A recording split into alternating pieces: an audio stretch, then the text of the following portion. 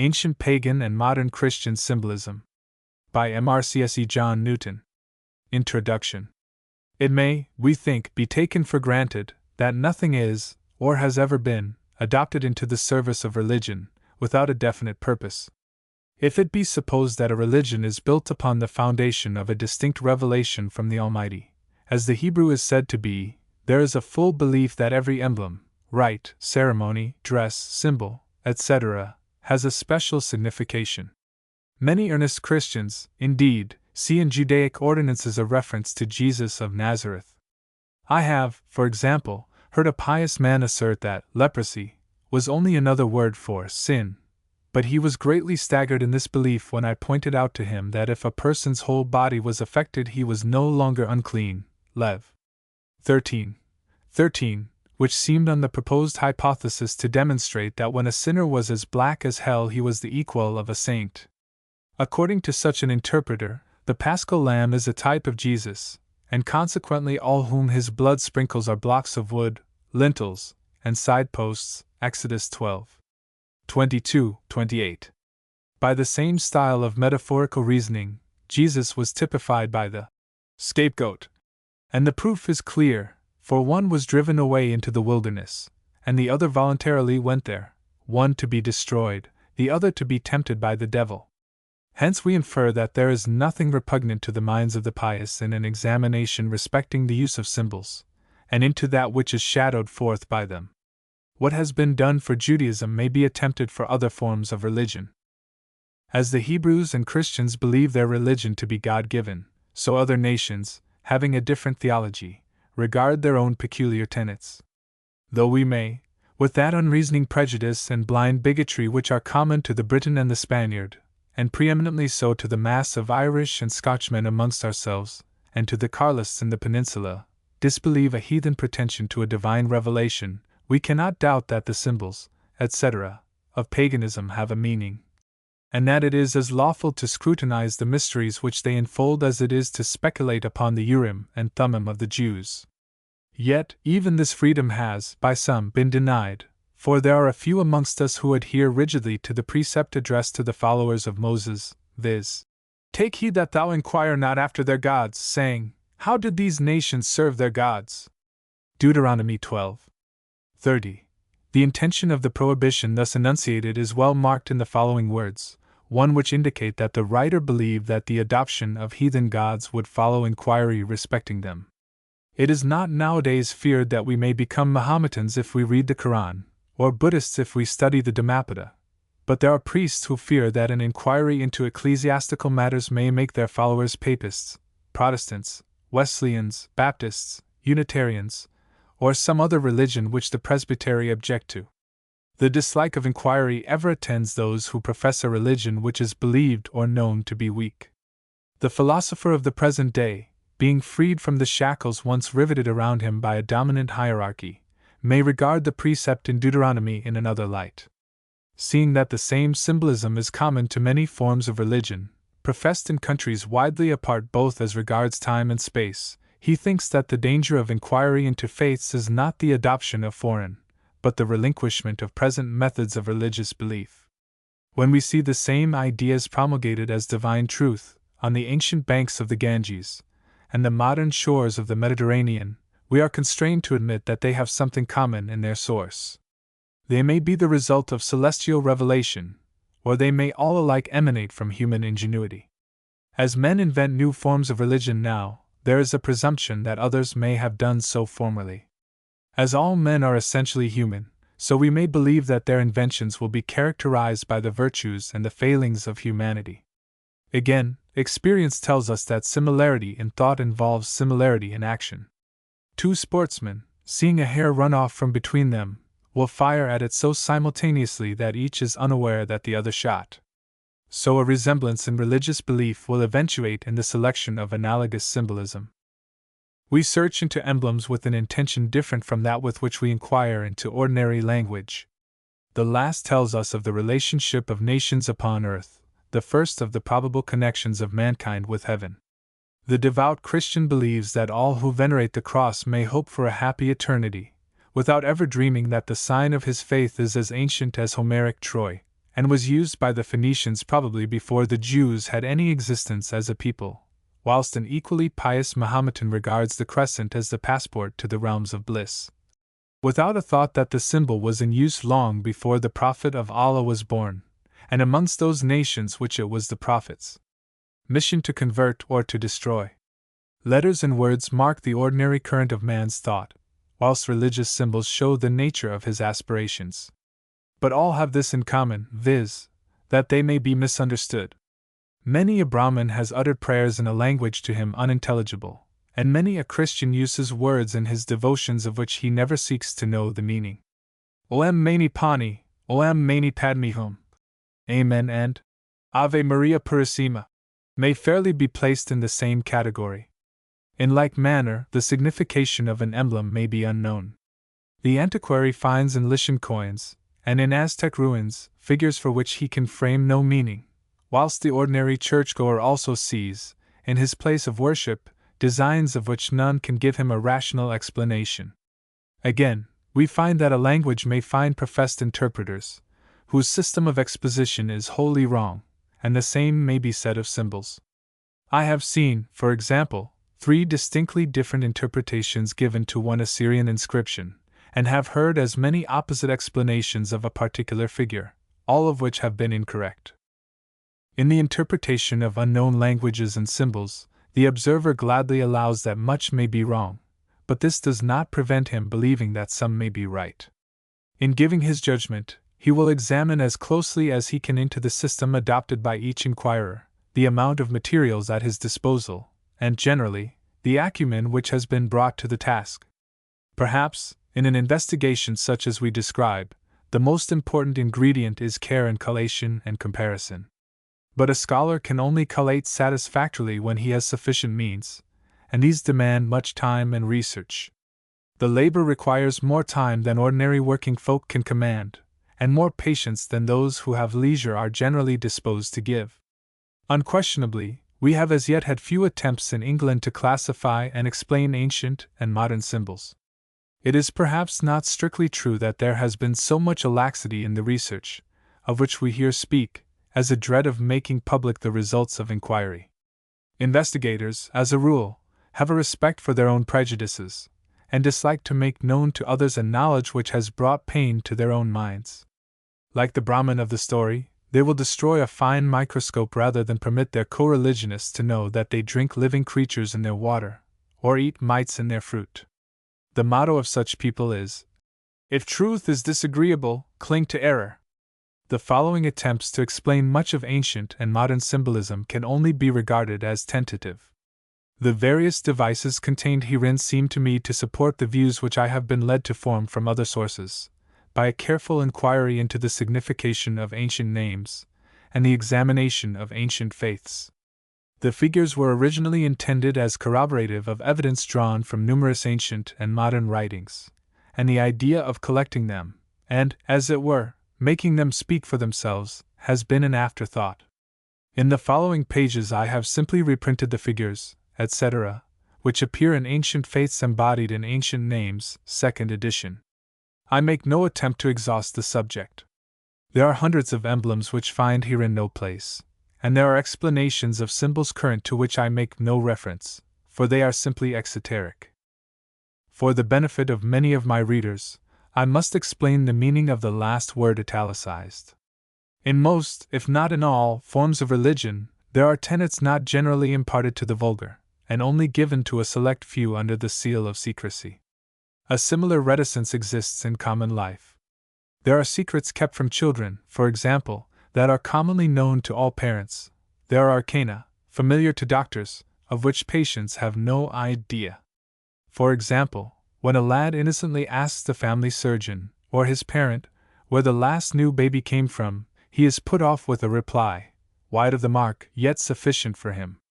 When I put such a question to the maids in the kitchen, to which place for a time I was relegated, the first answer was that the baby came from the parsley bed. On hearing this, I went into the garden, and finding the bed had been unmoved, came back and reproached my informant for falsehood. Another then took up the word, and said it was the carrot bed which the baby came from. As a roar of laughter followed this remark, I felt that I was being cheated, and asked no more questions. Then I could not, now I can, understand the esoteric sense of the sayings. They had to the servants two distinct significations. The only one which I could then comprehend was exoteric. That which was known to my elders was the esoteric meaning. In what is called religion, there has been a similar distinction. We see this, not only in the mysteries of Greece and Rome, but amongst the Jews, Esdras stating the following as a command from God. Some things shalt thou publish, and some things shalt thou show secretly to the wise. 2 Esdras 15:26. When there exist two distinct explanations, or statements, about the signification of an emblem, the one esoteric, true, and known only to the few, the other exoteric, incorrect, and known to the many, it is clear that a time may come when the first may be lost, and the last alone remain. As an illustration, we can point to the original and correct pronunciation of the word Hebrew, commonly pronounced Jehovah. Known only to a select few, it became lost when these died without imparting it. Yet what is considered to be the incorrect method of pronouncing the word survives until today. But the question is not how the word may be pronounced, but how it was expressed in sound when used in religion by the Hebrew and other Semitic nations, amongst whom it was a sacred secret, or ineffable name, not lightly to be taken in vain. We may fairly assume that, when two such meanings exist, they are not identical, and that the one most commonly received is not the correct one. But when one alone is known to exist, it becomes a question whether another should be sought. If, it may be asked, the common people are contented with a fable, believing it true, why seek to enlighten them upon its hidden meaning? To show the bearing of this subject, let us notice what has always struck me as remarkable. The second commandment declares to the Jews, Thou shalt not make unto thee any graven image, or any likeness of anything that is in heaven above, or that is in the earth beneath, or that is in the water under the earth. Thou shalt not bow down thyself to them, etc. Exodus XX. 4. Yet we find, in Numbers 21, that Jehovah ordered Moses to frame a brazen serpent, whose power was so miraculous that those who only looked at it were cured of the evils inflicted by Thanatid snakes. Then again, in the temple of the God who is reported to have thus spoken, and who is also said to have declared that he would dwell in the house that Solomon made for him, an ark, or box, was worshipped, and over it cherubim were seen. These were likenesses of something, and the first was worshipped. We find it described as being so sacred that death once followed a profane touching of it, 2 Sam 6:7, and no fewer than 50,070 people were done to death at Bethshemesh because somebody had ventured to look inside the box, and had tried to search into the mystery contained therein, 1 Sam 6:19. It is curious that the Philistines, who must have touched the box to put their strange offerings beside it, see 1 Sam 6:8, were not particularly bothered. They were profane, and priests only invent stories, which are applicable to the arcana which they use in worship, to blind the eyes of and give a holy horror to the people whom they govern. How David worshipped the ark as being the representative of God we see in 2 Sam 6:14, 16, 17, 21. The Ark of the Covenant was indeed regarded by the Jews much as a saint's toenail, a crucifix, an image of the Virgin, a bit of wood, or a rusty old nail is by the Roman Catholics. So flagrant an apparent breach of the second commandment was covered for the common Hebrews by the assertion that the mysterious box was a token of God's covenant with his people, but that this statement was exoteric. We feel sure, when we find a similar ark existing and used in the mysteries of Egypt and Greece, amongst people who probably never heard of Jews, and could by no chance know what passed in the Hebrew temple. When become dissatisfied with a statement, which is evidently intended to be a blind, some individuals naturally endeavor to ascertain what is behind the curtain. In this they resemble the brave boy, who rushes upon a sheet and turnip lantern, which has imposed upon his companions and passed for a ghost. What is a bugbear to the many is often a contemptible reptile to the few. Yet there are a great number who would rather run from a phantom night after night than grapple with it once, and would dissuade others from being bold enough to encounter it. Nevertheless, even the former rejoice when the cheat is exposed. As when, by some courageous hand, that which has been mistaken by hundreds for a spectre has been demonstrated to be a crafty man, no one would endeavor to demonstrate the reality of ghosts by referring to the many scores of men of all ranks who had been duped by the apparition thus detected. So, in like manner, when the falsehood of an exoteric story is exhibited, it is no argument in its favor that the vulgar and thousands and many a wise man have believed it. Speaking metaphorically, we have many such ghosts amongst ourselves, phantoms, which pass for powerful giants, but are in reality perfect shams. Such we may describe by comparing them to the apocryphal vampires. It is to me a melancholy thing to contemplate the manner in which mankind have, in every age and nation, made for themselves bugbears, and then have felt fear at them. We deride the African, who manufactures a fetish, and then trembles at its power, but the learned know perfectly well that men made the devil, whom the pious fear, just as a Negro dreads mumbo-jumbo. In the fictitious narratives which passed for truth in the dark ages of Christianity, there were accounts of individuals who died and were buried, and who, after a brief repose in the tomb, rose again. Some imagine that the resuscitated being was the identical one who had been interred. Others believed that some evil spirit had appropriated the body, and restored to it apparent vitality. Whatever the fiction was, the statement remained unchallenged, that some dead folk returned to earth, having the same guise as when they quitted it. We believe that a similar occurrence has taken place in religion. Heathendom died, and was buried, yet, after a brief interval, it rose again from its tomb. But unlike the vampire, its garb was changed, and it was not recognized. It moved through Christendom in a seductive dress. If it were a devil, yet its clothing was that of a sheep; if a wolf, it wore broadcloth. If it ravened, the victims were not pitted. Heathenism, by which I mean the manners, morals, and rites prevalent in pagan times or countries, like a resuscitated vampire, once bore rule throughout Christendom, in which term is included all those parts where Christian baptism is used by all the people, or the vast majority. In most parts it still reigns supreme. When vampires were discovered by the acumen of any observer, they were, we are told, ignominiously killed, by a stake being driven through the body, but experience showed them to have such tenacity of life that they rose again, and again, notwithstanding renewed impalement, and were not ultimately laid to rest till wholly burnt. In like manner, the regenerated heathendom, which dominates over the followers of Jesus of Nazareth, has risen again and again, after being transfixed. Still cherished by the many, it is denounced by the few. Amongst other accusers, I raise my voice against the paganism which exists so extensively in ecclesiastical Christianity, and will do my utmost to expose the imposture. In a vampire story, told in Thalaba by Southey, the resuscitated being takes the form of a dearly beloved maiden, and the hero is obliged to kill her with his own hand. He does so, but whilst he strikes the form of the loved one, he feels sure that he slays only a demon. In like manner, when I endeavor to destroy the current heathenism, which has assumed the garb of Christianity, I do not attack real religion. Few would accuse a workman of malignancy who cleanses from filth the surface of a noble statue. There may be some who are too nice to touch a nasty subject, yet even they will rejoice when someone else removes the dirt. Such a scavenger is much wanted. If I were to assert, as a general proposition, that religion does not require any symbolism, I should probably win assent from every true Scotch Presbyterian, every Wesleyan, and every Independent. Yet I should be opposed by every Papist, and by most Anglican churchmen. But why? Is it not because their ecclesiastics have adopted symbolism into their churches and into their ritual? They have broken the second commandment of Jehovah, and refuse to see anything wrong in their practice or gross in their imagery.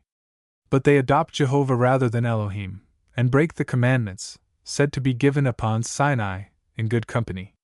The reader of the following pages will probably feel more interest therein if he has some clue whereby he may guide himself through their labyrinth. From the earliest known times there seems to have been in every civilized nation the idea of an unseen power. In the speculations of thoughtful minds a necessity is recognized for the existence of a being who made all things, who is at times beneficent, sending rain and warmth, and who at others sends storm, plague, famine, and war.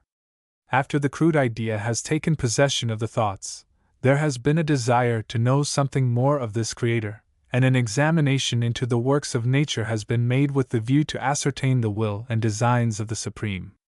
In every country this Great One has been supposed to inhabit the heaven above us, and consequently all celestial phenomena have been noticed carefully. But the mind soon got weary of contemplating about an essence, and contenting itself with the belief that there was a power, began to investigate the nature of his ministers. These, amongst the Aryans, were the sun, fire, storm, wind, the sky, the day, night, etc., and intoxicating drink, too, was regarded as an emanation from the Supreme. With this form of belief men lived as they had done ere it existed, and in their relations with each other may be compared to such high-class animals as elephants. Men can live peaceably together without religion, just as do the bisons, buffaloes, antelopes, and even wolves. The assumption that some form of faith is absolutely a necessity for man is only founded on the fancies of some religious fanatics who know little of the world. But as there is variety in the workings of the human mind, so there were differences in the way wherein the religious idea was carried out.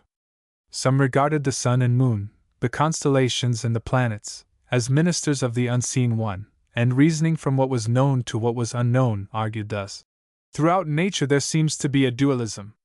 In the sky there are a sun and moon, there are also sun and earth, earth and sea. In every set of animals there are males and females. An inquiry into the influence of the sun brought out the facts that by themselves its beams were destructive. They were only beneficent when the earth was moist with rain. As the rain from heaven, then, caused things on earth to grow, it was natural that the main source of light and heat should be regarded as a male, and the earth as a female. As a male, the sun was supposed to have the emblems of virility, and a spouse whom he impregnated, and who thereby became fertile.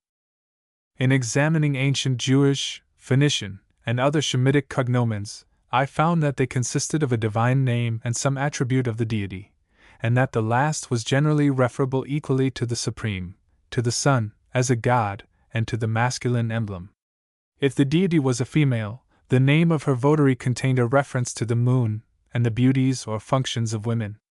The higher ideas of the Creator were held only by a few, the many adopted a lower and more debased view. In this manner the sun became a chief god and the moon his partner, and the former being supposed to be male and the latter female, both became associated with the ideas which all have of terrestrial animals. Consequently the solar deity was associated in symbolism with masculine and the moon with feminine emblems. An inquiry into antiquity, as represented by Babylonians, Assyrians, Egyptians, Phoenicians, Hebrews, Greeks, Etruscans, Romans, and others, and into modern faiths still current, as represented in the peninsula of India, in the Lebanon, and elsewhere, shows that ideas of sex have been very generally associated with that of creation. God has been described as a king, or as a queen, or as both united. As monarch, he is supposed to be man, or woman, or both. As man differs from woman in certain peculiarities, these very means of distinction have been incorporated into the worship of God and Goddess. Rival sects have been ranged in ancient times under the symbol of the T and the O, as in later times they are under the cross and the crescent. The worship of God the Father has repeatedly clashed with that of God the Mother, and the votaries of each respectively have worn badges characteristic of the sects of their deity. An illustration of this is to be seen amongst ourselves. One sect of Christians adoring chiefly the Trinity, another reverencing the Virgin.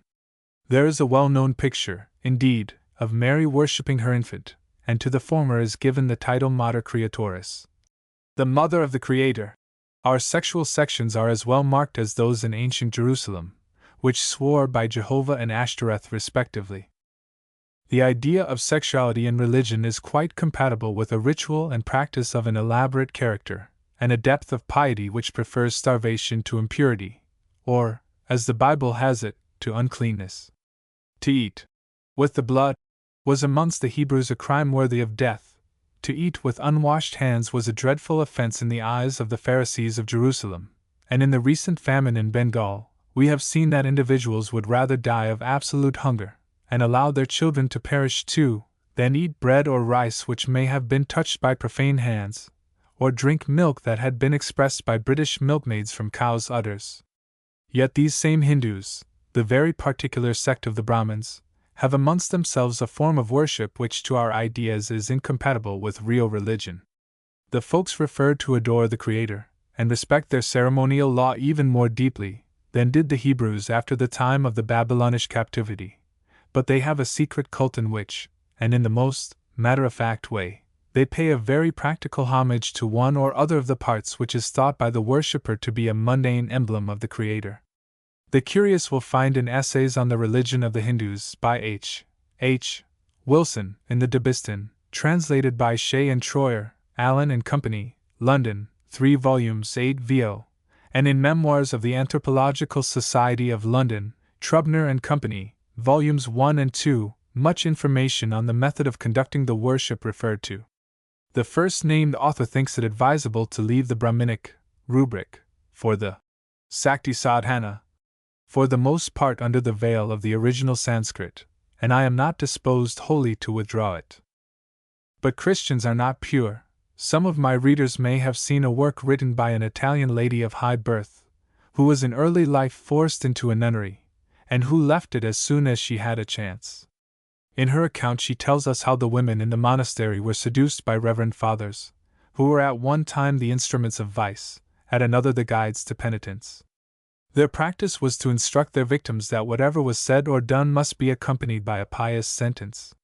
Thus, "I love you dearly," was a profane expression, but "I desire your company in the name of Jesus," and "I embrace in you the Holy Virgin," were orthodox. In like manner, the Hindus have prayers prescribed for their use, when the parts are to be purified prior to proceeding to extremities, when they are introduced to each other, in the agitation which follows, and when the ceremony is completed. Everything is done, as ritualists would say, decently and in order, and a pious orgy, sanctified by prayers, cannot be worse than the penance ordained by some confessors to those faithful damsels whose minds are plastic enough to believe that a priest is an embodiment of the Holy Ghost, and that they become assimilated to the Blessed Virgin when they are overshadowed by the power of the highest. Luke I. 85. There being, then, in religion, a strong sensual element, ingenuity has been exercised to a wonderful extent in the contrivance of designs, nearly or remotely significant of this idea, or rather union of the conceptions to which we have referred. Jupiter is a Proteus in form, now a man, now a bull, now a swan, now an androgyne. Juno, or her equivalent, is sometimes a woman, occasionally a lioness, and at times a cow. All conceivable attributes of man and woman were symbolized, and gods were called by the names of power, love, anger, desire, revenge, fortune, etc. Everything in creation that resembled in any way the presumed Creator, whether in name, in character, or in shape, was supposed to represent the deity. Hence a palm tree was a religious emblem, because it is long, erect, and round; an oak, for it is hard and firm; a fig tree, because its leaves resemble the male triad. The ivy was sacred from a similar cause. A myrtle was also a type, but of the female, because its leaf is a close representation of the Vesica piscis. Everything, indeed, which in any way resembles the characteristic organs of man and woman, became symbolic of the one or the other deity, Jupiter or Juno, Jehovah or Astarte, the Father or the Virgin. Sometimes, but very rarely, the parts in question were depicted au naturel, and the means by which creation is effected became the mundane emblem of the Almighty, and 2 huge phalli were seen before a temple, as we now see towers or spires before our churches, and minarets before mosques. Lucian, D.A. Syria. Generally, however, it was considered the most correct plan to represent the organs by some conventional form, understood by the initiated, but not by the unlearned. Whatever was upright, and longer than broad, became symbolic of the Father, whilst that which was hollow, cavernous, oval, or circular, symbolized the Mother. A sword, spear, arrow, dart, battering ram, spade, ship's prow, anything indeed intended to pierce into something else was emblematic of the male, whilst the female was symbolized as a door, a hole, a sheath, a target, a shield, a field, anything indeed which was to be entered. The Hebrew names sufficiently indicate the plan upon which the sexes were distinguished. The one is a zakar, a perforator or digger, and the other nikba, a hole or trench, i.e., male and female. These symbols were not necessarily those of religious belief. They might indicate war, heroism, prowess, royalty, command, etc., or be nothing more than they really were. They only symbolized the Creator when they were adopted into religion. Again, there was a still farther refinement. An advantage was taken of the fact that one symbol was tripiform, the other single, one of one shape, and the other different. Consequently, a triangle, or three things, arranged so that one should stand above the two, became emblematic of the Father, whilst in units symbolized the Mother. These last three sentences deserve close attention, for some individuals have, in somewhat of a senseless fashion, objected that a person who can see in a tortoise an emblem of the male, and in a horseshoe an effigy of the female organ, must be quite too fantastical to deserve notice. But to me, as to other inquirers, these things are simply what they appear to be when they are seen in common life. Yet when the former creature occupies a large space in mythology, when the Hindu places it as the being upon which the world stands, and the Greeks represent one Venus as resting upon a tortoise and another on a goat, and when one knows that in days gone by, in which people were less refined, the Greek was displayed where the horseshoe is now, and that some curiously mysterious attributes were assigned to the part in question, we cannot refuse to see the thing signified in the sign. Again, inasmuch as what we may call the most prominent part of the tripiform organ was naturally changeable in character, being at one time soft, small, and pendant, and at another hard, large, and upright, those animals that resembled it in these respects became symbolical. Two serpents, therefore, one Indian, and the other Egyptian, both of which are able to distend their heads and necks, and to raise them up erect, were emblematic, and each in its respective country typified the Father, the great Creator. In like manner, another portion of the triad was regarded as similar in shape and size to the common hen's egg. As the celebrated physiologist Haller remarked, Omni vivum ex ovo. Every living thing comes from an egg. So more ancient biologists recognized that the dual part of the tripiform organ was as essential to the creation of a new being as the central pillar. Hence an egg and a serpent became a characteristic of the Father, El, Ab, Ach, Baal, Asher, Melech, Adonai, Jahu, etc. When to this was added a half moon, as in certain Tyrian coins, the Trinity and Unity were symbolized, and a faith expressed like the one held in modern Rome, that the Mother of Creation is co-equal with the Father.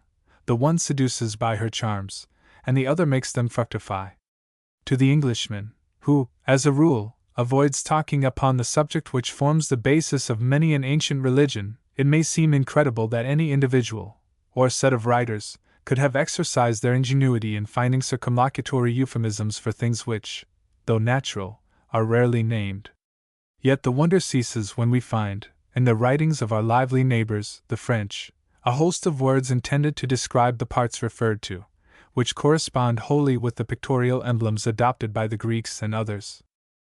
As English writers have, as a rule, systematically avoided making any distinct reference to the sexual ideas embodied in ancient paganism, so they have, by their silence, encouraged the formation of a school of theology which has no solid foundation, except a very animal one. As each individual finds out this for himself, it becomes a question with him how far the information shall be imparted to others. So rarely has the determination to accuse the vampire been taken, that we can point to very few English books to which to refer our readers. We do not know one such that is easily accessible. Payne Knight's work, and the addition thereto, having been privately printed, is not often to be found in the market. To give a list of the foreign works which the author has consulted, prior to and during the composition of his book on ancient faiths, would be almost equivalent to giving a catalogue of part of his library. He may, however, indicate the name of one work which is unusually valuable for reference, viz. Histoire abrégée de différents cultes, par J. A. Delors, 2 volumes, small 8 vo. Paris, 1825. Though out of print, copies can generally be procured through second-hand booksellers. Another work, Recherches sur les mystères de paganisme, by St. Croix, is equally valuable, but it is very difficult to procure a copy. The ancient Jews formed no exception to the general law of reverence for the male emblem of the Creator, and though we would, from their pretensions to be the chosen people of God, gladly find them exempt from what we consider to be impurities, we are constrained to believe that, even in the worship of Jehovah, more respect was given to the symbol than we, living in modern times, think that it deserves. In their scriptures we read of Noah, whose infirm temper seems to have been on a par with his weakness for wine, cursing one of his 3 sons because, whilst drunk, he had negligently exposed his person, and the young man had thought the sight an amusing one. Ham had no reverence for the symbol of the Creator, but Shem and Japhet had, and covered it with a veil as respectfully as if it had been the ineffable framer of the world. Gen 9. 21-27. As our feelings of propriety induce us to think that the father was a far greater sinner than the son, we rejoice to know that the causeless curse never fell, and that Ham, in the lands of Canaan, Assyria, and Babylonia, and subsequently in Carthage and Spain, were the masters of those Hebrews, whose main force, in old times, lay in impotent scoldings, such as Shakespeare puts into the mouth of Caliban. One of the best proofs of the strong sexual element which existed in the religion of the Jews is the fact that Elohim, one of the names of the Creator amongst the Hebrews, is represented, Gen 17. 10-14, as making circumcision a sign of his covenant with the seed of Abraham, and in order to ascertain whether a man was to be regarded as being in the covenant, God is supposed to have looked at the state of the virile organ, or, as the scripture has it, of the hill of the foreskin. We find, indeed, that Jehovah was quite as particular, and examined a male quite as closely as Elohim, for when Moses and Zipporah were on their way from Midian to Egypt, Exodus 4:24, Jehovah having looked at the Trinity of Moses' son, and having found it as perfect as when the lad was born, sought to slay him, and would have done so unless the mother had mutilated the organ according to the sacred pattern. Again, we find in Josh v. 2, and in the following verses, that Jehovah insisted upon all the Hebrew males having their virile member in the covenant condition ere they went to attack the Canaanites. We cannot suppose that any scribe could dwell so much as almost every scriptural writer does upon the subject of circumcision, had not the masculine emblem been held in religious veneration amongst the Jewish nation. But the David who leaped and danced, obscenely as we should say, before the ark, an emblem of the female Creator, who purchased his wife from her royal father by mutilating 100 Philistines, and presenting the foreskins which he had cut off therefrom, in full tale, to the king, 1 Sam 18, 27-2 Sam 3, 14, who was once the captain of a monarch who thought it a shame beyond endurance to be abused, tortured, or slain by men whose persons were in a natural condition, 1 Sam 31, 4, and who imagined that he, although a stripling, could conquer a giant, because the one had a sanctified and the other a natural member, is the man whom we know as the author of Psalms with which Christians still refresh their minds and comfort their souls. The king who, even in his old age, was supposed to think so much of women that his courtiers sought a lovely damsel as a comfort for his dying bed, is believed to have been the author of the noble 19th Psalm, and a number of others full of holy aspirations. It is clear, then, that sexual ideas on religion are not incompatible with the desire to be holy. The two were coexistent in Palestine. They are equally so in Bengal. We next find that Abraham, the cherished man of God, the honored patriarch of the Jews, makes his servant lay his hand upon the master's member, whilst he takes an oath to do his bidding, precisely like a more modern Palestinian might do, and Jacob does the same with Joseph. See Gen 24. 8 and 47. 29. As it is not generally known that the expression, under my thigh, is a euphemism for the words, upon the symbol of the Creator, I may point to 2 or 3 other passages in which the thigh, translated in the authorized version loins, is used paraphrastically, Genesis 35. 2:46. 26, Exodus I:5. See Ginsburg, in Kitto's Biblical Cyclopedia, Volume 8, page 848, 8. The oath. I have on 2 occasions read, although I failed to make a note of it, that an Arab, during the Franco-Egyptian War, when accused by General Kleber of treachery, not only vehemently denied it, but when he saw himself still distrusted, he uncovered himself before the whole military staff, and swore upon his Trinity that he was guiltless. In the Lebanon, once in each year, every female considers it her duty to salute with her lips the reverenced organ of the old sheik. Again we learn, from Deuteronomy 23:1, that any unsanctified mutilation of this part positively entailed expulsion from the congregation of the Lord. Even a priest of the house of Aaron could not minister, as such, if his masculinity had been in any way impaired. Lev. 21:20, and report says that, in our Christian times, popes have to be privately perfect. See also Deuteronomy 25:11-12. Moreover, the Inquirer finds that the Jewish scriptures teem with promises of abundant offspring to those who were the favorites of Jehovah, and Solomon, the most glorious of their monarchs, is described as if he were a Hercules amongst the daughters of Thespius. Nothing can indicate the licentiousness of the inhabitants of Jerusalem more clearly than the writings of Ezekiel. If, then, in Hebrew law and practice, we find such a strong infusion of the sexual element, we cannot be surprised if it should be found elsewhere, and gradually influence Christianity. We must next notice the fact that what we call impurity in religious tenets does not necessarily involve indecency in practice. The ancient Romans, in the time of the early kings, seem to have been as proper as early Christian maidens. It is true that, in the declining days of the empire, exhibitions that called forth the fierce denunciations of the fathers of the Church took place, but we find very similar occurrences in modern Christian capitals. In Spartan days, chastity and honesty were not virtues, but drunkenness was a vice. In Christian England, drunkenness is general, and we cannot pride ourselves upon universal honesty and chastity. It is not the national belief, but the national practice, which evidences a people's worth. Spain and Ireland, called respectively Catholic and the land of saints, cannot boast of equality with infidel France and free-thinking Prussia. England will be as earnest, as upright, and as civilized, when she has abandoned the heathen elements in her religion, as when she hugs them as if necessary to her spiritual welfare. Attachment to the good parts of religion is wholly distinct from a close embrace of the bad ones, and we believe he deserves best of his country who endeavors to remove every possible source of discord. None can doubt the value of the order. Do to others as you would wish others to do to you. If all unite to carry this out, small differences of opinion may at once be sunk.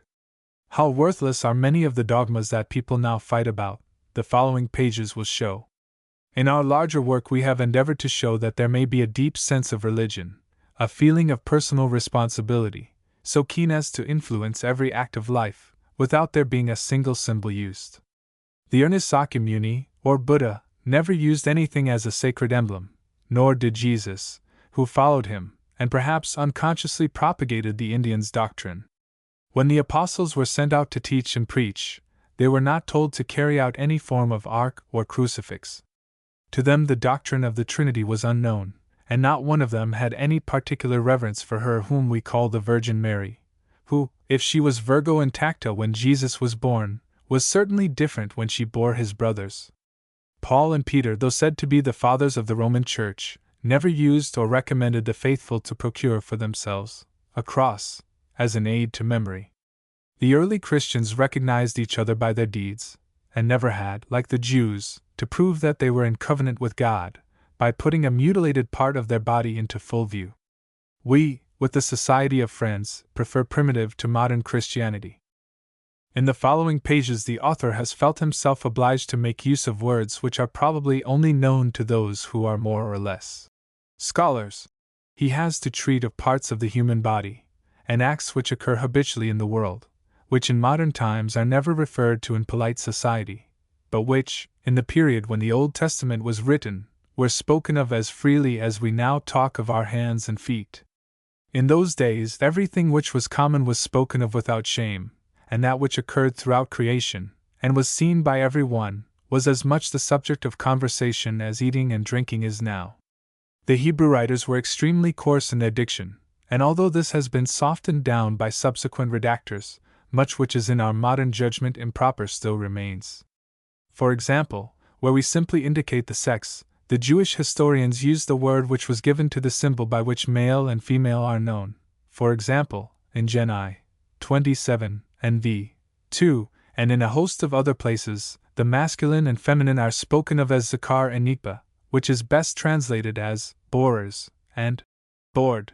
Another equally vulgar way of describing men is to be found in 1 Kings 14:10. But these observations would not serve us much in symbolism did we not know that they were associated with certain euphemisms by which when one thing is said another is intended. For an illustration, let us take Isaiah 7:20 and ask what is meant by the phrase, the hair of the feet. It is certain that the feet are never hairy, and consequently can never be shaved.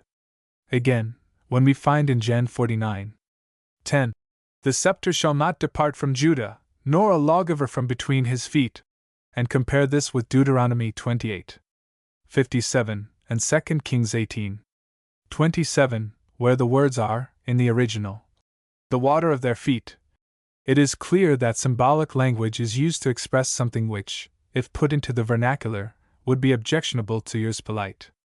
Again, in Genesis 24:2 and 47:29, and in Heb 11:21, it is well known to scholars that the word thigh and staff are euphemisms to express that part which represents the male. In Deuteronomy 23:1, we have evidence, as in the last 3 verses quoted, of the sanctity of the part referred to, but the language is less refined. Nowadays our ears are not attuned to the rough music which pleased our ancestors, and we have to use veiled language to express certain matters. In the following pages, the words which I select are drawn from the Latin, Greek, Sanskrit, Shemitic, or Egyptian. He and Asher replace the parts referred to in Deuteronomy 23:1. Osiris, Asher, Linga, Mahadeva, Shiva, Priapus, Phallus, etc., represent the Hebrew Zakar, whilst Isis, Parvati, Yoni, Sakti, Astarte, Ishtar, etc., replace the Jewish Nikba. The junction of these parts is spoken of as Ashtoreth, Baalim, Elohim, the Trinity and Unity, the androgyne deity, the Arba, or mystic four, and the like. I will only add that what I refer to has long been known to almost every scholar except English ones. Of these a few are learned, but for a long period they have systematically refrained from speaking plainly, and have written in such a manner as to be guilty not only of suppressio veri but of suggestio falsi. After reading thus far, I can imagine many a person saying with astonishment, "Are these things so?"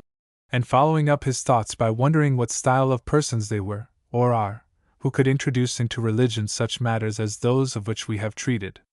In reply, I can only say that I have nothing extenuated, and set down not in malice.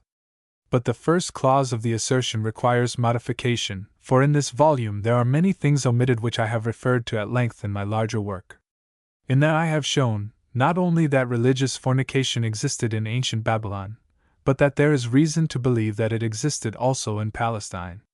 The word Hebrew, Kadesh, which signifies pure, bright, young, to be holy, or to be consecrated, is also the root from which are formed the words Kadesha and Kadeshim, which are used in the Hebrew writings, and are translated in our authorized version, whore and sodomite. See Bent 23:17. Athanasius tells us something of this as regards the Phoenicians, for he says, Oratio Contract Gent, Part 1, page 24. Formerly, it is certain that Phoenician women prostituted themselves before their idols, offering their bodies to their gods in the place of first fruits, being persuaded that they pleased the goddess by that means, and made her propitious to them. Strabo mentions a similar occurrence at Comana, in Pontus, Book 13, c. 3, page 86, and notices that an enormous number of women were consecrated to the use of worshippers in the temple of Venus at Corinth. Such women exist in India, and the priests of certain temples do everything in their power to select the loveliest of the sex, and to educate them so highly as to be attractive. The customs which existed in other places seem to have been known in Jerusalem, as we find in 1 Kings 14:24, 15, 12, that Kadeshim were common in Judea, and in 2 Kings 23:7 we discover that these consecrated ones were located by the temple, and were associated with women whose business was to make hangings for the grove. What these tissues were, and what use was made of them, will be seen in Ezekiel 16:16. Even David, when dancing before the ark, shamelessly exposed himself. Solomon erected 2 pillars in the porch of his temple, and called them Jachin and Boaz, and added pomegranate ornaments. We have seen how Abraham and Jacob ordered their inferiors to swear by putting the hand upon the thigh, and we have read of the atrocities which occurred in Jerusalem in the time of Ezekiel. Yet the Jews are still spoken of as God's chosen people, and the psalmist as a man after God's own heart. But without going so far back, let us inquire into the conduct of the sensual Turks, and of the general run of the inhabitants of Hindostan. From everything that I can learn, and I have repeatedly conversed with those who have known the Turks and Hindus familiarly, these are in every position in life as morally good as common Christians are. My readers must not now assert that I am either a partisan or a special pleader when I say this. They must consider that I am making the comparison as man by man. I do not, as missionaries do, compare the most vicious Mohammedan and Brahmin with the most exemplary Christian, nor do I, on the other hand, compare the best Ottoman and Indian with Christian criminals.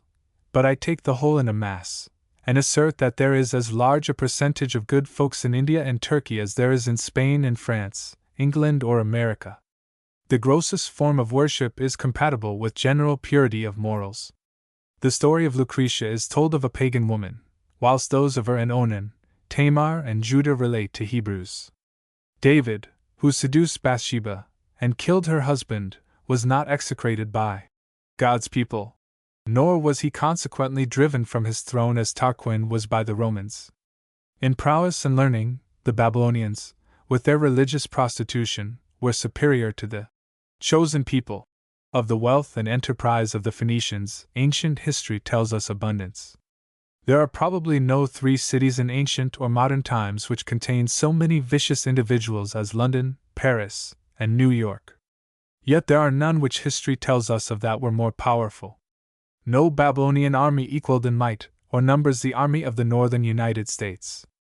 Nineveh never wielded armies equal to those of the French Napoleon and the German William, and Rome never had an empire equal to that which is headed by London. The existence of personal vice does not ruin a nation in its collective capacity. Nor does the most sensual form of religion stunt the prosperity of a people, so long as the latter do not bow their necks to a priesthood. The greatest curse to a nation is not a bad religion, but a form of faith which prevents manly inquiry. I know of no nation of old that was priest-ridden which did not fall under the swords of those who did not care for hierarchs. The greatest danger is to be feared from those ecclesiastics who wink at vice, and encourage it as a means whereby they can gain power over their votaries. So long as every man does to other men as he would that they should do to him, and allows no one to interfere between him and his Maker, all will go well with the world. Whilst the following sheets were going through the press, my friend Mr. Newton, who has not only assisted me in a variety of ways, but who has taken a great deal of interest in the subject of symbolism, gave me to understand that there were some matters in which he differed very strongly from me in opinion.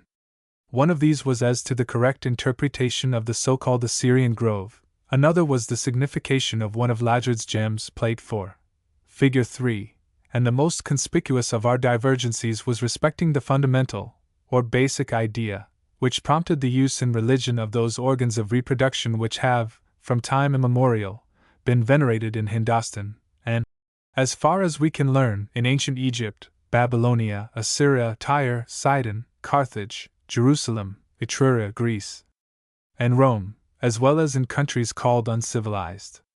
I feel quite disposed to acquiesce in the opinions which my old friend has formed respecting the Assyrian grove, but I am not equally ready to assent to his other opinions.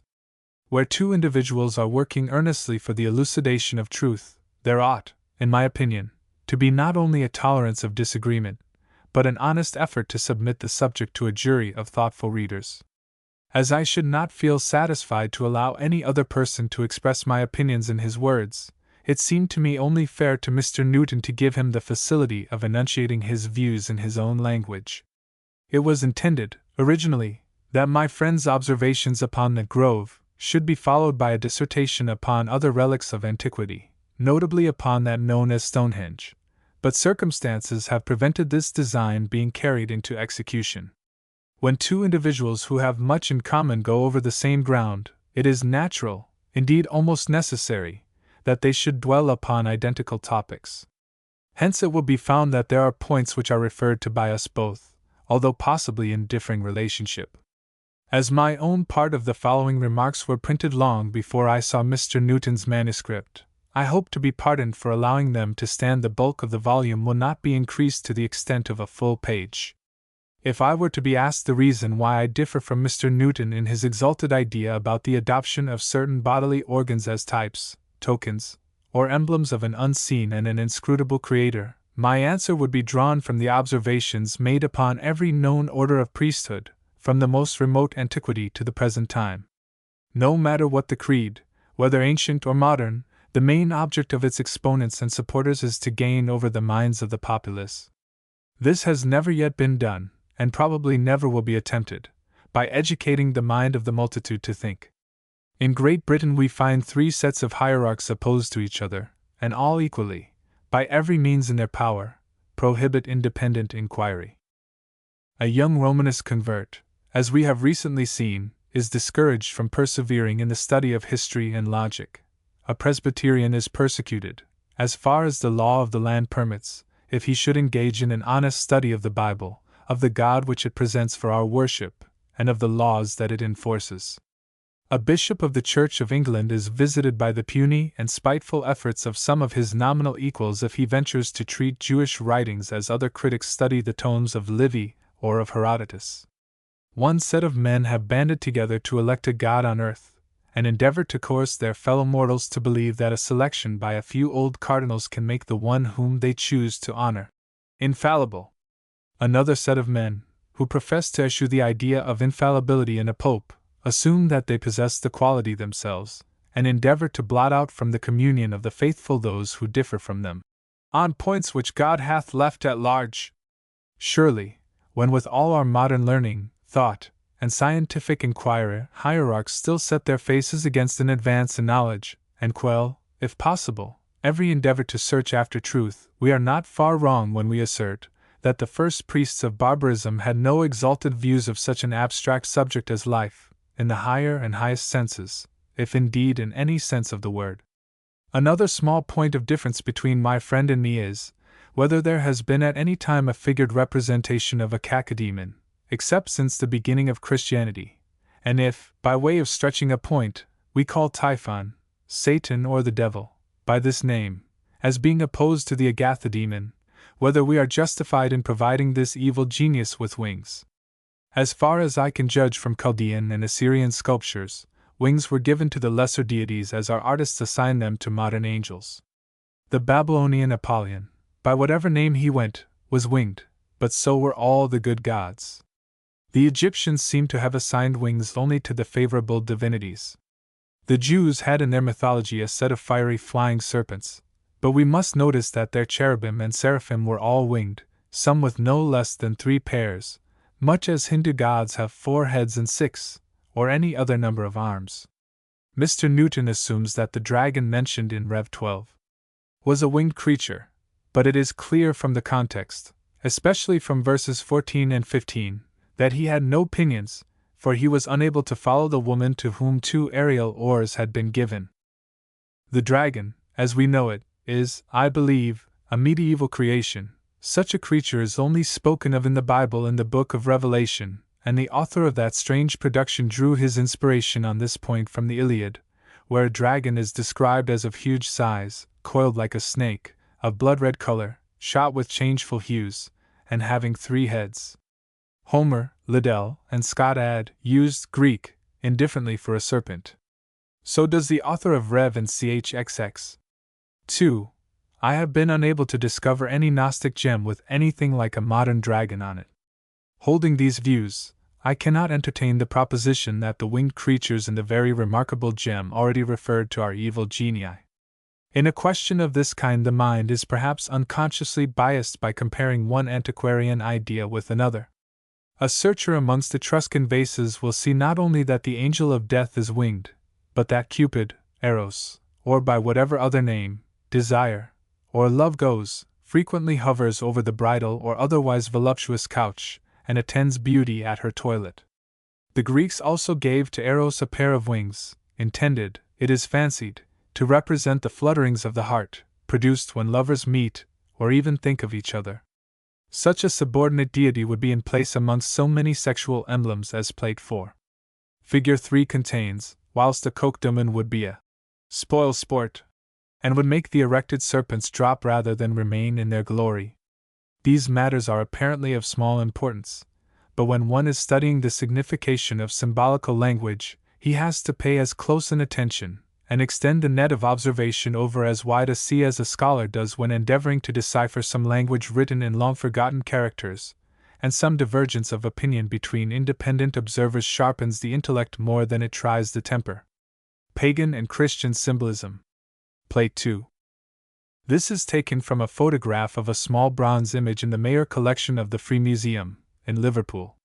The figure stands about 9 inches high, and represents Isis, Horus, and the fish. It is an apt illustration of an ancient custom, still prevalent among certain Christians, of reverencing a woman, said to be a virgin, giving suck to her child, and of the association of Isis, Venus, and Mary with the fish. Friday, for example, is, with the Romanists, both Fish Day and Dies Veneris. Fish are known to be extraordinarily prolific. There was a belief that animals, noted for any peculiarity, imparted their virtues to those who ate them. Consequently, tiger's flesh was supposed to give courage, and snails to give sexual power. The use of fish in connubial feasts is still common. Those who consider it pious or proper to eat fish on Venus Day, or Friday, proclaim themselves, unconsciously, adherents to those heathen ideas which deified parts about which no one now likes to talk. The fish has in one respect affinity with the mandrake. Since the first publication of this work, a friend has suggested to me another reason, besides its fertility, for the fish being emblematic of woman. From his extensive experience as a surgeon, and especially among the lower order of courtesans, he has repeatedly noticed during the hot months of the year that the parts which he had to examine have a very strong odor of fish. My own observations in the same department lead me to endorse his assertion. Consequently, I think that in warm climates, where the utmost cleanliness can scarcely keep a female free from odor, scent, as well as other attributes, has had to do with the selection of the fish as an emblem of woman. Still further, I have been informed by another friend that in Yorkshire, and I understand in other counties of England, the double entente connected with the fish is so marked that it is somewhat difficult to render it into decent phraseology. It will suffice to say that in the county mentioned, lays or frine would be spoken of as a choice bit of fish, and that a man who bore on his features the stamp which is imprinted by excessive indulgence would be said to have indulged too much in a fish diet. I do not suppose that in the Yorkshire writings the folks are unusually well acquainted with mythology, yet it is curious to find amongst their inhabitants a connection between Venus and the fish, precisely similar to that which has obtained in the most remote ages and in far distant climes. It is clear from all these facts that the fish is a symbol not only of woman, but of the Yoni. Plate 2 is supposed to represent Oannes, Dagon, or some other fish god. It is copied from Lajard, Sur le culte de Venus, pl. 22, 1, La, and is thus described. Statuette inédite de grâce hauler ou mycase d'un brun verditeur.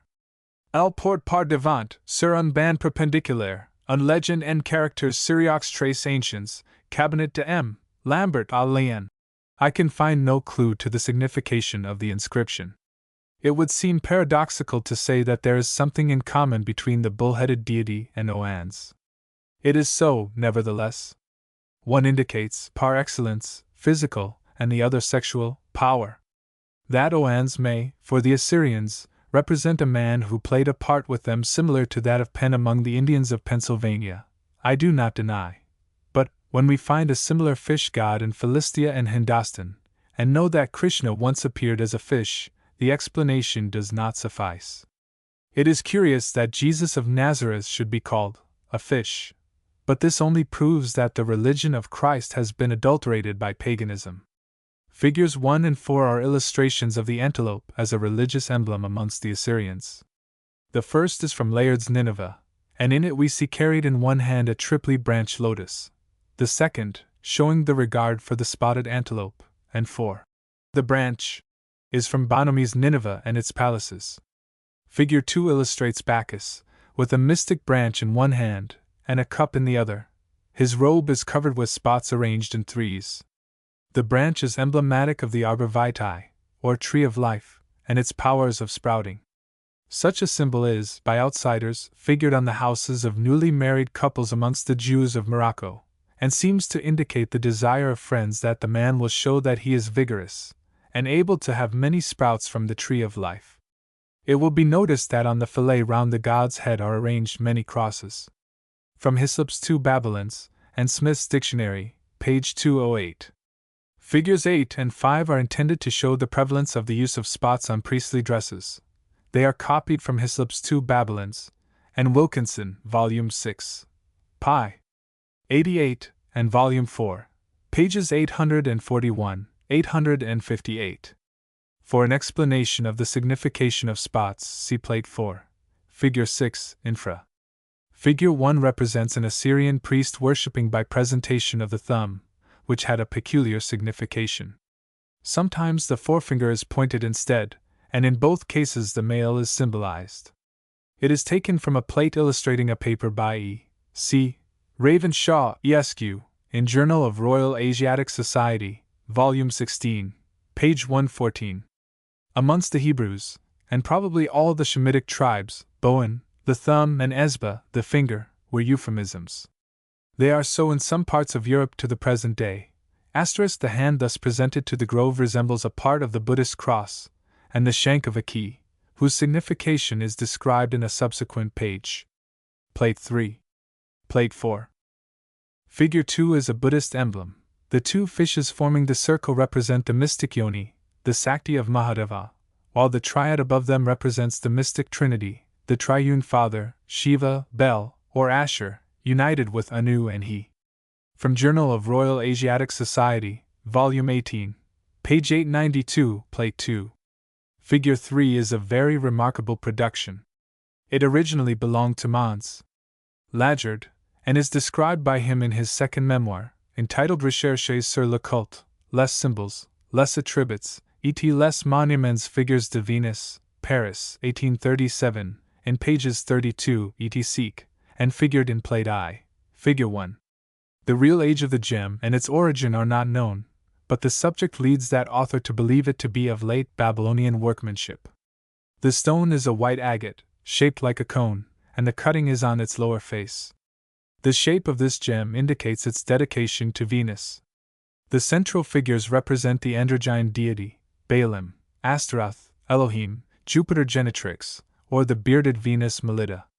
On the left side of the cutting we notice an erect serpent, whose rayed head makes us recognize the solar emblem, and its mundane representative, Mentula erecta. On a spot opposite to the center of the male's body we find a lozenge, symbolic of the yoni, whilst opposite to his feet is the amphora, whose mystic signification may readily be recognized. It is meant for Uranus, or the sun fructifying Terra, or the earth, by pouring from himself into her.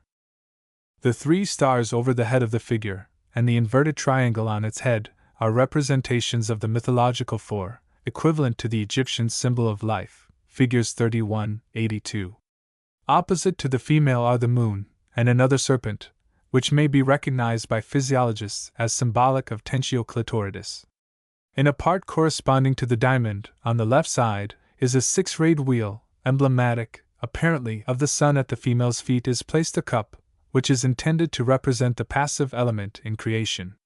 As such, it is analogous to the crescent moon, and is associated in the Roman Church with the round wafer, the symbol of the sun, the wafer and cup thus being synonymous with the sun and moon in conjunction. It will be observed that each serpent in the plate is apparently attacked by what we suppose is a dragon. There is some difficulty in understanding the exact idea intended to be conveyed by these. My own opinion is that they symbolize Satan, the old serpent that tempted Eve, viz., fierce lust, eros, Cupid, or desire, which, both in the male and female, brings about the erectation which the serpent's figure. It is not to be passed by without notice that the snake which represents the male has the tail so curved as to suggest the idea of the second and third elements of the Trinity. Monsieur Ladger takes the dragons to indicate the bad principle in nature, i.e., darkness, night, Ahriman, etc. On the pyramidal portion of the gem, the four sides are ornamented by figures. 3 represent animals remarkable for their salacity, and the 4th represents Bel and Ishtar in conjunction, in a fashion which can be more easily imagined than described in the mother tongue. The learned will find the position assumed in Lucretius, De Rerum Natura, Book 4, lines 1256 seek. Figure 4 is also copied from Ladger, Plate I, Figure 10. It is the reverse of a bronze coin of Vespasian, struck in the island of Cyprus, and represents the conical stone, under whose form Venus was worshipped at Paphos, of which Tacitus remarks Hist. 2, c. 8. The statue bears no resemblance to the human form, but is round, broad at one end and gradually tapering at the other, like a goal. The reason of this is not ascertained. It is remarkable that a male emblem should be said to represent Venus, but the stone was an aerolite, like that which fell at Ephesus, and was said to represent Diana. It is clear that when a meteoric stone falls, the chief priests of the district can say that it is to be taken as a representative of their divinity. My very ingenious friend, Mr. Newton, suggests that the Venus in question was androgyne, that the cone is a male emblem, within a door, gateway, or delta, thus resembling the Assyrian grove. It is certain that the serpents, the 2 stars, and the 2 candelabra, or altars with flame, favor his idea. Figure 5 represents the position of the hands assumed by Jewish priests when they give the benediction to their flock. It will be recognized that each hand separately indicates the Trinity, whilst the junction of the 2 indicates the unit. The whole is symbolic of the mystic Arba, the 4, i.e., the Trinity and unity. One of my informants told me that, being a Kohen, or priest, he had often administered the blessing, and whilst showing to me this method of benediction, placed his joined hands so that his nose entered the central aperture. On his doing so, I remarked, Bene ne satis, and the expression did more to convince him of the probability of my views than anything else. Figure 6, modified in one form or another, is the position assumed by the hand and fingers, when Roman and Anglican bishops or other hierarchs give benediction to their people. A similar disposition is to be met with in Indian mythology, when the creator doubles himself into male and female, so as to be in a position to originate new beings. Whilst the right hand in Plate 7 symbolizes the male, the left hand represents the mystic feminine circle. In another plate, which is to be found in Moore's Hindu pantheon, there is a similar figure, but draped fully, and in that the dress worn by the celestial spouse is covered with groups of spots arranged in triads and groups of 4. With regard to the signification of spots, we may notice that they indicated, either by their shape or by their name, the emblem of womankind. A story of Indra, the Hindu god of the sky, confirms this. He is usually represented as bearing a robe covered with eyes, but the legend runs that, like David, he became enamored of the wife of another man, who was very beautiful and seen by chance, but her spouse was one whose austere piety made him almost equal to Brahma. The evil design of Indra was both frustrated and punished. The woman escaped, but the god became covered with marks that recalled his offense to mind, for they were pictures of the yoni.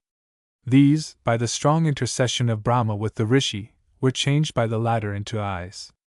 This story enables us to recognize clearly the hidden symbolism of the Hindu and Egyptian eye, the oval representing the female, and the circle the male lodged therein, i.e., the androgyne creator.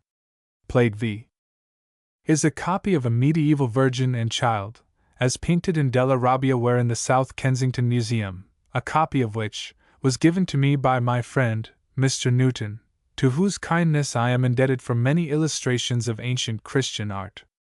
It represents the Virgin and Child precisely as she used to be represented in Egypt, in India, in Assyria, Babylonia, Phoenicia, and Etruria, the accident of dress being of no mythological consequence.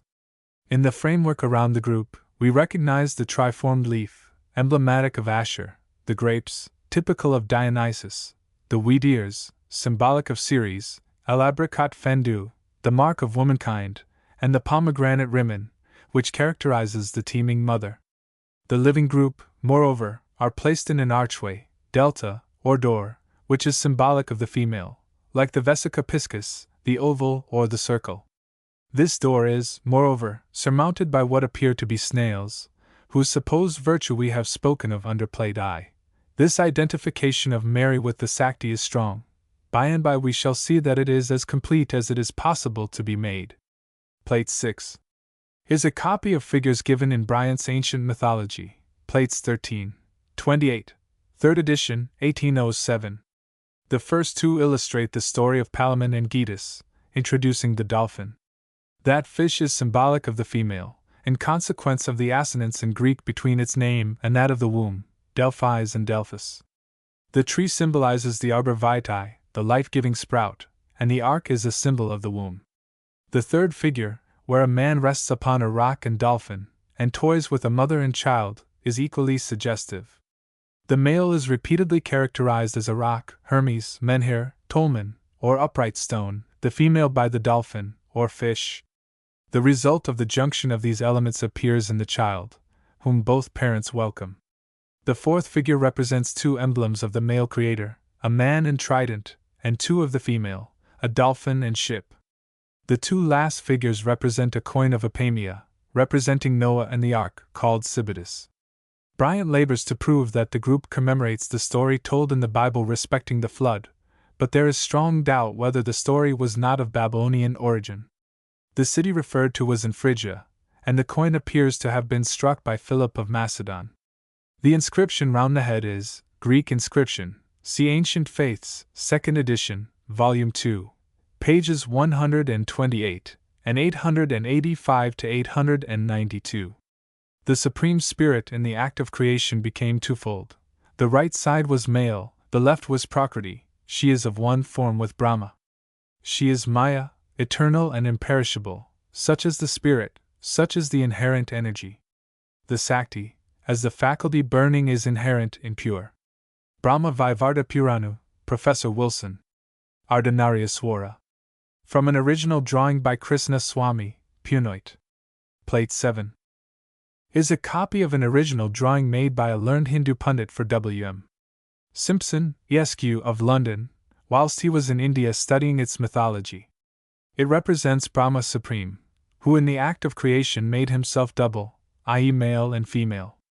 In the original, the central part of the figure is occupied by the triad and the unit, but far too grossly shown for reproduction here. They are replaced by the crux and sada. The reader will notice the triad and the serpent in the male hand, whilst in the female is to be seen a germinating seed, indicative of the relative duties of father and mother. The whole stands upon a lotus, the symbol of androgyneity. The technical word for this incarnation is Ardhanari. Plate 8 is Devi, the same as Parvati or Bhavani. It is copied from Moore's Pantheon, Plate XXX. The goddess represents the feminine element in the universe. Her forehead is marked by one of the symbols of the four creators, the triad, and the unit. Her dress is covered with symbolic spots, and one foot peculiarly placed is marked by a circle having a dot in the interior. The two bear the same signification as the Egyptian eye. I am not able to define the symbolic import of the articles held in the lower hands. Moore considers that they represent scrolls of paper, but this I doubt. The raised hands bear the unopened lotus flower, and the goddess sits upon another. Plate 9 consists of 6 figures, copied from Morris's Indian Antiquities, Volume 6, page 278, and 2 from Bryant's Mythology, Volume 2, 3rd edition, pages 203 and 409. All are symbolic of the idea of the male triad, a central figure, erect, and rising above the other two. In one, an altar and fire indicate mystically the linga. In another, the same is portrayed as a man, as Madhahiva always is. In another, there is a tree stump and serpent, to indicate the same idea. The two appendages of the linga are variously described, in 2 instances as serpents, in other 2 as tree and conchus, and snake and shell. The 2 last seem to embody the idea that the right egg of the male germinates boys, whilst the left produces girls, a theory common amongst ancient physiologists. The figure of the tree encircled by the serpent, and supported by 2 stones resembling tolmen, is very significant. The whole of these figures seem to point unmistakably to the origin of the very common belief that the male creator is triune. In Assyrian theology, the central figure is Bel, Baal, or Asher, the one on the right and that on the left he. See Ancient Faiths, 2nd edition, Volume 1, pages 88 to 85. Asterisk. There are some authors who have treated of tree and serpent worship, and of its prevalence in ancient times, without having, so far as I can see, any idea of that which the two things typify. The tree of knowledge, the tree of life, the serpent that tempted Eve, and still tempts man by his subtlety, are so many figures of speech which the wise understand, but which to the vulgar are simply trees and snakes. In a fine old bas-relief over the door of the cathedral at Bern, we see an ancient representation of the Last Judgment. An angel is dividing the sheep from the goats, and devils are drawing men and women to perdition, by fixing hooks or pincers on the portions of the body whence their sins sprang. One fat priest, nude as our risen bodies must be, is being savagely pulled to hell by the part symbolized by tree and serpent, whilst she whom he has adored and vainly sought to disgrace, is rising to take her place amongst the blessed. It is not those of the sex of Eve alone that are inveigled to destruction by the serpent. Plate X contains pagan symbols of the Trinity or Linga, with or without the unity, or yoni. Figure 1 represents a symbol frequently met with in ancient architecture, etc. It represents the male and female elements, the pillar and the half-moon. Figure 2 represents the mystic letters said to have been placed on the portal of the Oracle of Delphi. By some it is proposed to read the two letters as signifying he or she is. By others the letters are taken to be symbolic of the triad and the unit. If they be, the pillar is a very unusual form for the yoni. An ingenious friend of mine regards the upright portion as a slit, but I cannot wholly agree with him, for in Figure 1 the pillar cannot be looked upon as an aperture. Figure 3 is a Hindu sectarial mark, copied from More's Hindu pantheon, and is one out of many indicating the union of the male and female. Figure 4 is emblematic of the Virgin and Child.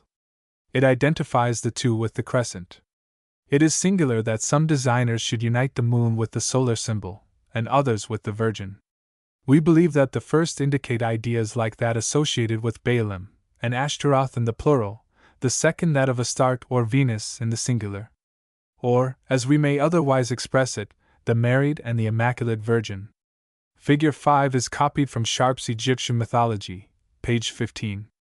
It represents one of the Egyptian trinities, and is highly symbolic, not only indicating the triad, here Osiris, Isis, and Nephthys, but its union with the female element. The central god Osiris is himself triune, as he bears the horns symbolic of the goddess Ather and the feathers of the god Are.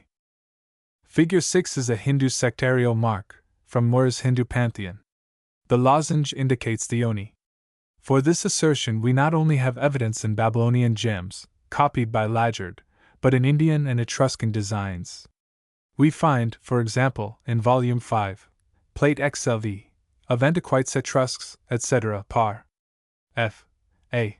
David Paris, 1785, a draped female, wearing on her breast a half-moon and Nero crown, holding her hands over the middle spot of the body, so as to form a lozenge, with the forefingers and thumbs. The triad in this figure is very distinct, and we may add that a trinity expressed by 3 balls or 3 circles is to be met with in the remotest times and in most distant countries. Figures 7 and 8, 9 and 10 are copied from Cabrera's account of an ancient city discovered near Palenque, in Guatemala, Spanish America, London, 1822. Although they appear to have a sexual design, yet I doubt whether the similarity is not accidental.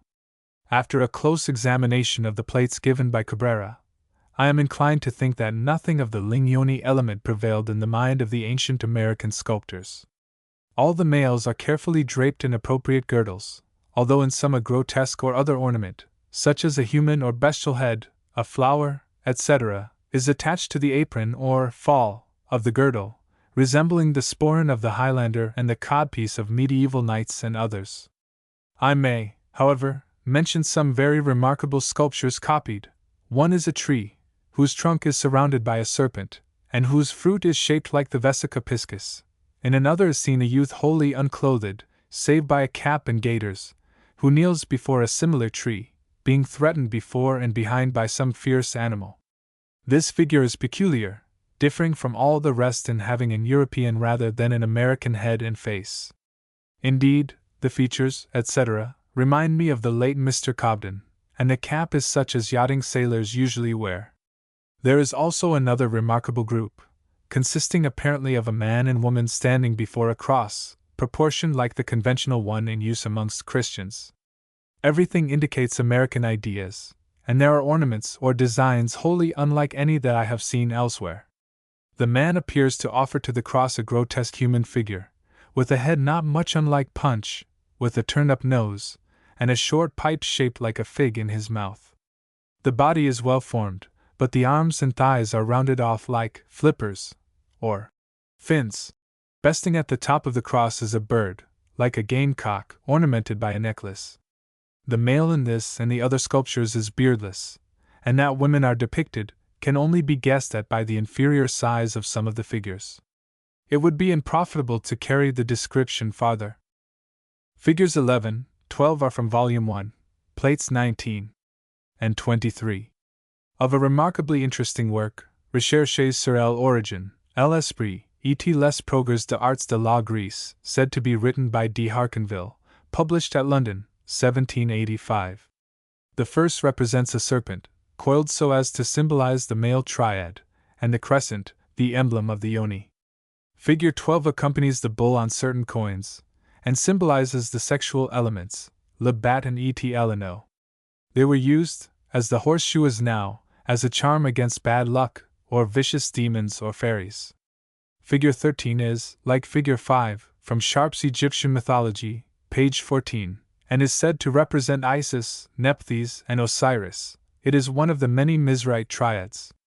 The Christian Trinity is of Egyptian origin, and is as surely a pagan doctrine as the belief in heaven and hell, the existence of a devil, of archangels, angels, spirits and saints, martyrs and virgins, intercessors in heaven, gods and demigods, and other forms of faith which deface the greater part of modern religions. Figure 14 is a symbol frequently seen in Greek churches, but appears to be of pre-Christian origin. The cross we have elsewhere described as being a compound male emblem, whilst the crescent symbolizes the female element in creation. Figure 15 is from de Harkinville, Ops. Cit. Volume 1, Plate 23. It resembles Figure 11, Supra, and enables us by the introduction of the sun and moon to verify the deduction drawn from the arrangement of the serpent's coils. If the snake's body, instead of being curved above the eight-like tail, were straight, it would simply indicate the linga and the sun. The bend in its neck, however, indicates the yoni and the moon. Figure 16 is copied from Plate 16, Figure 2, of Recul de Pierre's Antiques Graves, folio, by J. M. Raponi, Rome, 1786. The gem represents a sacrifice to Priapus, indicated by the rock, pillar, figure, and branches given in our plate. A nude male sacrifices a goat, a draped female holds a kid ready for immolation, a second man, nude, plays the double pipe, and a second woman, draped, bears a vessel on her head, probably containing wine for a libation. Figure 17 is from Volume 1, Recherches, etc., Plate 22. In this medal the triad is formed by a man and two coiled serpents on the one side of the medal, whilst on the reverse are seen a tree, surrounded by a snake, situated between two rounded stones, with a dog and a conch shell below. See Supra, Plate 9, Figure 6. Plate 11. With two exceptions, Figures 4 and 9, exhibits Christian emblems of the Trinity or Linga, and the Unity or Yoni, alone or combined, the whole being copied from Pugin's Glossary of Ecclesiastical Ornament, London, 1869. Figure 1 is copied from Pugin, Plate 17, and indicates a double union of the Trinity with the Unity, here represented as a ring, Van O. Figures 2 and 8 are from Pagan, Plate 14.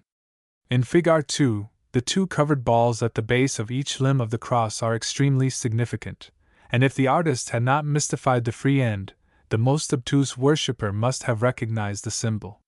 We may add here that in the two forms of the Maltese cross, the position of the lingam is reversed, and the egg-shaped bodies, with their cover, are at the free end of each limb, whilst the natural end of the organ is left unchanged.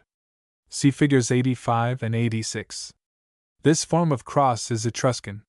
Figure 8 is essentially the same as the preceding, and both may be compared with figure 4. The balls in this cross are uncovered, and the free end of each limb of the cross is but slightly modified. Figure 4 is copied in a conventional form from Plate 35. Figure 4, of 2 Essays on the Worship of Priapus, London, 1865. It is thus described, page 147. The object was found at St. Agati di Goti, near Naples. It is a crux sensata formed by 4 phalli, with a circle of female organs round the center, and appears by the look to have been intended for suspension. As this cross is of gold, it had no doubt been made for some personage of rank, possibly an ecclesiastic. We see here very distinctly the design of the egg and sistrum-shaped bodies. When we have such an unmistakable bisexual cross before our eyes, it is impossible to ignore the signification of figures 2 and 8, and Plate 12, figures 4 and 7. Figures 5, 6 are from Pagan, plates 14 and 15, and represent the Trinity with the Unity, the Triune God and the Virgin united in one. Figure 7 represents the central lozenge and one limb of a cross, figured Plate 14. Of Pagan. In this instance, the Maltese cross is united with the symbol of the Virgin, being essentially the same as figure 9, infra. It is a modified form of the crux sensata. Figure 8 is a compound trinity, being the finial of each limb of an ornamental cross. Pagan, Plate 15. Figure 9 is a well-known Egyptian symbol, borne in the hand of almost every divinity. It is a cross, with one limb made to represent the female element in creation. The name that it technically bears is crux sensata, or the cross with a handle. A reference to figure 4 serves to verify the idea which it involves. Figure 10 is from Pagan, Plate 35. In this figure the cross is made by the intersection of 2 ovals, each a vesica piscis, an emblem of the Yoni. Within each limb a symbol of the Trinity is seen, each of which is associated with the central ring. Figure 11 is from Pagan, Plate 19, and represents the arbor vitae, the branch, or tree of life, as a triad, with which the ring is united. It has been said by some critics that the figures above referred to are mere architectural fancies, which never had pretensions to embody a mystery, and that any designer would pitch upon such a style of ornamentation although profoundly ignorant of the doctrine of the Trinity and Unity. But this assumption is not borne out by fact. The ornaments on Buddhist hopes have nothing in common with those of Christian churches, whilst in the ruined Temple of the Sun at Martand, India, the trefoil emblem of the Trinity is common. Grecian temples were profusely ornamented therewith, and so are innumerable Etruscan sculptures, but they do not represent the Trinity and Unity. It has been reserved for Christian art to crowd our churches with the emblems of Baal and Astarte, Baalim and Ashtoreth, Linga and Yoni, and to elevate the phallus to the position of the supreme deity, and assign to him a virgin as a companion, who can cajole him by her blandishment, weary him by wailing, or induce him to change his mind by her intercessions. Christianity certainly requires to be purged of its heathenisms. Plate 12 contains both pagan and Christian emblems. Figure 1 is from Pagan, Plate 18, and is a very common finial representing the Trinity. Its shape is too significant to require an explanation, yet with such emblems our Christian churches abound, that the Trinity may never be absent from the minds of man or woman. Figure 2 is from Pagan, Plate 21. It is a combination of ideas concealing the union patent in Figure 4, Plate 11, Supra. Figure 3 is from Mora's Hindu pantheon. It is an ornament borne by Devi, and symbolizes the union of the triad with the unit. Figure 4 is from Pagan, Plate 32. It is a double cross made up of the male and female emblems. It is a conventionalized form of Figure 4, Plate 11, Supra. Such 8-rayed figures, made like stars, seem to have been very ancient, and to have been designed to indicate the junction of male and female. Figure 5 is from Pagan, Plate 17, and represents the Trinity and the Unity. Figure 6 is a Buddhist emblem from Burma, Journal of Royal Asiatic Society, Volume 18, page 392, Plate I, Figure 62. It represents the short sword, Labrakmerd, a male symbol. Figure 7, is from Pagan, Plate 17. See Plate 11, Figure 3 Supra. Figures 8 and 9 and 10 and 11, 12 are Buddhist, see Figure 6, Supra, and symbolize the triad. Figures 13 and 14 and 15 and 16, 17 are from Pagan, and simply represent the Trinity. Figures 18 and 19 are common Grecian emblems. The first is associated with Neptune and water, the second with Bacchus. With the one we see dolphins, emblems of the womb, the name of the two being assonant in Greek. With the other, the saying, Sine bacho et serira frigid Venus, must be coupled. Plate 13 consists of variants emblems of the triad and the unit, drawn almost exclusively from Grecian, Etruscan, Roman, and Indian gems, figures, coins, or sculptures, Maffei's gem Antiche figure 8, Raponi's Recule, and Moore's Hindu pantheon, being the chief authorities. Plate 14 is a copy of a small Hindu statuette in the Mayer collection in the Free Museum, Liverpool. It probably represents Parvati, the Hindu virgin, and her child. The right hand of the figure makes the symbol of the yoni with the forefinger and thumb, the rest of the fingers typifying the triad. In the palm and on the navel is a lozenge, emblematic of woman. The child, perhaps Krishna, equivalent to the Egyptian Horus and the Christian Jesus, bears in its hand one of the many emblems of the linga, and stands upon a lotus. The monkey introduced into the group plays the same part as the cat, cow, lioness, and ape in the Egyptian mythology, being emblematic of that desire which eventuates in the production of offspring. Figure 1, the cupola, is well known in modern Europe. It is equally so in Hindustan, where it is sometimes accompanied by pillars of a peculiar shape. In one such compound the design is that of a cupola, supported by closely placed pillars, each of which has a capital, resembling the glands of physiologists. In the center there is a door, wherein a nude female stands, resembling in all respects figure 61, except in dress and the presence of the child. This was copied by the late Mr. Sellon, from a Buddhist dagopa in the Jumner Cave, Bombay Presidency, a tracing of his sketch having been given to me by William Simpson, Esq., London. The same emblem may be found amongst the ancient Italians.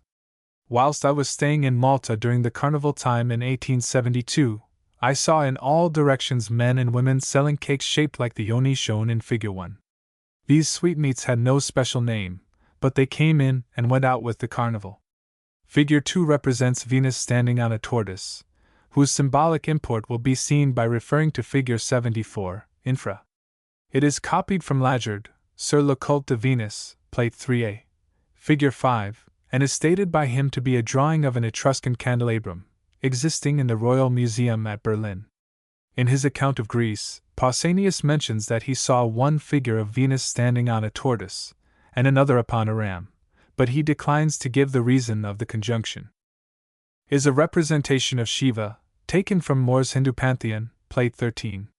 Shiva is supposed to be the oldest of the Indian deities, and to have been worshipped by the aborigines of Hindustan, before the Aryans invaded that country. It is thought that the Vedic religion opposed this degrading conception at the first, but was powerless to eradicate it. Though he is yet the most popular of all the gods, Shiva is venerated, I understand, chiefly by the vulgar. Though he personifies the male principle, there is not anything indecent in pictorial representations of him. In one of his hands is seen the trident, one of the emblems of the masculine triad, whilst in another is to be seen an oval sistrum-shaped loop, a symbol of the feminine unit. On his forehead he bears an eye, symbolic of the omniscient, the sun, and the union of the sexes. As it has been doubted by some readers, whether I am justified in regarding the sistrum as a female emblem, I append here a quotation from Socrates' Ecclesiastical History, Bond's translation, page 281, seek. In Rome, in the early time of Theodosius, when a woman was detected in adultery, they shut her up in a narrow brothel, and obliged her to prostitute herself in a most disgusting manner, causing little bells to be rang at the time. As soon as the emperor was apprised of this indecent usage, he would by no means tolerate it, but having ordered the sistra, for so these places of penal prostitution were denominated, to be pulled down, and c. One can as easily see why a female emblem should mark a brothel in Rome as a male symbol did at Pompeii. Plate 16. This figure represents a Syrian priest offering in the presence of what is supposed to be Baal, or the representative of the sun god and of the grove. The first is typified by the eye, with wings and a tail, which make it symbolic of the male triad and the female unit. The eye, with the central pupil, is in itself emblematic of the same. The grove represents mystically the verdure de Cyprus. On the right stands the king, on the left are two priests, the foremost clothed with a fish's skin, the head forming the mitre, thus showing the origin of modern Christian bishops' peculiar headdress. Arranged about the figures are the sun, a bird, perhaps the sacred dove, whose note, coa or coo, has, in the Shemitic, some resemblance to an invitation to amorous gratification, in Latin coy, coit, the oval, symbol of the yoni, the basket, or bag, emblematic of the scrotum, and apparently the lotus. The Trinity and Unity are carried by the second priest. Figure 2 is copied from an ancient copper vase, covered with Egyptian hieroglyphic characters, found at Cairo, and figured in a book entitled Explication de divers monuments singuliers, qu'ont rapport à la religion de plus anciens peuples, par l'art. P. Dom. A. Paris, 1739. The group of figures represents Isis and Horus in an unusual attitude. They are enclosed in a framework of the flowers of the Egyptian bean, or of the lotus. This framework may be compared to the Assyrian grove, and another in which the Virgin Mary stands. The bell was of old a symbol of virginity, for Eastern maidens wore them until marriage. See Isa 3:16. The origin of this custom was the desire that every maiden should have at her marriage, or sale, that which is spoken of in the Pentateuch as the token of virginity.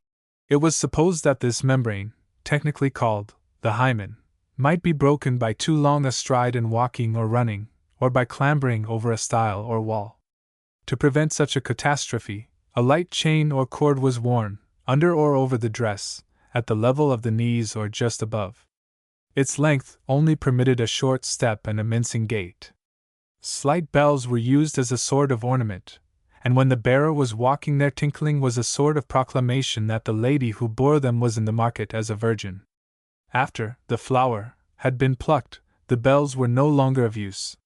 They were analogous to the virgin's snood worn on the head of Scotch maidens. Isis bears the horns of a cow, because that animal is equally noted for its propensity to seek the male, and its care to preserve the offspring. As the bull with a human head, so a human being with cow's horns, was made to represent a deity. The solar orb between the horns, and the serpent round the body, indicate the union with the male, an incongruous conjunction with the emblem of the Sacred Virgin, nevertheless a very common one. In some of the coins pictured by E.P. Knight, in worship of Priapus, etc., a cow caressing her sucking calf replaces Isis and Horus, just as a bull on other coins replaces Dionysus. The group is described in full in Ancient Faiths, 2nd edition, Volume 1, pages 53-54. Figures 3 and 4 are taken from Ginsburg's Kabbalah, and illustrate that in the arrangement of potencies, two unite, like parents, to form a third. Sometimes we see also how three such male attributes as splendor, firmness, and solidity join with beauty to form the mystic Arba, the Trinity and Unity. Figures 5 and 6 are copies from figures found in Carthage and in Scotland, from Forbes Leslie's Early Races of Scotland, Volume 1, Plate 6, page 46, London, 1866. This book is one to which the reader's attention should be directed.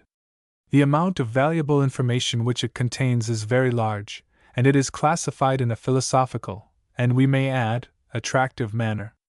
The figures represent the Arbor Vitae. Figure 7 is from Bonomi, page 292, Nineveh and its Palaces, London, 1865.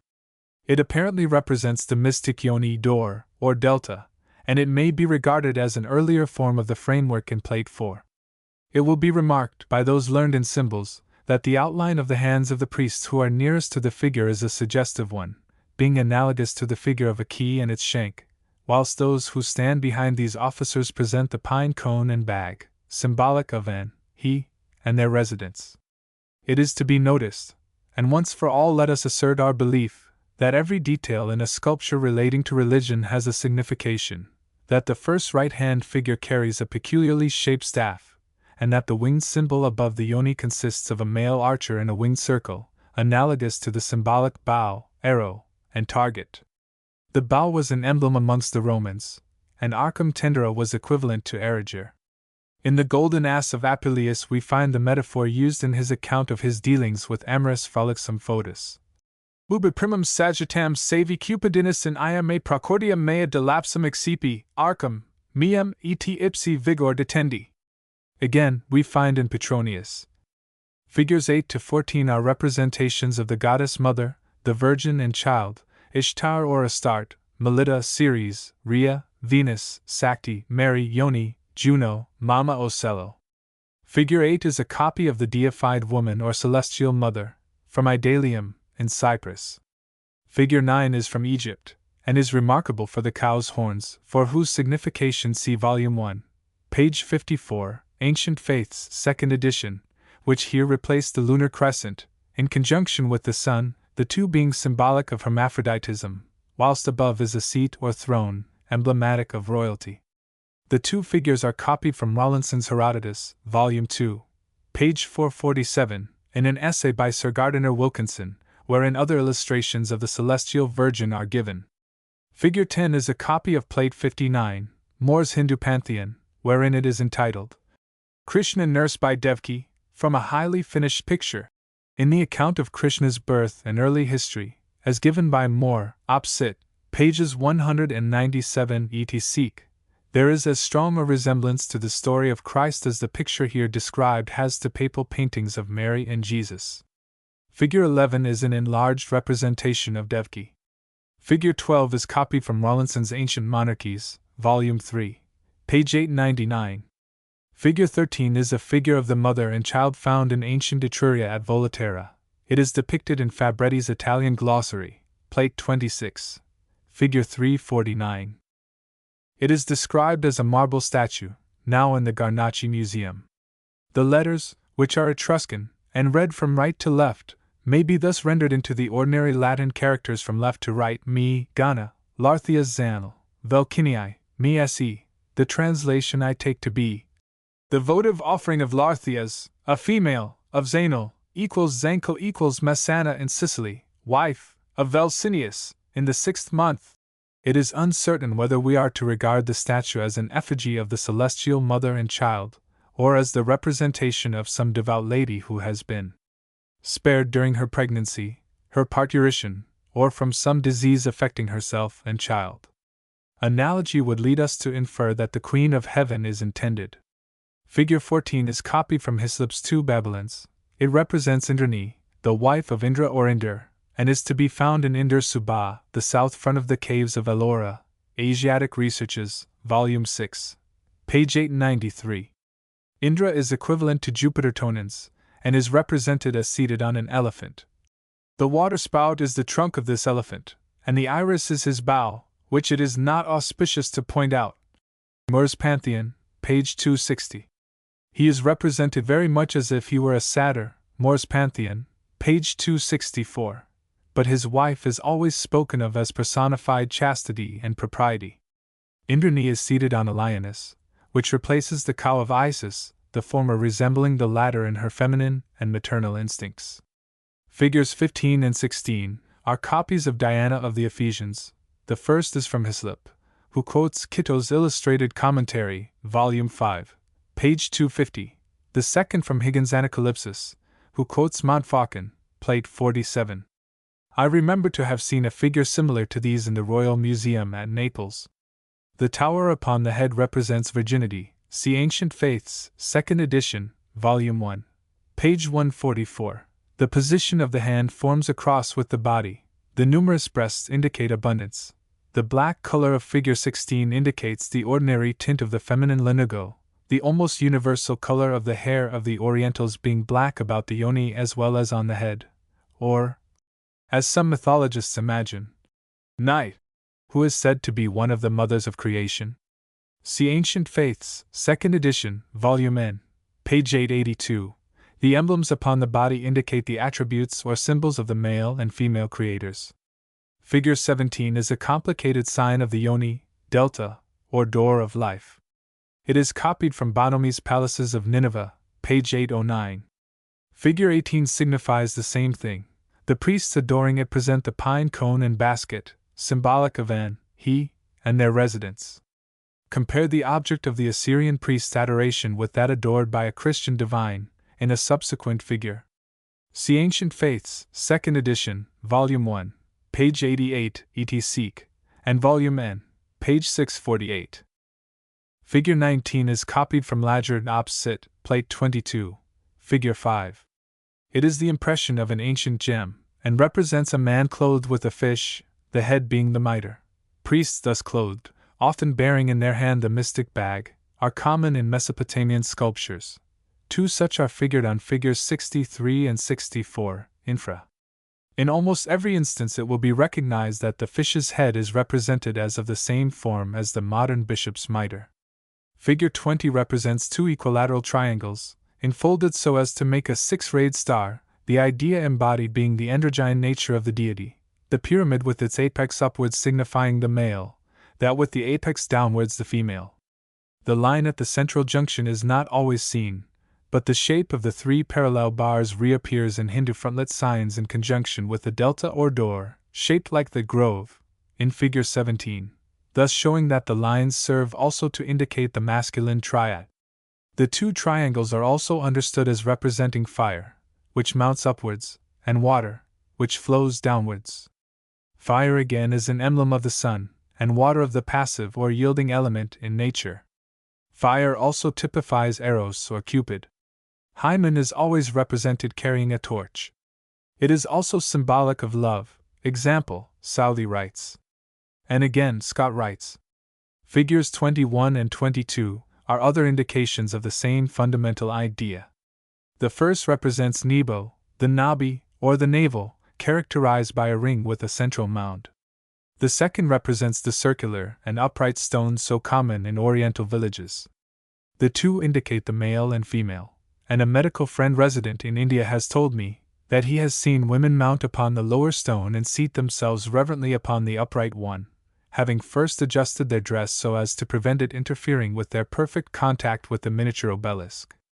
During the sitting, a short prayer seemed flitting over the worshipper's lips, but the whole affair was soon over. Whilst upon this subject, it is right to call attention to the fact that animate as well as inorganic representatives of the Creator have been used by women with the same definite purpose. The dominant idea is that contact with the emblem, a mundane representative of the deity, of itself gives a blessing.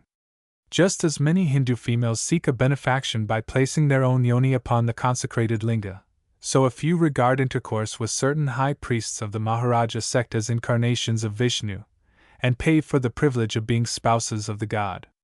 In Egypt, where the goat was a sacred animal, there were some religious women who sought good luck by uniting themselves therewith. We have heard of British professors of religion endeavoring to persuade their penitents to procure purity by what others would call defilement and disgrace. And the cord of St. Francis replaces the stone linga. Sometimes with this cord, the rod is associated, and those who have read the trial of Father Gerard, for his seduction of Miss Kidier under a saintly guise, will know that Christianity does not always go hand in hand with propriety. With the Hindu custom compare that which was done by Liber on the grave of Prosumnus, Arnobius ad Vermigentes, translated by Bryce and Campbell, T. and T. Clark, Edinburgh, pages 252-258, which is far too gross to be described here, and as regards the sanctity of a stone whose top had been anointed with oil, see first sentence of paragraph 89, Ibid, page 81. The whole book will well repay perusal. Figures 28 and 24 are discs, circles, aureoles, and wheels, to represent the sun. Sometimes the emblem of this luminary is associated with rays, as in Plate 3, Figure 8, and in another figure elsewhere. Occasionally, as in some of the ancient temples in Egypt discovered in 1854, the sun's rays are represented by lines terminating in hands. Sometimes one or more of these contain objects, as if they were gifts sent by the god. Amongst other objects, the crux ansata is shown conspicuously. In a remarkable plate in the Transactions of the Royal Society of Literature, 2nd Series, Volume 1, page 140, the sun is identified with the serpent, its rays terminate in hands, some holding the handled cross or tau, and before it a queen, apparently, worships. She is offering what seems to be a lighted tobacco pipe, the bowl being of the same shape as that commonly used in Turkey. From this a wavy pyramid of flame rises. Behind her, 2 female slaves elevate the sistrum, whilst before her, and apparently between herself and her husband, are 2 altars occupied by round cakes and 1 crescent-shaped emblem. The aureole was used in ancient days by Babylonian artists or sculptors, when they wished to represent a being, apparently human, as a god. The same plan has been adopted by the moderns, who have varied the symbol by representing it now as a golden disk, now as a terrestrial orb, again as a rayed sphere. A writer, when describing a god as a man, can say that the object he sketches is divine, but a painter thinks too much of his art to put on any of his designs. This woman is a goddess, or this creature is a god. He therefore adds an aureole round the head of his subject, and thus converts a very ordinary man, woman, or child into a deity to be reverenced, modern artists thus proving themselves to be far more skillful in depicting the Almighty than the carpenters and goldsmiths of the time of Isaiah XL. 18:19 Zli. 6:744. 9-19, who used no such contrivance. Figure 24 is another representation of the solar disk, in which it is marked with a cross. This probably originated in the wheel of a chariot having 4 spokes, and the sun being likened to a charioteer. The chariots of the sun are referred to in 2 Kings 23:11 as idolatrous emblems. Of these the wheel was symbolic. The identification of this emblem with the sun is very easy, for it has repeatedly been found in Mesopotamian gems in conjunction with the moon. In a very remarkable one figured in Rawlinson's Ancient Monarchies, Volume 2, page 249, the cross is contrived as 5 circles. It is remarkable that in many papal pictures the wafer and the cup are depicted precisely as the sun and moon in conjunction. See Pugin's Architectural Glossary, Plate 4, Figure 5. Figures 25 and 26 and 27 are simply varieties of the solar wheel, intended to represent the idea of the sun and moon, the mystic triad and unit, the arba, or 4. In Figure 26, the mural ornament is introduced, that being symbolic of feminine virginity. For explanation of Figure 27, see Figures 85 and 86. Figure 28 is copied from Lajard Ops Sit, Plate 14. F. That author states that he has taken it from a drawing of an Egyptian stele, made by M. E. Pris Manum, Egypt, Plate 37, and that the original is in the British Museum. There is an imperfect copy of it in Rawlinson's Herodotus, Volume 2. The original is too indelicate to be represented fully. Isis, the central figure, is wholly nude, with the exception of her headdress, and neck and breast ornaments. In one hand she holds 2 blades of corn apparently, whilst in the other she has 3 lotus flowers, 2 being egg-shaped, but the central one fully expanded. With these, which evidently symbolize the mystic triad, is associated a circle emblematic of the yoni, thus indicating the fourfold creator. Isis stands upon a lioness. On one side of her stands a clothed male figure, holding in one hand the crux ansata, and in the other an upright spear. On the opposite side is a male figure wholly nude, like the goddess, save his headdress and collar, the ends of which are arranged so as to form a cross. His hand points to a flagellum. Behind him is a covert reference to the triad, whilst in front Osiris offers undisguised homage to Isis. The headdress of the goddess appears to be a modified form of the crescent moon inverted. It is not exclusively Egyptian, as it has been found in conjunction with other emblems on an Assyrian obelisk of phallic form. Figures 29 and 30 and 31 and 32 represent the various triangles in their union, which have been adopted in worship. Figure 29 is said to represent fire, which amongst the ancient Persians was depicted as a cone, whilst the figure inverted represents water.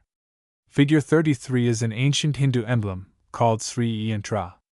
The circle represents the world, in which the living exist, The triangle pointing upwards shows the male creator, and the triangle with the apex downwards the female, distinct yet united. These have a world within themselves, in which the male is uppermost. In the central circle the image to be worshipped is placed. When used, the figure is placed on the ground, with Brahma to the east, and Lakshmi to the west. Then a relic of any saint, or image of Buddha, like a modern papal crucifix, is added, and the shrine for worship is complete. It has now been adopted in Christian churches and Freemasons' lodges. It will be noticed that the male emblem points to the rising sun, and the female triangle points to the setting sun, when the earth seems to receive the god into her couch. Figure 34 is a very ancient Hindu emblem, whose real signification I am unable to divine. It is used in calculation, it forms the basis of some game, and it is a sign of vast import in Sakti worship. A coin, bearing this figure upon it, and having a central cavity with the Etruscan letters Supan placed one between each two of the angles, was found in a ficto urn, at Volaterrae, and is depicted in Fabretti's Italian glossary, plate 26, figure 858 bis A. As the coin is round, the reader will see that these letters may be read as Supan, Yupins, Pensu, Insup, or Insup. A search through Fabretti's lexicon affords no clue to any meaning except for the third. There seems, indeed, strong reason to believe that Pensu was the Etruscan form of the Pali Panka, the Sanskrit Panch, the Bengali Panch, and the Greek Penta, i.e. 5. 5, certainly, would be an appropriate word for the pentangle. It is almost impossible to avoid speculating upon the value of this fragment of archaeological evidence in support of the idea that the Greeks, Aryans, and Etruscans had something in common, but into the question it would be unprofitable to enter here. But although declining to enter upon this wide field of inquiry, I would notice that while searching Fabretti's glossary my eye fell upon the figure of an equilateral triangle with the apex upwards, depicted plate 43.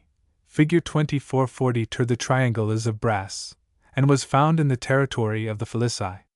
It bears a rude representation of the outlines of the soles of two human feet, in this respect resembling a Buddhist emblem, and there is on its edge an inscription which may be rendered thus in Roman letters, K. Tertinii. Postinu, which probably signifies Gavia, the wife of Tertius, offered it. The occurrence of two Hindu symbols in ancient Italy is very remarkable. It must, however, be noticed that similar symbols have been found on ancient sculptured stones in Ireland and Scotland. There may be no emblematic ideas whatever conveyed by the design, but when the marks appear on Gnostic gems, they are supposed to indicate death, i.e., the impressions left by the feet of the individual as he springs from earth to heaven. Figures 35 and 36 are Maltese crosses.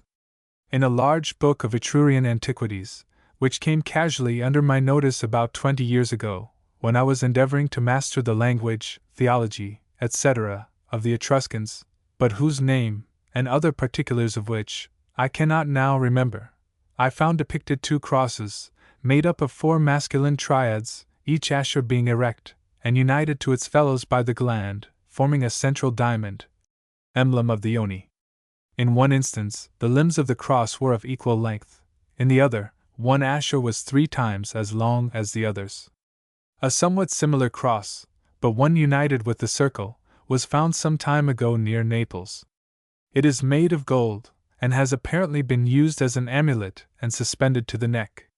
It is figured in plate 35 of an essay on the worship of the generative powers during the Middle Ages, London, privately printed, 1865. It may be thus described. The center of the circle is occupied by 4 oblate spheres arranged like a square. From the salient curves of each of these springs a yoni, shaped as in figure 59, with the point outwards, thus forming a cross, each ray of which is an egg and figure at each junction of the ovids a yoni is inserted with the apex inwards, whilst from the broad end arise 4 ashers, which project beyond the shield, each terminating in a few golden bead-like drops. The whole is a graphic natural representation of the intimate union of the male and female, sun and moon, cross and circle, Uranus and G. The same idea is embodied in figure 27 and p. 86, but in that the mystery is deeply veiled, in that the long arms of the cross represent the sun, or male, indicated by the triad, the short ones, the moon, or the female, see plate 11. Figure 4. The Maltese cross, a Phoenician emblem, was discovered cut on a rock in the island from which it takes its name. Though cruciform, it had nothing Christian about it, for, like the Etruscan ones referred to above, it consisted of 4 lingas united together by the heads, the eggs being at the outside. It was an easy thing for an unscrupulous priesthood to represent this invention of the cross as a miracle, and to make it presentable to the eyes of the faithful by leaving the outlines of Anu and He incomplete.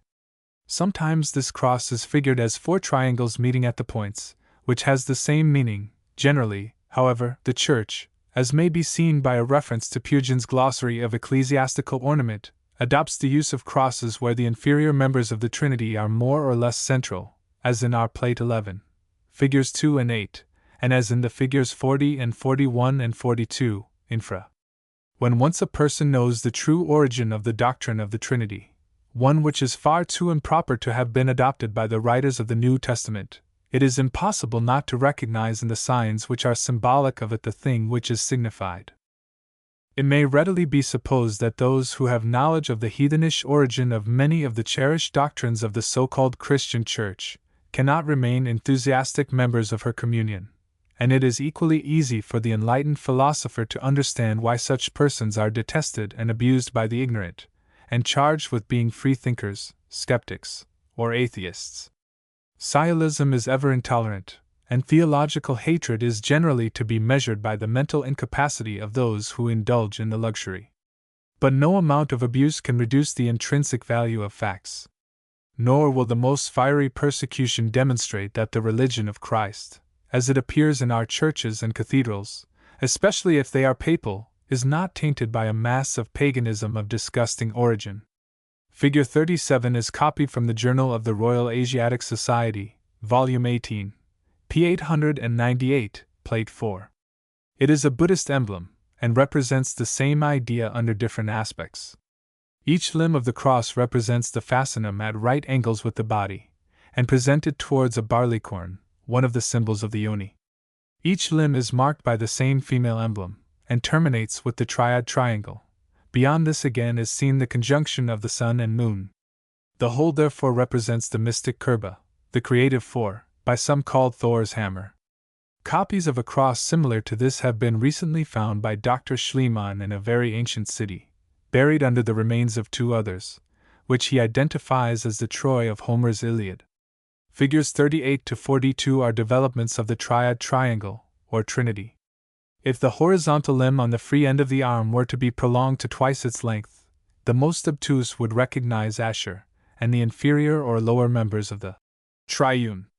Figure 43 is by Egyptologists called the symbol of life. It is also called the handled cross, or crux ansata. It represents the male triad and the female unit, under a decent form. There are few symbols more commonly met with in Egyptian art than this. In some remarkable sculptures, where the sun's rays are represented as terminating in hands, the offerings which these bring are many a crux ansata, emblematic of the truth that a fruitful union is a gift from the deity. Figures 44 and 45 are ancient designs, in which the male and female elements are more disguised than is usual. In figure 44 the woman is indicated by the dolphin. Figures 48 and 49 represent the trefoil which was used by the ancient Hindus as emblematic of the celestial triad, and adopted by modern Christians. It will be seen that from one stem arise 3 curiously shaped segments, each of which is supposed to resemble the male scrotum. Purse bag, or basket. Figure 50 is copied from Lajard, Cult de Venus, Plate I, Figure 2. He states that it is from a gem cylinder in the British Museum. It represents a male and female figure dancing before the mystic palm tree, into whose signification we need not enter beyond saying that it is a symbol of Asher. Opposite to a particular part of the figures is to be seen a diamond, or oval, and a fleur de lis, or symbolic triad. This gem is peculiarly valuable, as it illustrates in a graphic manner the meaning of the emblems in question and how the lilies of France had a pagan origin. Figures 51 to 60 are Varayan's representations of the union of the 4, the Arba, the androgyne, or the linga yoni. Figure 61. In modern Christian art this symbol is called vesica piscis, and is sometimes surrounded with rays.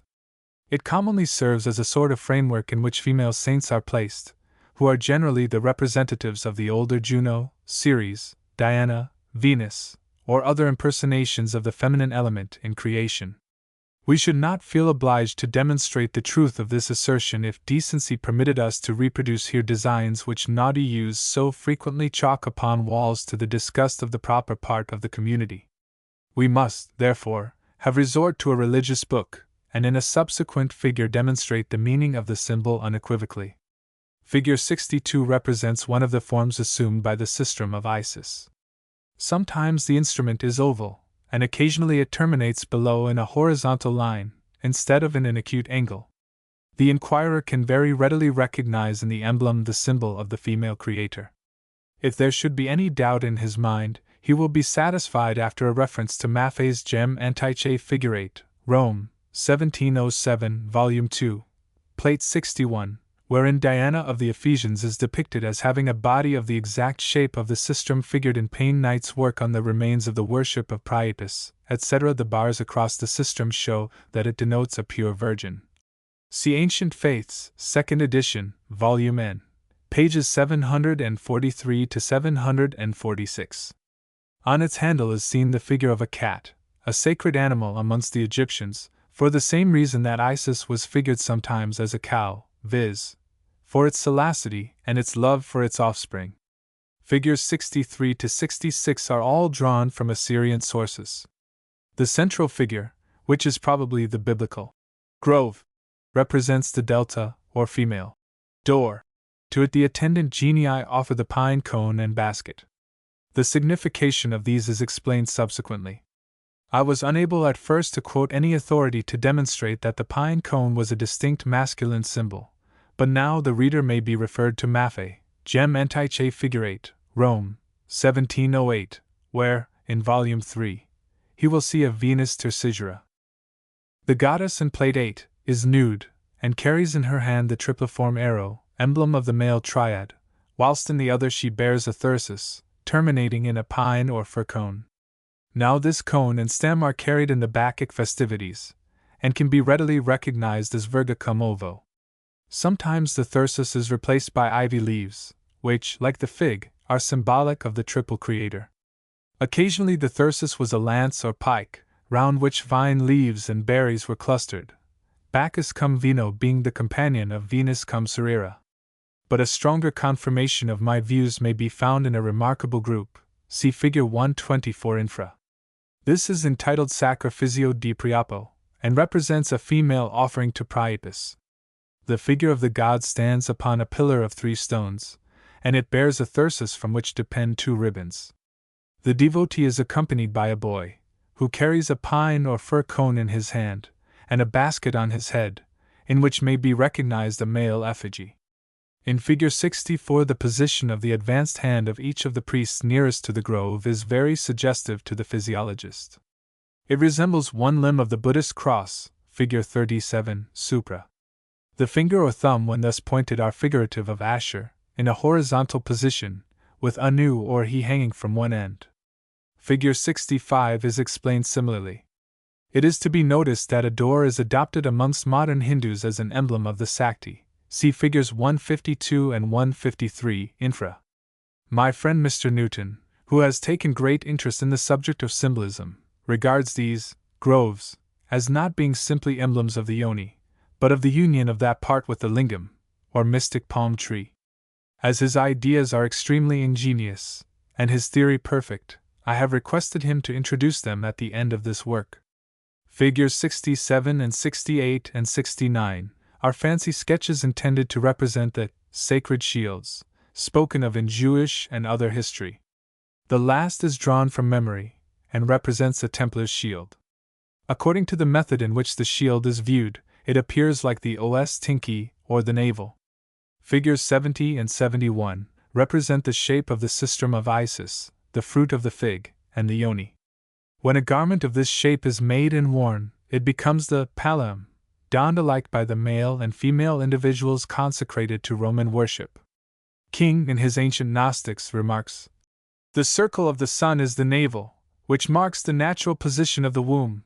the navel being considered in the microcosm as corresponding to the sun in the universe, an idea more fully exemplified in the famous hallucination of the Greek anchorites touching the mystical light of Tabor, which was revealed to the devotee after a fast of many days, all the time staring fixedly upon the region of the navel, whence at length this light streamed as from a focus.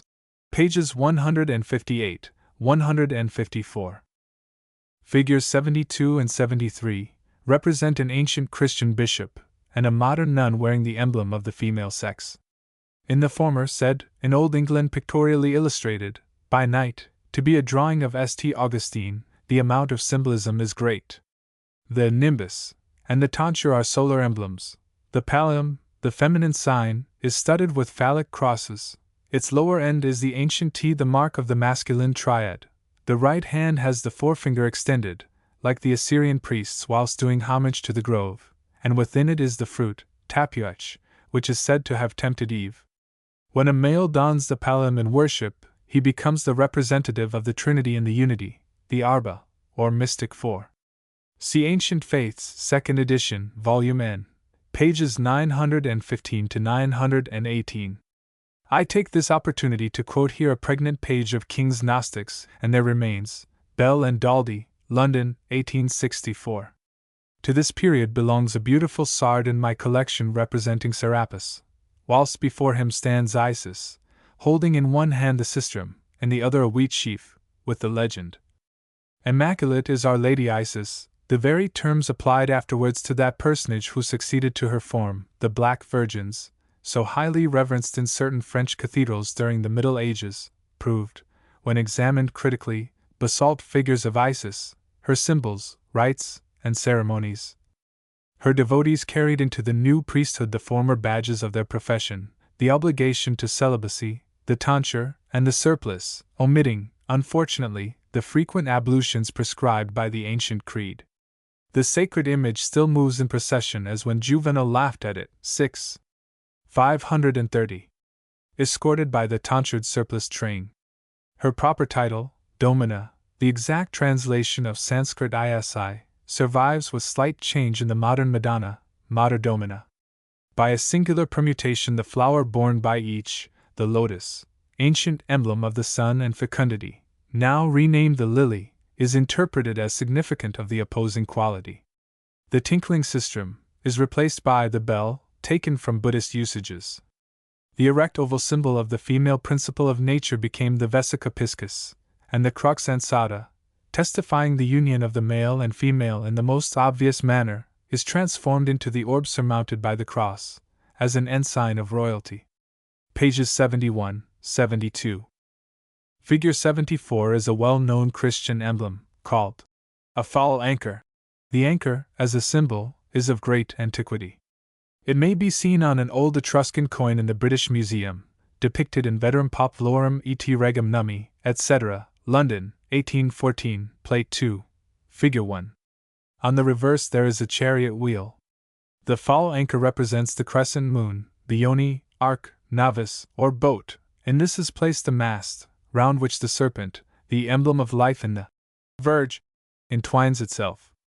The cross beam completes the mystic four, symbolic alike of the sun and of androgeneity.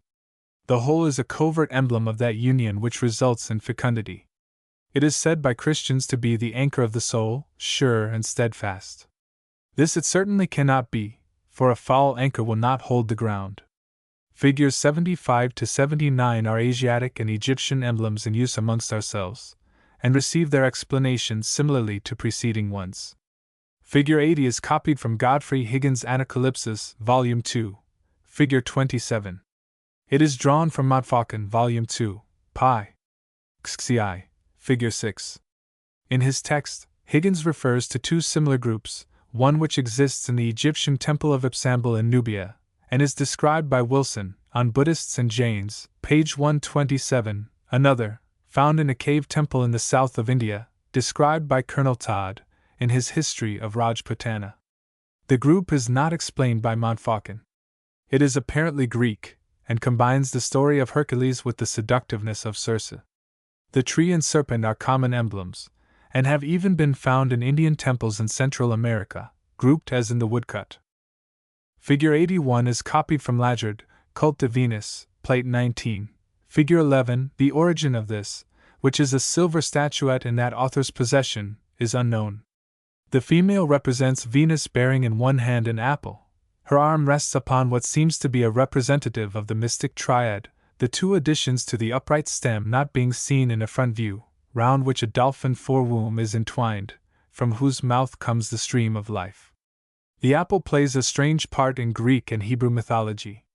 The story of the apple of discord, awarded by Paris to Venus, seems to indicate that where beauty contends against majesty and wisdom for the love of youth, it is sure to win the day. We learn from Arnobius that a certain Nana conceived a son by an apple, op. Cit. Page 286, although in another place the prolific fruit is said to have been a pomegranate. Mythologically, that writer sees no difficulty in the story, for those who affirm that rocks and hard stones have brought forth. In the Song of Solomon, apples and the tree that bears them are often referred to, and we have in ch. 2:5 the curious expression, "Comfort me with apples, for I am sick of love." We are familiar with the account of Eve being tempted by the same fruit.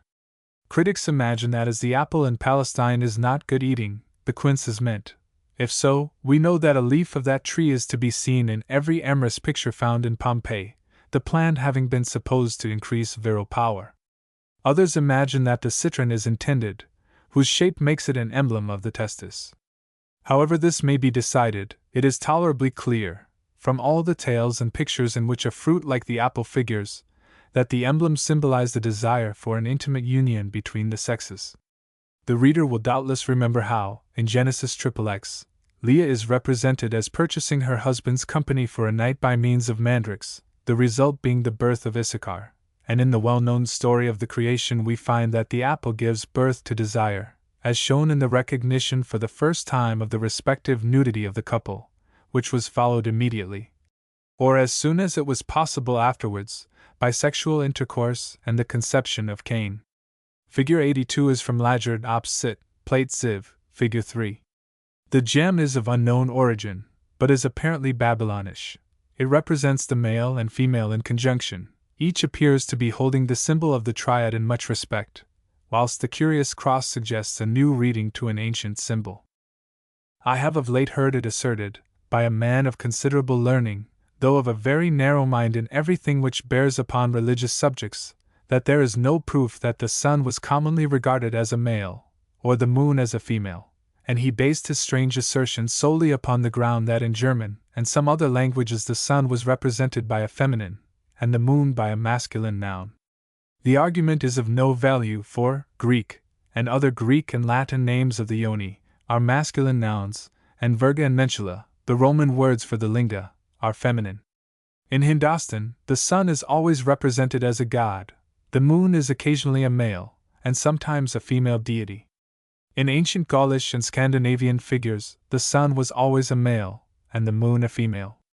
Their identification will be seen in Figure 118, as their conjunction is in the one before us, in the position of the individuals, and in the fleur-de-lis and oval symbol. Figure 88 may be found in Fabretti's Corpus Inscriptionum Italicarum, Turin, 1867, Plate 25. Figure 808F. The coins which bear the figures are of brass, and were found at Valletari. In one the double head is associated with a dolphin and crescent moon on the reverse, and the letters Valathri, in Etruscan. A similar inscription exists on the one containing the club. The club, formed as in Figure 88, occurs frequently on Etruscan coins. For example, 2 clubs are joined with 4 balls on a Tudortine coin, having on the reverse a hand apparently gauntlet for fighting, and 4 balls arranged in a square. On other coins are to be seen a bee, a trident, a spearhead, and other tripliform figures, associated with 3 balls in a triangle, sometimes 2, and sometimes 1. The double head with 2 balls is seen on a Telamonian coin, having on the reverse what appears to be a leg with the foot turned upwards. In a coin of Populonia the club is associated with a spear and 2 balls, whilst on the reverse is a single head. I must notice, too, that on other coins a hammer and pincers, or tongs, appear, as if the idea was to show that a maker, fabricator, or heavy hitter was intended to be symbolized. What that was is further indicated by other coins, on which a head appears thrusting out the tongue. At Cortona 2 statuettes of silver have been found, representing a double-faced individual. A lion's head for a cap, a collar, and buskins are the sole articles of dress worn. One face appears to be feminine, and the other masculine, but neither is bearded. The pectorals and the general form indicate the male, but the usual marks of sex are absent. On these have been found Etruscan inscriptions 1 v. Quinti Arncius Culpiansi Alpenturs, 2 v. Quint Arncius Salants tes Alpentubs, which may be rendered 1 v. Quintus of Aruntia, to Culpian pleasing the gift, 2 v. Quintus of Aruntia to Vulcan pleasing gave a gift, evidently showing that they were ex voto offerings. Colonel Forbes Leslie's Early Races of Scotland. In Plate 49 it is associated with a serpent, apparently the cobra. The design is spoken of as the spectacle ornament, and it is very commonly associated with another figure closely resembling the letter Z. It is very natural for the inquirer to associate the twin circles with the sun and earth, or the sun common amongst the sculptured stones in Scotland. 4 varieties may be seen in Plate 48 of sun and moon. On one Scottish monument the circles represent wheels, and they probably indicate the solar chariot. As yet I have only been able to meet with the Z and spectacle ornament, once out of Scotland. It is figured on apparently a Gnostic gem, The Gnostics and Their Remains, by C. W. King, London, 1864, Plate 2, Figure 5.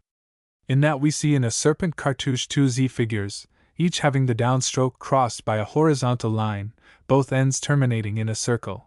Besides them is a 6-rayed star, each ray terminating in a circle, precisely resembling the star in Plate in Figure 8 supra. I can offer no satisfactory explanation of the emblem.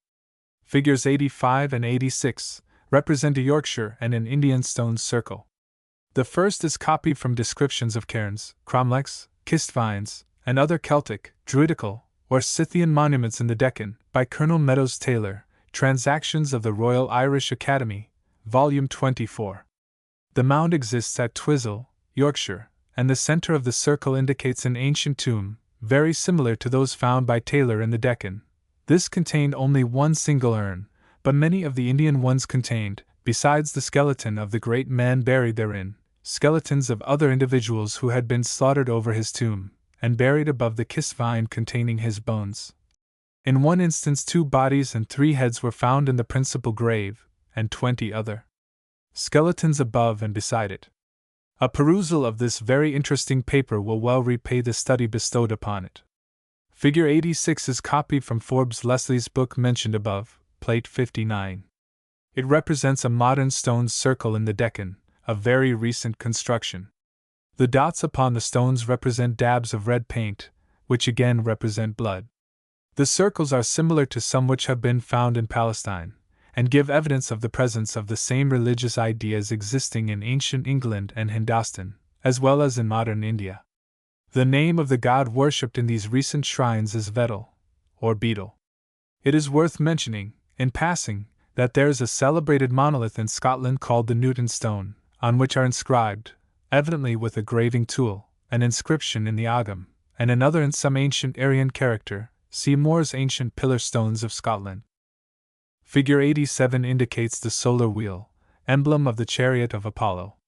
This sign is a very common one upon ancient coins. Sometimes the rays or spokes are 4, at others they are more numerous.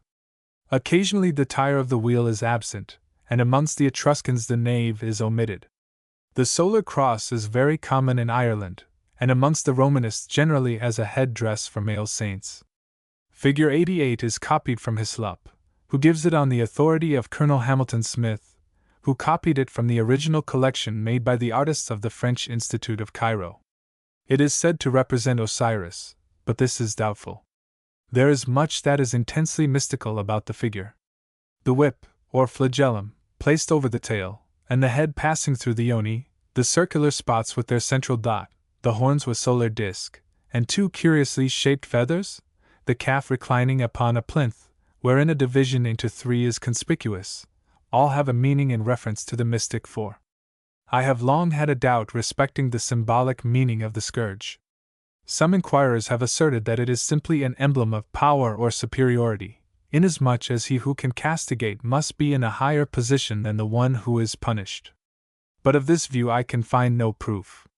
On the other hand, any one who is familiar with the effect upon the male produced by flagellation, and who notices that the representations of Osiris and the scourge show evidence that the deity is in the same condition as one who has been subjected to the rod, will be disposed to believe that the flagellum is an indication or symbol of the God who gives to man the power to reproduce his like, or who can restore the faculty after it has faded.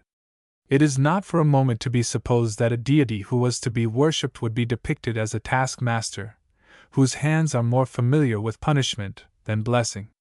Figure 89 is taken from Lajard's Cult de Venus, Plate I, Figure 14, and is an enlarged impression of a gem. A similar figure is to be found in Payne Knight's work on the worship of Priapus. In both instances the female is fringed with male emblems.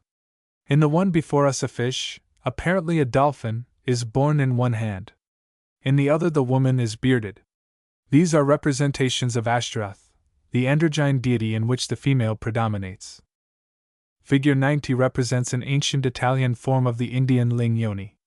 It is copied from a part of the frontispiece of Faber's dissertation on the Cabiri, where it is stated that the plate is a copy of a picture of a nymphaeum found when excavating a foundation for the Barberini Palace at Rome. It deserves notice, because the round mound of masonry surmounted by the short pillars is precisely similar to similar erections found in Hindostan on the east and America on the west, as well as in various parts of Europe. The oval in the pediment and the solitary pillar have the same meaning as the Kaaba and hole, the upright stone and pit revered at Mecca long before Muhammad's time. The tree serves to identify the pillar, and vice versa. Apertures were common in ancient sepulchral monuments, alike in Hindostan and England. One perforated stone is preserved as a relic in the precincts of an old church in modern Rome. The aperture is blackish with the grease of many hands, which have been put therein whilst their owners took a sacred oath. We have already remarked how ancient Abraham and a modern Arab have sworn by the linga. It is therefore by no means remarkable that some of a different form of faith should swear by the yoni. Figure 91 is stated by Higgins, Anacalypm, page 217, to be a mark on the breast of an Egyptian mummy in the Museum of University College, London. It is essentially the same symbol as the crux ansata, and is emblematic of the male triad and the female unit. Figure 92 is simply introduced to show that the papal tiara has not about it anything particularly Christian, a similar headdress having been worn by gods or angels in ancient Assyria, where it appeared crowned by an emblem of the Trinity. We may mention, in passing, that as the Romanists adopted the mitre and the tiara from the cursed brood of Ham, so they adopted the Episcopalian crook from the augurs of Etruria, and the artistic form with which they clothed their angels from the painters and makers of Magna Graecia and Central Italy. Figure 98 is the Mithraic lion. It may be seen in Hyde's Religion of the Ancient Persians, 2nd edition, Plate I. It may also be seen in Volume 2, Plates 10 and 11, of Maffei's Gem Antiche Figure 8, Rome, 1707.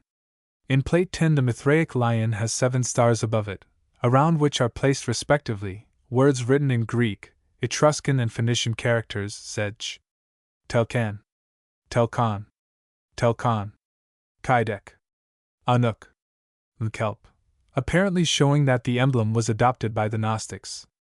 It would be unprofitable to dwell upon the meaning of these letters. After puzzling over them, I fancy that bad spirits pity us, just one, I call on thee, may be made out by considering the words to be very bad Greek, and the letters to be much transposed. Figure 94 is copied by Higgins, Anacalypsis, on the authority of Du Bois, who states, Volume 3, page 88, that it was found on a stone in a church in France, where it had been kept religiously for 600 years. Du Bois regards it as wholly astrological, and as having no reference to the story told in Genesis. It is unprofitable to speculate on the draped figures as representatives of Adam and Eve. We have introduced it to show how such tales are intermingled with Sabaeanism. Figure 95 is a copy of a gem figured by Layard, Nineveh and Babylon, page 156, and represents Harpocrates seated on a lotus, adoring the mundane representative of the Mother of Creation. I have not yet met with any ancient gem or sculpture which seems to identify the yoni so completely with various goddesses.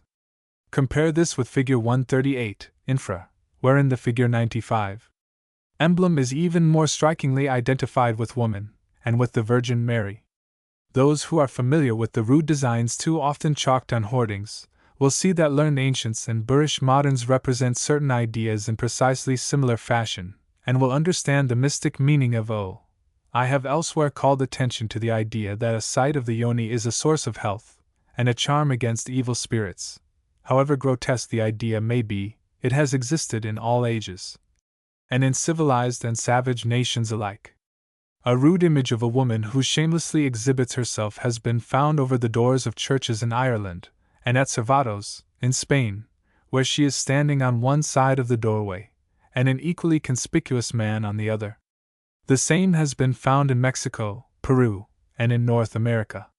Nor must we forget how Baubo cured the intense grief of Ceres by exposing herself in a strange fashion to the distressed goddess. Arnobius, Op. Cid.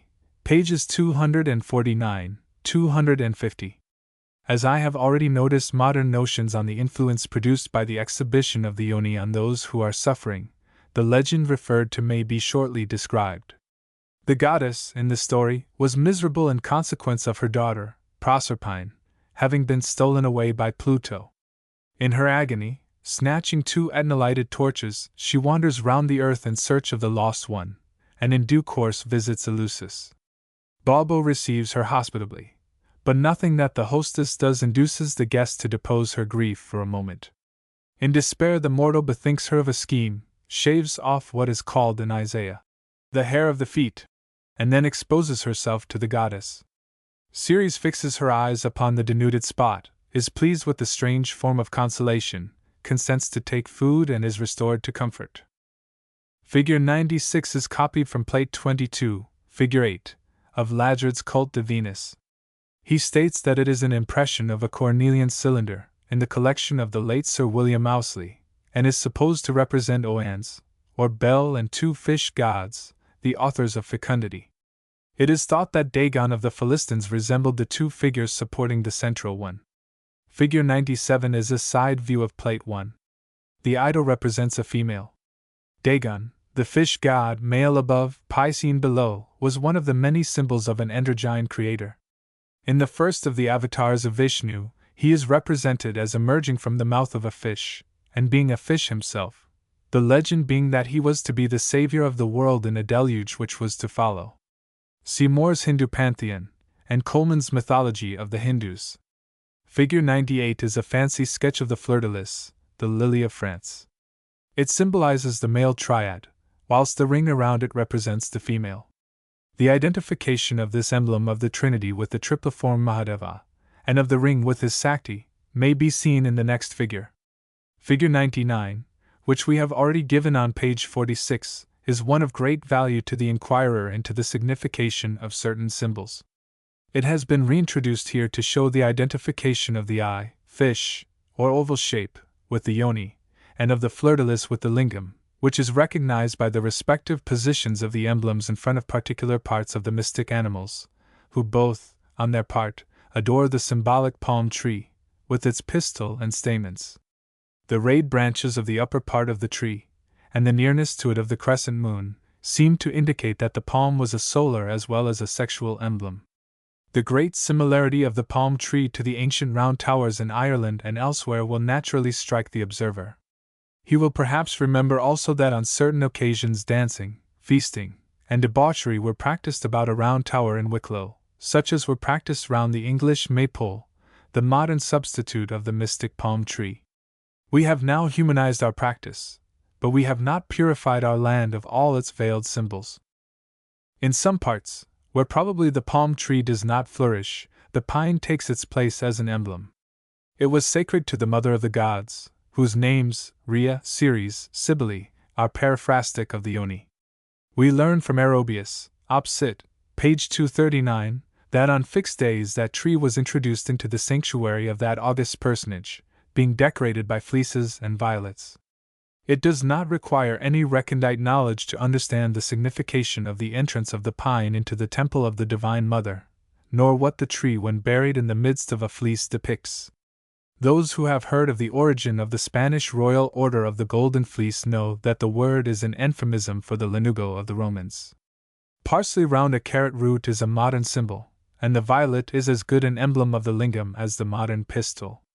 It has long been known that the ancient custom of erecting a maypole, surrounding it with wreaths of flowers, and then dancing round it in wild orgy, was a relic of the ancient custom of reverencing the symbol of creation, invigorated by the returning springtime, without whose powers the flocks and herds would fail to increase. It will not fail to attract the notice of my readers that a pine cone is constantly being offered to the sacred grove by the priests of Assyria. Figures 100 and 101 represent the Buddhist cross and one of its arms. The first shows the union of four phalli, the single one being a conventional form of a well-known organ. This form of cross does not essentially differ from the Maltese cross. In the latter, Ashur stands perpendicularly to Anu and He. In the former it is at right angles to them. The pistol is a well-known name amongst our soldiery, and four such joined together by the muzzle would form the Buddhist cross. Compare Figure 37 ante. Figures 102 and 108 and 104 indicate the union of the four creators, the Trinity, and the Unity. Not having at hand any copy of an ancient key, I have used a modern one, but this makes no essential difference in the symbol. Figures 105 and 106 are copied from Lajard, Sur le Culte de Venus, Plate 2.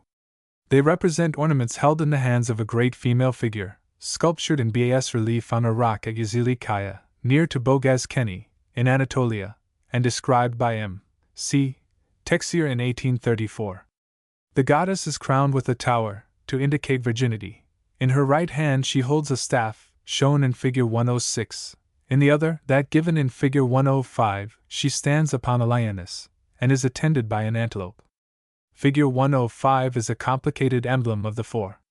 Figures 107 and 108 and 109 are copied from Moore's Hindu Pantheon, Plate 83. They represent the lingam and enyoni, which amongst the Indians are regarded as holy emblems, much in the same way as a crucifix is esteemed by certain modern Christians. In worship, ghee or oil or water is poured over the pillar and allowed to run off by the spout. Sometimes the pillar is adorned by a necklace and is associated with the serpent emblem. In Lucian's account of Alexander, the false prophet, which we have condensed in Ancient Faith's 2nd edition, there is a reference to one of his dupes, who was a distinguished Roman officer, but so very superstitious, or, as he would say of himself, so deeply imbued with religion that at the sight of a stone he would fall prostrate and adore it for a considerable time, offering prayers and vows thereto. This may by some be thought quite as reasonable as the practice once enforced in Christian Rome, which obliged all persons in the street to kneel in reverence when an ugly black doll, called the bambino, or a bit of bread, over which some cabalistic words had been muttered, was being carried in procession past them. Arnabins op. Cid. Page 81 says, I worshipped images produced from the furnace, gods made on anvils and by hammers, the bones of elephants, paintings, wreaths on aged trees. Whenever I espied an anointed stone, and one bedaubed with olive oil, as if some person resided in it, I worshipped it, I addressed myself to it, and begged blessings from a senseless stock. Compare Gen 28. 18, wherein we find that Jacob set up a stone and anointed it with oil, and called the place Bethel, and is 27, 19 XL. 2044. 10-20. I copy the following remarks from a paper by Mr. Sellon, in Memoirs of the London Anthropological Society, for 1868-4.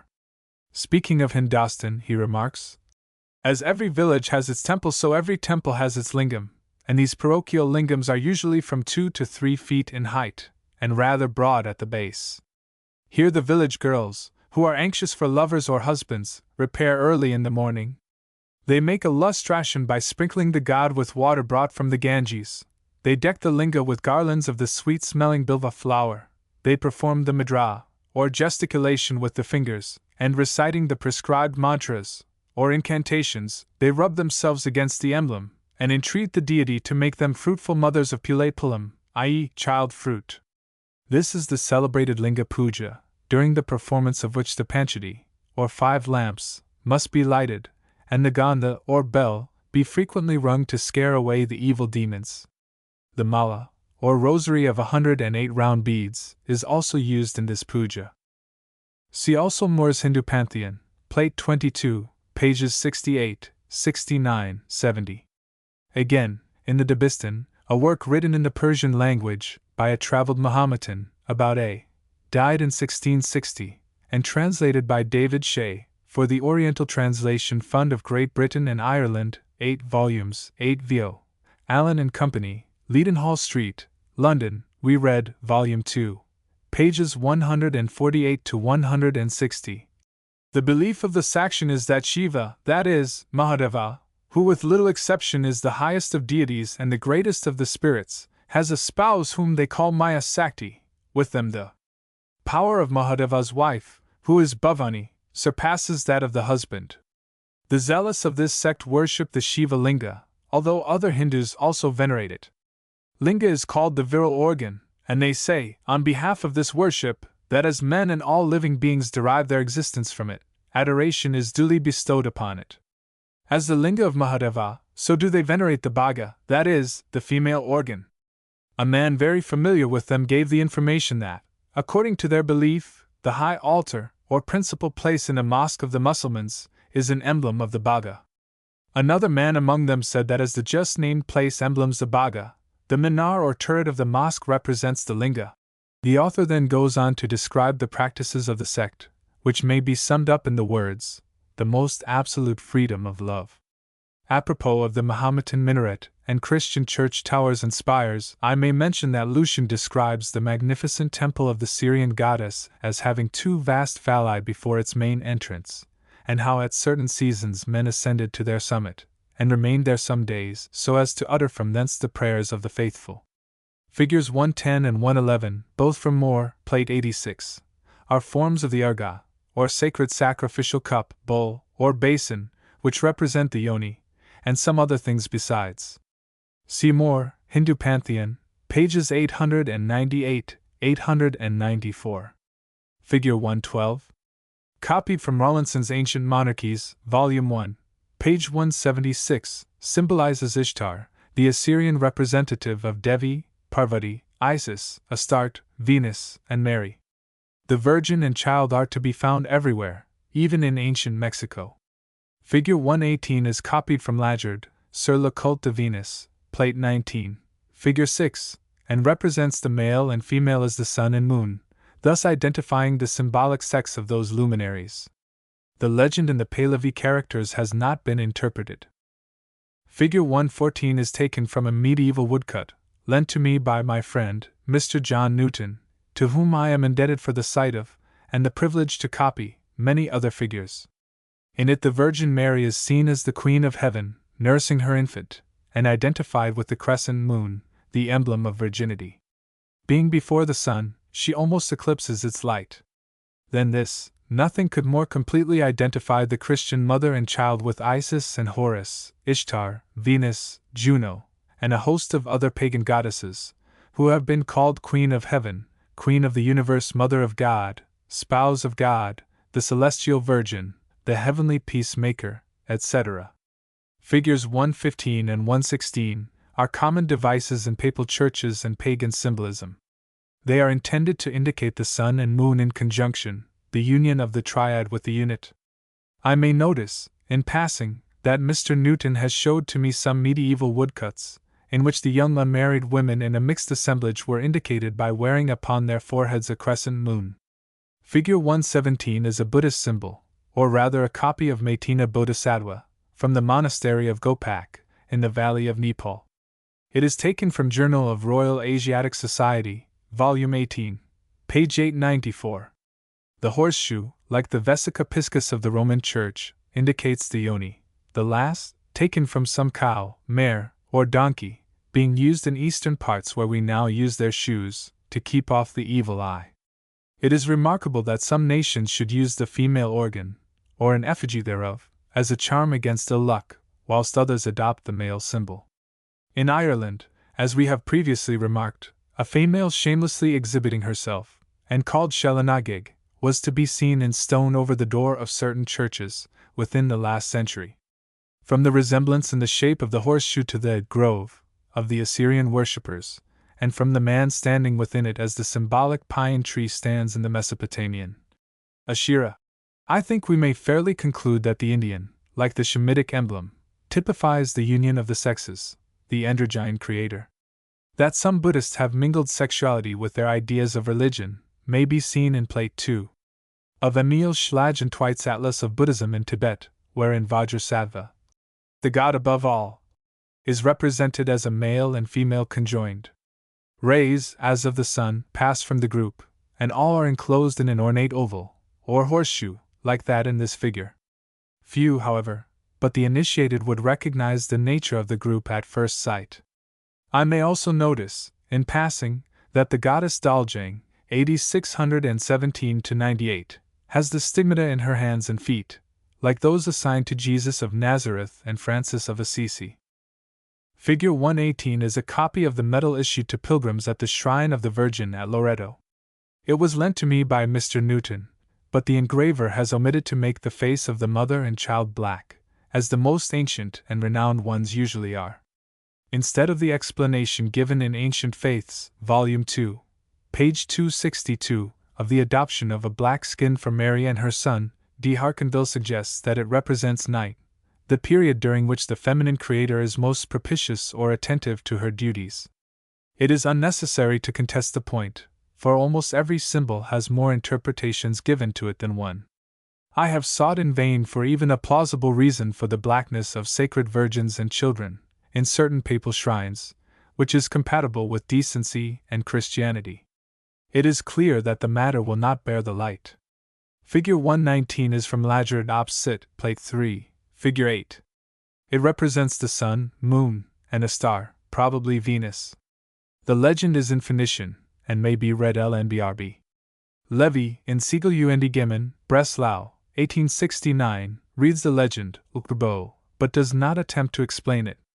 Figure 120 is also from Lajard, Plate I, Figure 8.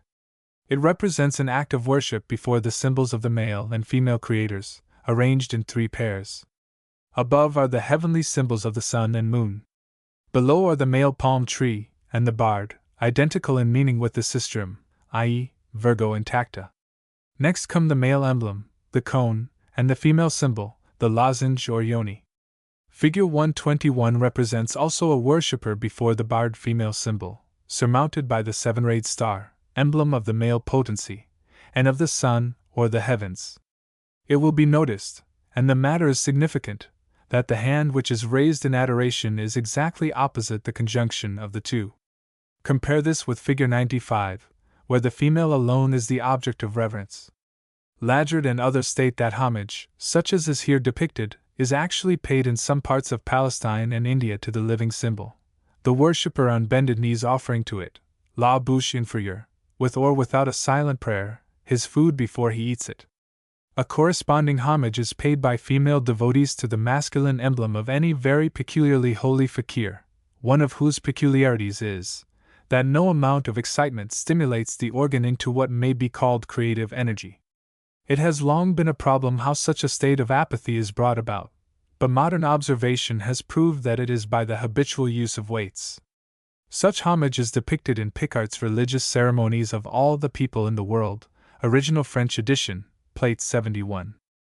Figure 122 is copied from Bryant's Ancient Mythology, 3rd edition, Volume 3, page 193. That author states that he copied it from Spanheim, but gives no other reference. It is apparently from a Greek medal, and has the word Camion as an inscription. It is said to represent Juno, Sami, or Selenitis, with the sacred peplum. The figure is remarkable for showing the identity of the moon, the lozenge, and the female. It is doubtful whether the attitude of the goddess is intended to represent the cross. As in religious symbolism every detail has a signification, we naturally speculate upon the meaning of the beads which fringe the lower part of the diamond-shaped garment.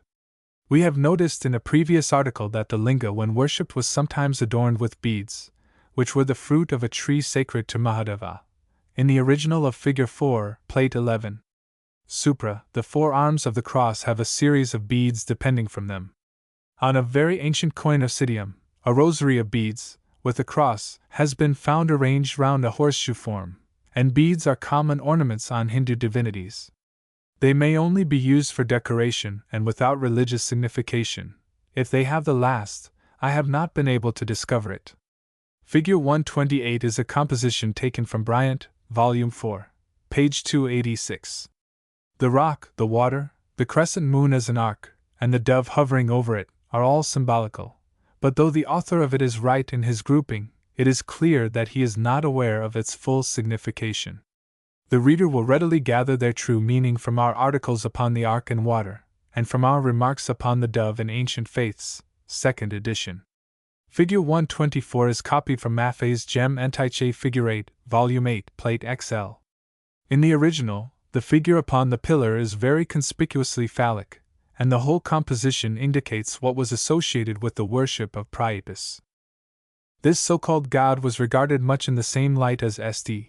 Cosmo and St. Damien were at Isauria, and St. Photin in Christian France.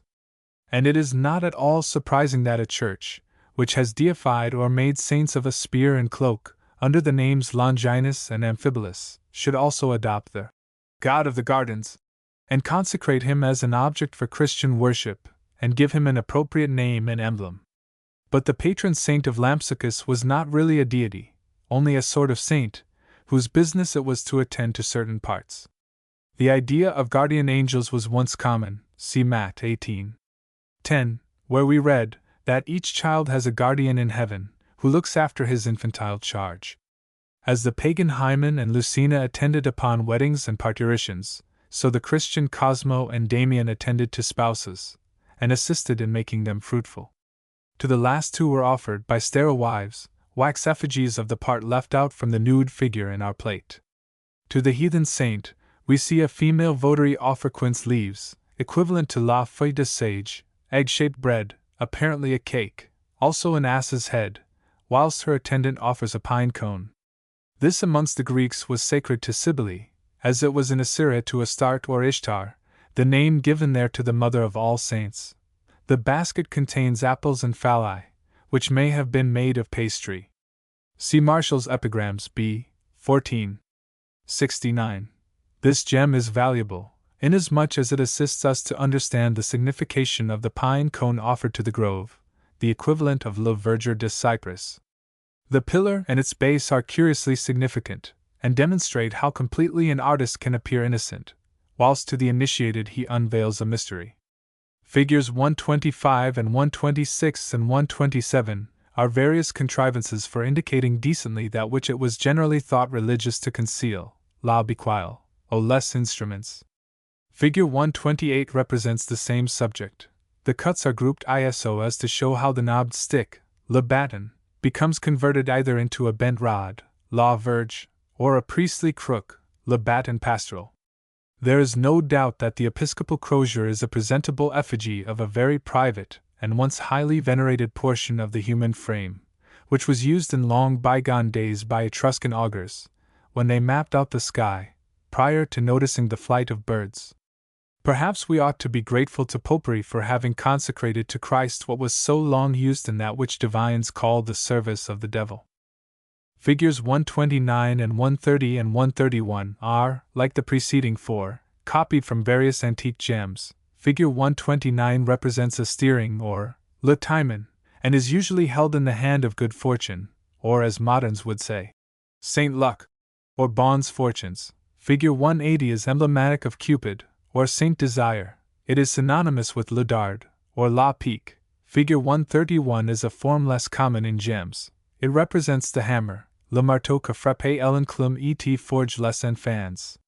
The ancients had as many pictorial euphemisms as ourselves, and when these are understood they enable us to comprehend many a legend otherwise dim, e.g., when Fortuna, or Luck, always depicted as a woman, has for her characteristic le timon, and for her motto the proverb, Fortune favors the bold. We readily understand the double entente. The steering oar indicates power, knowledge, skill, and bravery in him who wields it. Without such a guide, few boats would attain a prosperous haven. Figure 132 is copied from Plate 29 of Purgen's Glossary of Ecclesiastical Ornament, London, 1868. The plate represents a pattern for diapering, and is, I presume, thoroughly orthodox.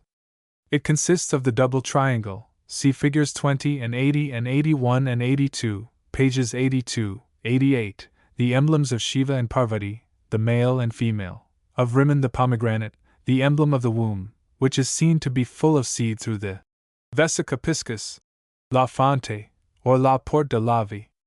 There are also 2 new moons, emblems of Venus, or la nature, introduced.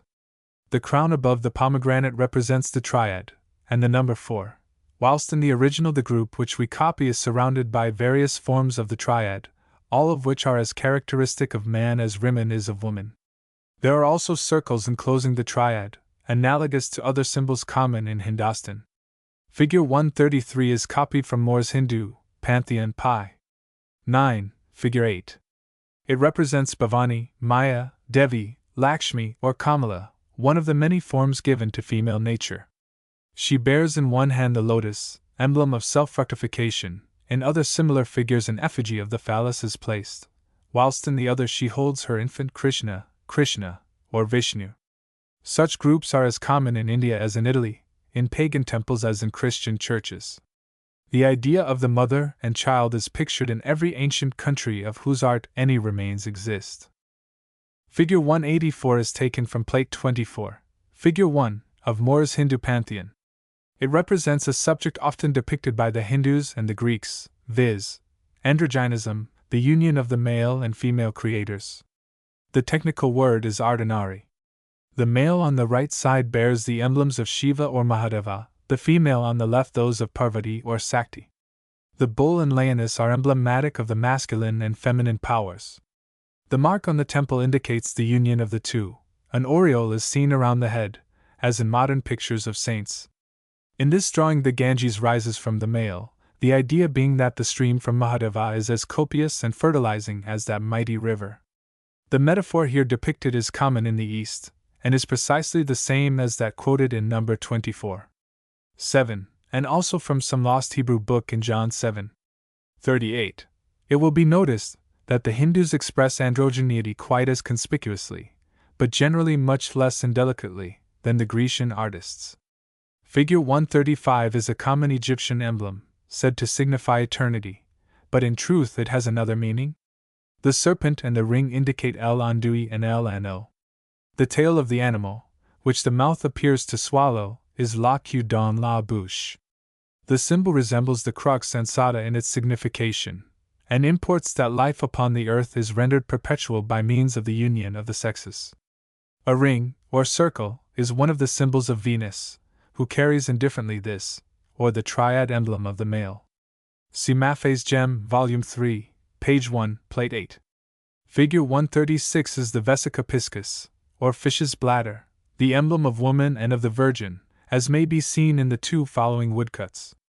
Figures 137 and 138 are copied from an ancient rosary of the Blessed Virgin Mary, printed at Venice, 1524, with a license from the Inquisition, the book being lent to me by my friend, Mr. Newton. The first represents the same part as the Assyrian grove. It may appropriately be called the Holy Yoni. The book in question contains numerous figures, all resembling closely the Mesopotamian emblem of Ishtar. The presence of the woman therein identifies the two as symbolic of Isis, or La Nature, and a man bowing down in adoration thereof shows the same idea as is depicted in Assyrian sculptures, where males offer to the goddess symbols of themselves. Compare figures 68 and 64 and 65 and 66, pages 48 seek. If I had been able to search through the once celebrated Alexandrian library, it is doubtful whether I could have found any pictorial representation more illustrative of the relationship of certain symbolic forms to each other than is figure 138. A circle of angelic heads, forming a sort of sun, having luminous rays outside, and a dove, the emblem of Venus, dart a spear, La Pique, down upon the earth, La Terra, or the Virgin. This being received, fertility follows. In Grecian story, Auranas and Ge, or heaven and earth, were the parents of creation, and Jupiter came from heaven to impregnate Alcmena. The same mythos prevailed throughout all civilized nations. Christianity adopted the idea, merely altering the names of the respective parents, and attributed the regeneration of the world to Holy Breath and Mary. Every individual, indeed, extraordinarily conspicuous for wisdom, power, goodness, etc., is said to have been begotten on a woman by a celestial father. Within the Vesica Piscis, artists usually represent the Virgin herself, with or without the child. In the figure before us, the child takes her place. It is difficult to believe that the ecclesiastics who sanctioned the publication of such a print could have been as ignorant as modern ritualists. It is equally difficult to believe that the latter, if they knew the real meaning of the symbols commonly used by the Roman Church, would adopt them. The last two figures, symbolic of adoration before divine sexual emblems, afford me the opportunity to give a description of a similar worship existent in Hindustan at the present time. My authority is H. Wilson, in Essays on the Religion of the Hindus, Trubner and Company, London. The worshippers, he remarks, Volume 1, page 240. Of the Sakti, the power or energy of the divine nature in action, are exceedingly numerous amongst all classes of Hindus. About 3/4 are of this sect, while only a 1/5 are Vaishnavas and a 16th Saivas.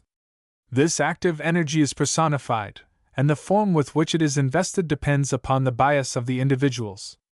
The most favorite form is that of Parvati, Bhavani, or Durga, the wife of Shiva or Mahadeva. The worship of the female principle, as distinct from the divinity, appears to have originated in the literal interpretation of the metaphorical language of the Vedas, in which the will or purpose to create the universe is represented as originating from the Creator, and consistent with Him as His bride. The Samaveda, for example, says the Creator felt not delight being alone, He wished another, and caused His own self to fall in twain, and thus became husband and wife. He approached her, and thus were human beings produced. A sentiment or statement which we may notice in passing is very similar to that propounded in Genesis, Chi 27, NV 1-2, respecting Elohim, viz., that He created man and woman in His own image, i.e., as male and female, bisexual but united, and androgyne. This female principle goes by innumerable cognomens, inasmuch as every goddess, every nymph, and all women are identified with it. She, the principle personified, is the mother of all, as Mahadeva, the male principle, is the father of all.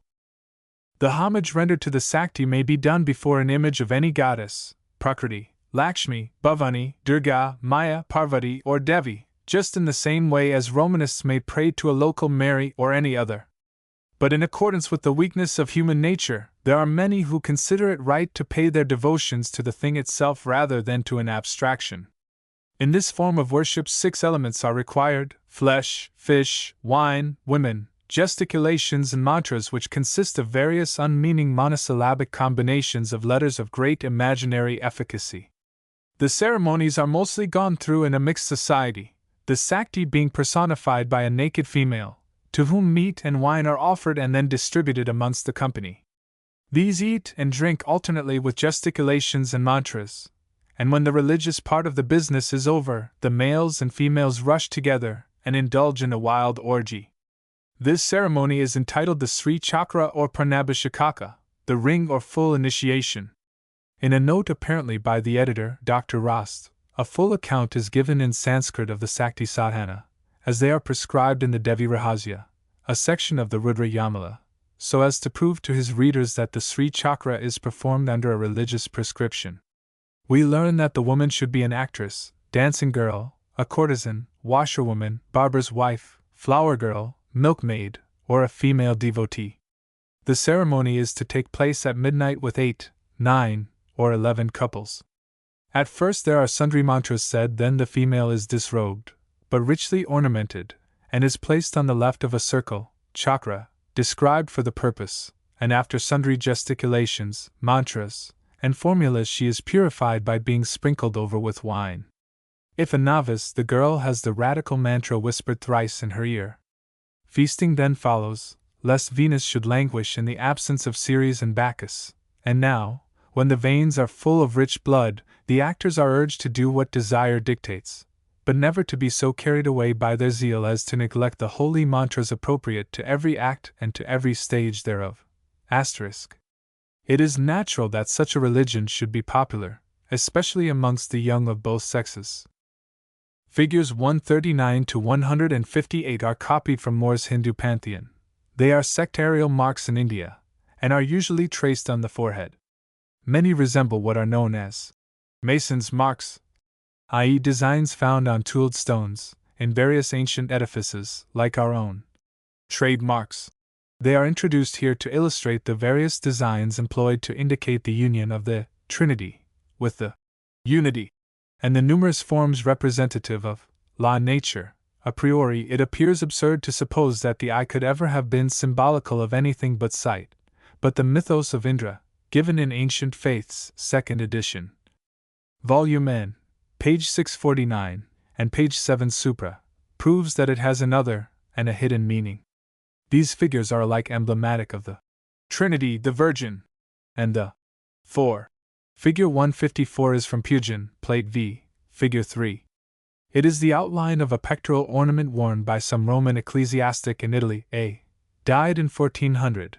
It represents the Egyptian crux ansata under another form, the T signifying the triad. Figures 155 and 156 are different forms of the sistrum, one of the emblems of Isis. In the latter, the triple bars have one signification, which will readily suggest itself to those who know the meaning of the triad. In the former, the emblem of the Trinity, which we have been obliged to conventionalize, is shown in a distinct manner. The cross bars indicate that Isis is a virgin. The cat at the top of the instrument indicates desire, Cupid or Eros. Figure 155 is copied from Plate 9, R. P. Knight's Worship of Priapus. Figure 157 represents the cup and wafer, to be found in the hands of many effigies of papal bishops. They are alike symbolic of the sun and moon, and of the elements in the Eucharist. See Pagan, Plate 4. Figures 5 and 6 represents a temple in a conventional form, whilst below, Ceres appears seated within a horseshoe-shaped ornament. This, amongst other symbols, tends to show what we have so frequently before observed, that the female in creation is characterized by a great variety of designs, of which the succeeding woodcuts give us additional evidence. Figure 159 represents the various forms symbolic of Juno, Isis, Parvati, Ishtar, Mary or Woman or the Virgin. Figures 160 and 161 and 162 are copied from Audsley's Christian Symbolism, London, 1868. They are ornaments worn by the Virgin Mary, and represent her as the crescent moon, conjoined with the cross, in Figure 160, with the collar of Isis, in Figure 161, and with the double triangle, in Figure 162. Figure 163 represents a tortoise. When one sees a resemblance between this creature's head and neck and the linga, one can understand why both in India and in Greece the animal should be regarded as sacred to the goddess personifying the female creator, and why in Hindu myths it is said to support the world. In the British Museum there are 3 Assyrian obelisks, all of which represent, in the most conspicuous way, the phallus, one of which has been apparently circumcised. The body is occupied with an inscription recording the sale of land, and also a figure of the reigning king, whilst upon the part known as the glans penis are a number of symbols, which are intended apparently to designate the generative powers in creation. The male is indicated by a serpent, a spearhead, a hare, a tiara, a cock, and a tortoise. The female appears under precisely the same form as is seen on the head of the Egyptian Isis, Figure 28. The tortoise is to this day a masculine emblem in Japan. See Figures 174 and 175. But there is no necessity for the animal itself always to be depicted, inasmuch as I have discovered that both in Assyrian and Greek art the tortoise is portrayed under the figure which resembles somewhat the markings upon the segments into which the shell is divided. In symbolism it is a very common thing for a part to stand for the whole. Thus an egg is made to do duty for the triad, and a man is sometimes represented by a spade. A woman is in like manner represented by a comb, or a mirror, and a golden fleece typifies in the first place the grove, which it overshadows, and the female who possesses both. It has been stated on page 19 supra, that Pausanias mentions having seen at some place in Greece one figure of Venus standing on a tortoise, and another upon a ram, but he leaves to the ingenious to discover why the association takes place. It was this intimation which led me to identify the tortoise as a male symbol.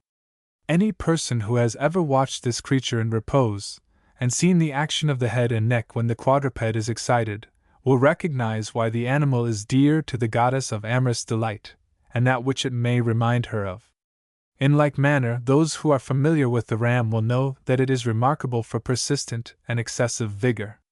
Like the cat, whose salacity caused it to be honored in Egypt, the ram was in that country also sacred, as the bull was in Assyria and Hindostan. In fact, everything which in shape, habits, or sound could remind mankind of the creators and of the first part of creation was regarded with reverence. Thus tall stones or natural pinnacles of rock, the palm, pine, and oak trees, the fig tree and the ivy, with their tripliform leaves, the mandrake, with its strange human form, the thumb and finger, symbolize Bel, Baal, Asher, or Mahadeva. In like manner a hole in the ground, a crevice in a rock, a deep cave, the myrtle from the shape of its leaf, the fish from its scent, the dolphin and the mullet from their names, the dove from its note, and any umbrageous retreat surrounded with thick bushes, were symbolic of woman. So also the sword and sheath, the arrow and target, the spear and shield, the plough and froe, the spade and trench, the pillar by a well, the thumb thrust between the two forefingers or grasped by the hand, and a host of other things were typical of the union which brings about the formation of a new being. I cannot help regarding the sexual element as the key which opens almost every lock of symbolism, and however much we may dislike the idea that modern religionists have adopted emblems of an obscene worship, we cannot deny the fact that it is so, and we may hope that with a knowledge of their impurity we shall cease to have a faith based upon a trinity and virgin, a lingam, and a yoni. Some may cling still to such a doctrine, but to me it is simply horrible, blasphemous, and heathenish. Figures 164 and 165 represent a pagan and Christian cross and trinity. The first is copied from B.P. Knight Plate X, Figure 1, and represents a figure found on an ancient coin of Apollonia. The second may be seen in any of our churches today. Figure 166 is from an old papal book lent to me by Mr. Newton, Ms. Sale Romanum, illustrated by a monk, Venice, 1509.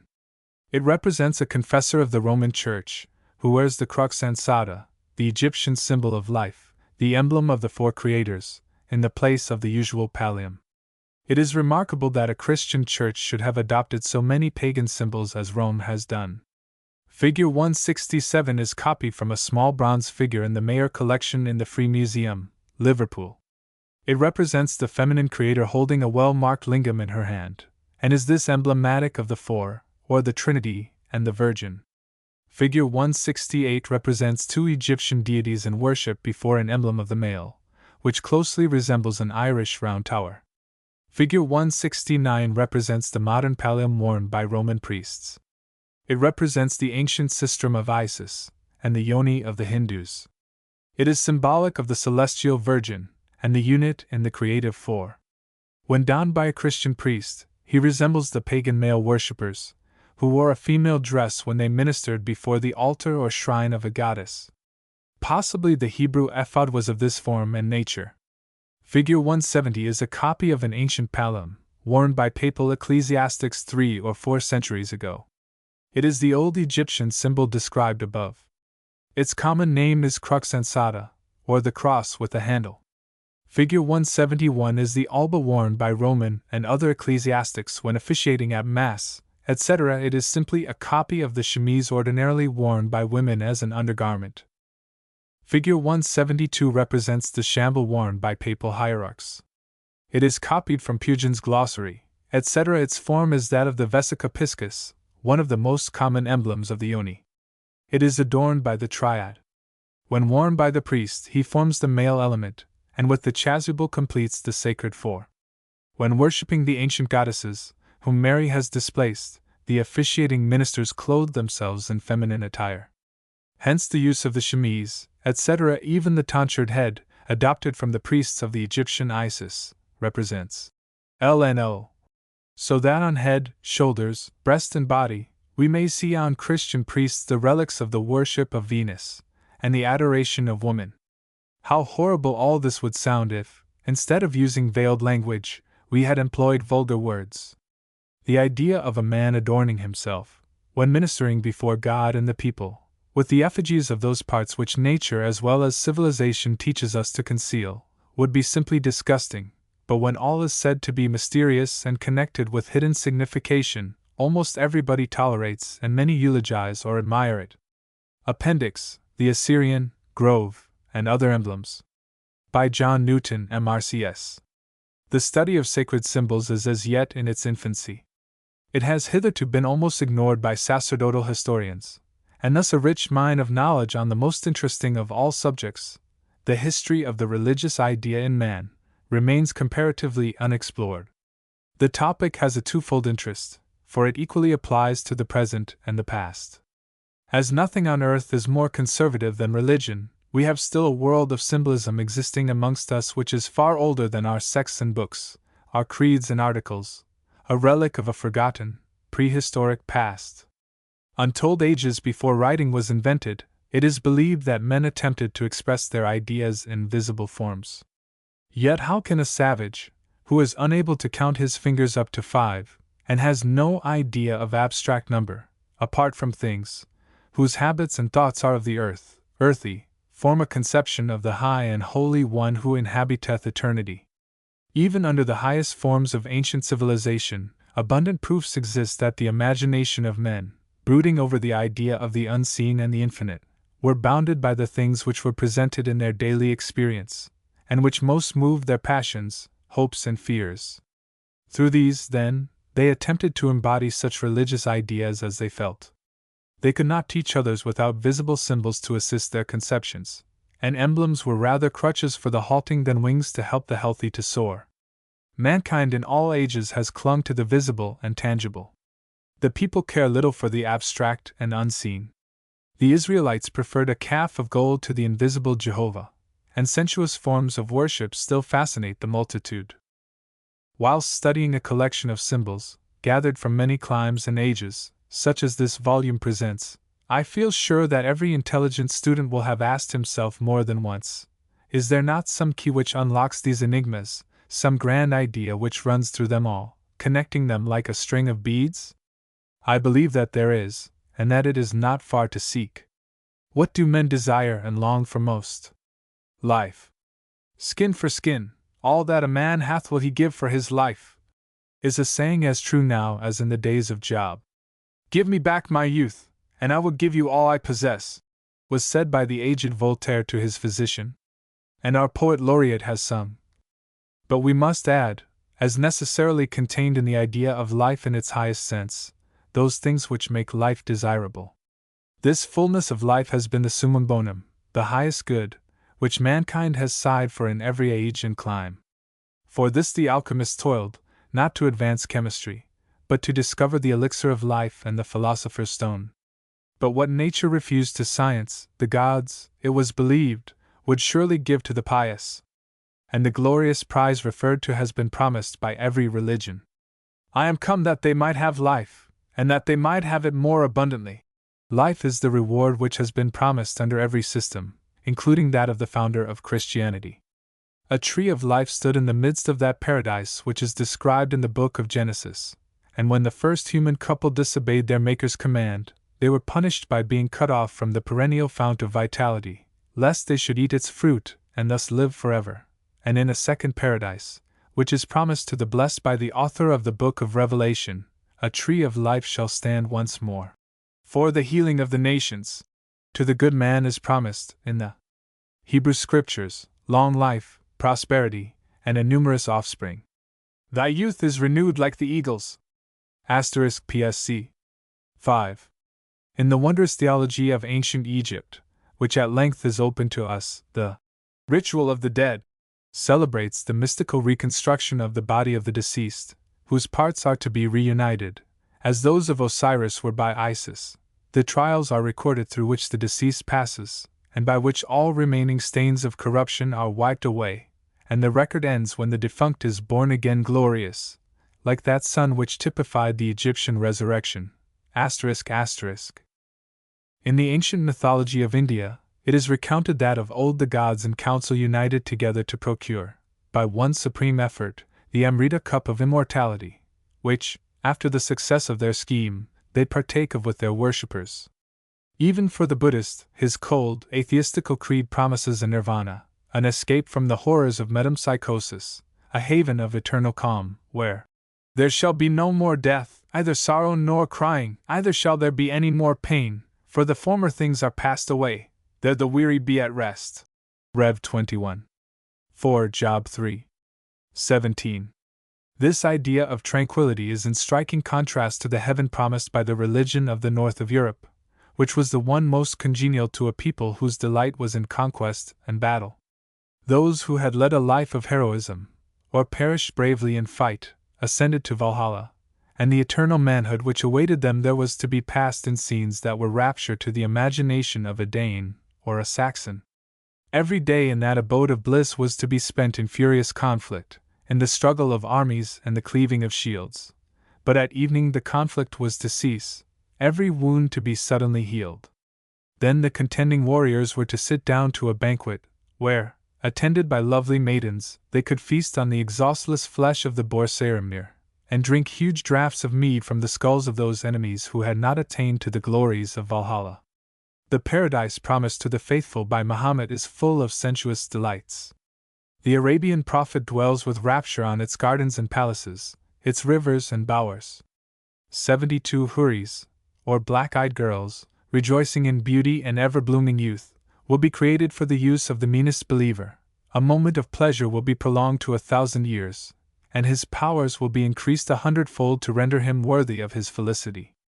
Thus we see that in all these great historical faiths the prize held up to the true believer has this in common, viz., life, overflowing, ever renewed, with the addition of those things which make life desirable for men, whether they are sensuous pleasures, or those which, under the loftier ideal of Christianity, are summed up in life, both temporal and eternal, in the light of God.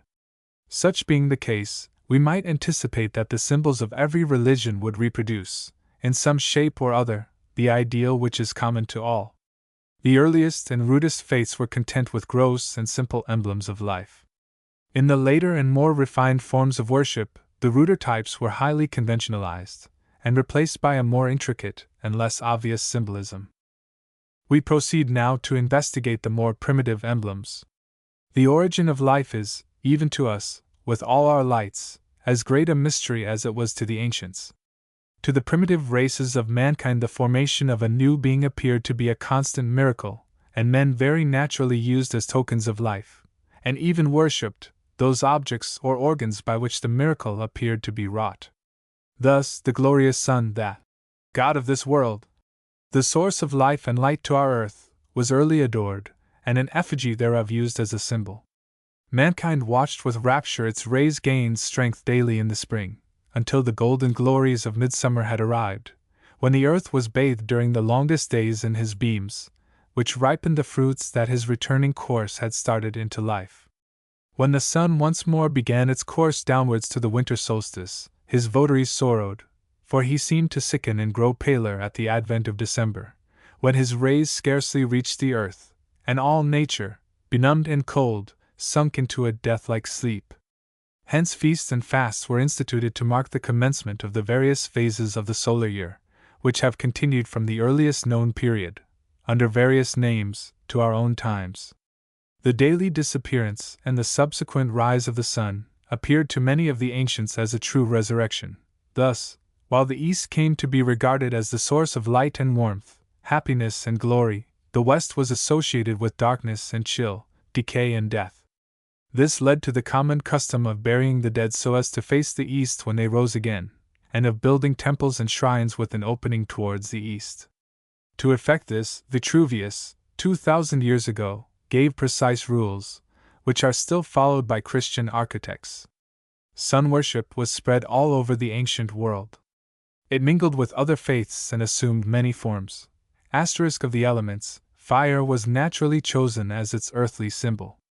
A sacred fire, at first miraculously kindled, and subsequently kept up by the sedulous care of priests or priestesses, formed an important part of the religions of Judea, Babylonia, Persia, Greece, and Rome, and the superstition lingers amongst us still. So late as the advent of the Reformation, a sacred fire was kept ever burning on a shrine at Kildare, in Ireland, and attended by virgins of high rank, called Ingia no Dauga, or Daughters of Fire. Every year is the ceremony repeated at Jerusalem of the miraculous kindling of the holy fire at the reputed sepulchre, and men and women crowd to light tapers at the sacred flame, which they pass through with a naked body. Indeed, solar myths form no unimportant part of ancient mythology. Thus the death of nature in the winter time, through the withdrawal of the sun, was supposed to be caused by the mourning of the earth goddess over the sickness and disappearance into the realms of darkness of her husband and mate, the sun. Mr. Fox Talbot has lately given the translation of an Egyptian poem, more than 3,000 years old, and having for its subject the descent of Ishtar into Hades. To this region of darkness and death the goddess goes in search of her beloved Osiris, or Tammuz. This Ishtar is identical with the Assyrian female in the celestial quartet, the later Phoenician Astarte, the queen of heaven with crescent horns, the moon goddess, also with the Greek Aphrodite and Roman Venus, and the Egyptian legend reappears in the West as the mourning of Venus for the loss of Adonis.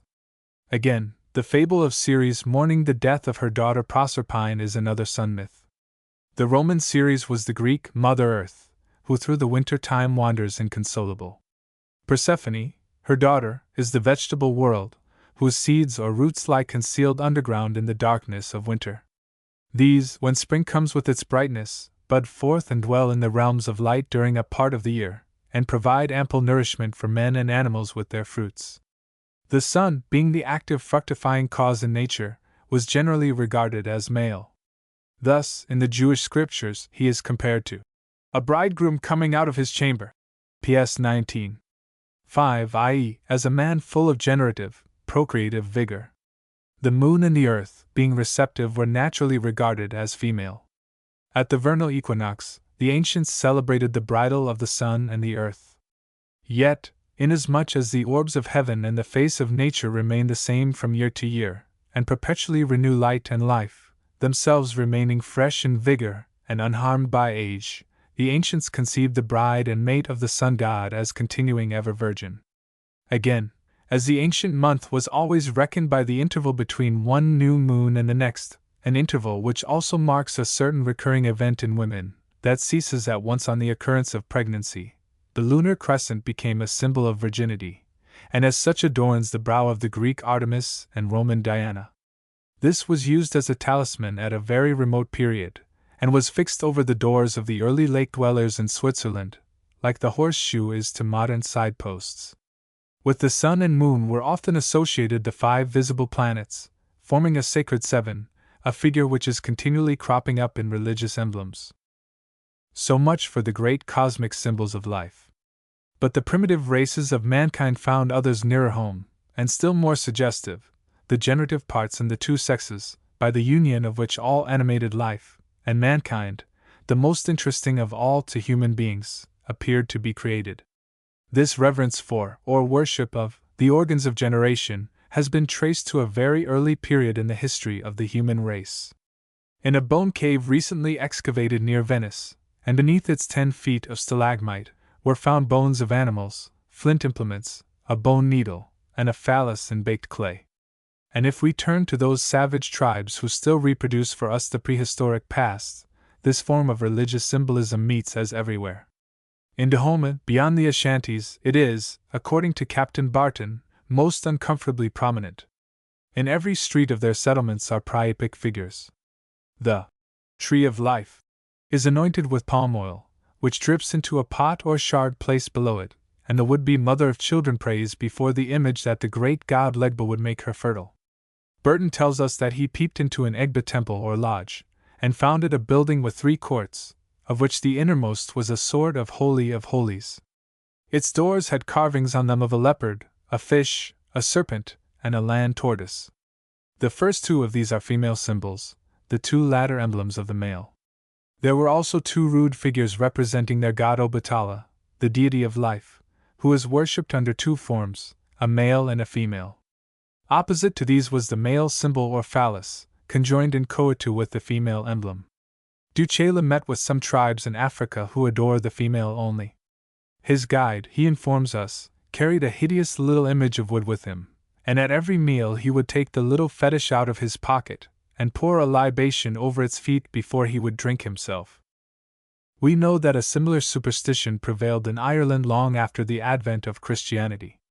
There a female, pointing to her symbol, was placed over the portal of many a church as a protector from evil spirits, and the elaborate though rude manner in which these figures were sculptured shows that they were considered as objects of great importance. It was the universal practice among the Arabs of northern Africa to stick up over the door of their house or tent the genital parts of a cow, mare, or female camel, as a talisman to avert the influence of the evil eye. The figure of this organ being less definite than that of the male, it has assumed in symbolism very various forms. The commonest substitution for the part itself has been a horseshoe, which is to this day fastened over many of the doors of stables and ship ponds in the country, and was formerly supposed to protect the cattle from witchcraft. From a lively story by Birald de Verville, we learn that in France a sight of the female organ was believed, as late as the 16th century, to be a powerful charm in curing any disease in, and for prolonging the life of, the fortunate beholder. As civilization advanced, the gross symbols of creative power were cast aside, and priestly ingenuity was taxed to the utmost in inventing a crowd of less obvious emblems, which should represent the ancient ideas in a decorous manner. The old belief was retained, but in a mysterious or sublimated form. As symbols of the male, or active element in creation, the sun, light, fire, a torch, the phallus or linga, an erect serpent, a tall straight tree, especially the palm and the fir or pine, were adopted. Equally useful for symbolism were a tall upright stone, menhir, a cone, a pyramid, a thumb or finger pointed straight, a mast, a rod, a trident, a narrow bow or amphora, a bow, an arrow, a lance, a horse, a bull, a lion, and many other animals conspicuous for masculine power. As symbols of the female, the passive though fruitful element in creation, the crescent moon, the earth, darkness, water, and its emblem a triangle with the apex downwards. The yoni, a shallow vessel or cup for pouring fluid into, cratera, a ring or oval, a lozenge, any narrow cleft, either natural or artificial, an arch or doorway, were employed. In the same category of symbols came a ship or boat, the female date palm bearing fruit, a cow with her calf by her side, the fish, fruits having many seeds, such as the pomegranate, a shell, conchus, a cavern, a garden, a fountain, a bower, a rose, a fig, and other things of suggestive form, etc. These two great classes of conventional symbols were often represented in conjunction with each other, and thus symbolized in the highest degree the great source of life, ever originating, ever renewed. The Egyptian temple at Dendera has lately been explored by M. Mariette. In a niche of the Holy of Holies he discovered the sacred secret. This was simply a golden sistrum, see ante, pages 44 and 70, an emblem formed by uniting the female oval O with the male sacred tau T, and thus identical in meaning with the coarse emblem seen by Captain Burton in the African idol temple. A similar emblem is the linga standing in the center of a yoni, the adoration of which is to this day characteristic of the leading dogma of Hindu religion. There is scarcely a temple in India which has not its lingam, and in numerous instances this symbol is the only form under which the great god Shiva is worshipped. See ante, pages 72-78. The linga is generally a tall, polished, cylindrical, black stone, apparently inserted into another stone formed like an elongated saucer, though in reality the whole is sculptured out of one block of basalt. The outline of the frame, which reminds us of a Jew's harp, the conventional form of the female member, is termed arga or yoni. The former, or round perpendicular stone, the type of the virile organ, is the linga. The entire symbol, to which the name lingioni is given, is also occasionally called lingam. This representative of the union of the sexes typifies the divine Sakti, or productive energy, in union with the procreative, generative power seen throughout nature. The earth was the primitive pudendum, or yoni, which is fecundated by the solar heat, the sun, the primitive linga, to whose vivifying rays man and animals, plants and the fruits of the earth, owe their being and continued existence. These, lingas, vary in size from the tiny amulets worn about the neck, to the great monoliths of the temples. Thus the lingam is an emblem of the Creator, the fountain of all life, who is represented in Hindu mythology as uniting in himself the two sexes. Another symbol, the caduceus, older than Greek and Roman art, in which it is associated with Aesculapius and Hermes, the gods of health and fertility, has precisely the same signification as the sistrum and the lingam. This is made clear enough in the following extract from a letter by Dr. C.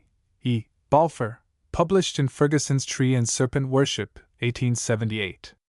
I have only once seen living snakes in the form of the Aesculapian rod. It was at Ahmednagar, in 1841, on a clear moonlight night. They dropped into the garden from the thatched roof of my house, and stood erect. They were all cobras, and no one could have seen them without at once recognizing that they were in Congress. Natives of India consider that it is most fortunate to witness serpents so engaged, and believe that if a person can throw a cloth at the pair so as to touch them with it, the material becomes a representative form of Lakshmi, asterisk of the highest virtue, and is preserved as such. The serpent, which casts its skin and seems to renew its youth every year, has been used from remotest times as a living symbol of generative energy and of immortality. Indeed, in the most ancient Eastern languages, the name for the serpent also signifies life. Asterisk it has been usually worshipped as the Agatha demon, the god of good fortune, life, and health, though in the Hebrew scriptures, and elsewhere, we meet with a good and a bad serpent, Oriental dualism. The cacodemon, however, is usually represented as winged, the dragon, as in the following example. In the remarkable Babylonian seal, Plate 4, Figure 8, the deity is represented as uniting in himself the male and the female. On each side is a serpent, as the emblem of the life flowing from the Creator. That on the male side, having round his head the solar glory, is compared to the sun god, as the active principle in creation. That on the female side, over whose head is the lunar crescent, to the moon and earth goddess, the passive principle in creation. Both are attacked by a winged dragon, the cacodemon, or the evil principle. This is according to the ancient Chaldean doctrine of two creations of living beings, the one good and the other malign. The Chinese still think that an eclipse is caused by the efforts of a furious dragon to destroy the sun and moon, and Apollo, the sun god, destroying the serpent Python, has reappeared on our coin as St. George killing the dragon. Even Apollyon appears in old paintings with huge wings, like those of a bat. Having thus explained what appears to be the key to a wide range of religious symbolism, and shown its application in many cases, we shall further apply it to unlock the famous object of Assyrian worship. Soon after the discoveries of Bada and Layard were published, it was conjectured that this strange object, so continually represented as being adored, might be the Asherah of the Hebrew Scriptures, translated, grove, in the English version. How far the view was correct we shall now proceed to examine. The religion of the East at a very remote period appears to have been the worship of one god, under several names. The most primitive was El, Illinois, or Al, equals the strong, the mighty one, or its plural Elohim, as expressing his many powers and manifestations. Another name was Baal or Bel, the Lord, which also had a plural form, Baalim. The first word is continually used in the Hebrew Scriptures, and applied both to the true God and the gods of the nations. Baal is only once thus applied, Hosea 2:16. Yet Balaam, inspired by God, prophesies from the high places of Baal. This name, though so appropriate to the Almighty, became abhorrent to the Jews when it was so frequently associated with idolatry, and a new cognomen, or the Supreme, was adopted by them, viz., Jehovah equals the Eternal, the ever-living One, the Creator, see Exodus 3:14. Baal was the supreme god of all the great Syro-Phoenician nations, with the insignificant exception of the Jews, and when the latter migrated into Canaan they were surrounded on all sides by his worshippers. Towns, temples, men, including even a son of Saul, of David and of Jonathan, viz., Eshbal, Meribel, and Belida, were called after him. As the sun god Baal-Hamon, Song of Soul. 8:11, 2 Kings 23:5. He was worshipped on high places, number 22. 41, and an image of the sun appeared over his altars 2 Chron. 34, 4. As the generative and productive power, he was worshipped under the form of the phallus, Baal Peor, and youths and maidens, even of high birth, prostituted themselves in his honor or service. Number 25. 2 Kings 23. 7. As the creator, he was represented to be of either or of both sexes, and Arnobius tells us that his worshippers invoked him thus. Though he is of the masculine gender in the Hebrew, the Lord, yet Baal is called, equals the lady, in the Septuagint. Hos 2. 8 Zeph. I. 4, and in the New Testament, Romans 11. 4. At the licentious worship of this androgyne, or two-sex god, the men on certain occasions wore female garments, whilst the women appeared in male attire, brandishing weapons. Each of this god's names had a female counterpart, and the feminine form of Baal was Beltis, Ishtar, and Ashtart. As he was the sun god, she was the moon goddess. Now, whilst the masculine name, as Bel or Baal, Baalim, appears nearly 100 times in the Hebrew Old Testament, the feminine equivalent is only found 3 times in the singular Ashtoreth, and 6 times in the plural Ashtaroth, always in association with Baal worship. Knowing, as we do, the immense diffusion of her worship amongst the Babylonians, Assyrians, and Phoenicians, this appears strange. There is a word of the feminine gender occurring in the Hebrew 24 times, viz., Asherah or Ashara, plural, Asharth translated in the Septuagint and Latin Vulgate, a tree, or grove, in which they have been followed by most modern versions, including the English. This supplies the void, for Ashara may be regarded as another name for the goddess Ashtoreth, as is plainly seen by the following passages. They forsook Jehovah and served Baal and Ashtoreth. Judges 2. 18. Whilst in the following chapter we read, they forgot Jehovah their God, and served the Baalim and the Asheroth. 3. 7. What, then, was the Ashara? It was of wood, and of large size. The Jews were ordered to cut it down. Exodus 34. 18, etc. And Gideon offered a bullock as a burnt sacrifice with the wood of the Asherah. Occasionally it was of stone. It was carved or graven as an image. 2 Kings 21. 7. It often stood close to the altar of Baal. Judges 6. 25 and 80. 1 Kings 16. 82-88, 2 Chron. 33, 8. Usually on high places and under shady trees. 1 Kings 14. 28, J. 17, 2. But one was erected in the temple of Jehovah by Manasseh. 2 Kings 21. 7. It had priests. 1 Kings 18. 19. And its worship was as popular as that of Baal, for whilst the priests of the Baal were 450, those of the Asherah were 400, who ate at the table of Queen Jezebel, daughter of Ethbaal, king of Sidon. It was sometimes surrounded with hangings, and was worshipped by both sexes with licentious rites. 2 Kings 23. 7. Ezek. 16. 16. As Baal was associated with sun worship, so was the Asherah with that of the moon. 2 Kings 21. 8. 2 Chron. 34. 4. Besides these Ashroth, female emblems of Baal, there were Ashrim, male emblems of Baal, symbolizing his generative power. First, Hebrew lexicon, which are mentioned 16 times in the Hebrew scriptures. It is only found in the plural, and must have been a multiple representation of the singular, Asher, which means to be firm, strong, straight, prosperous, happy. Asterisk and cognate with the Phoenician Ozer, husband, lord, an epithet of Baal. Doubtless this was also identical with the Egyptian Osiris, equals the sun, equals the phallus.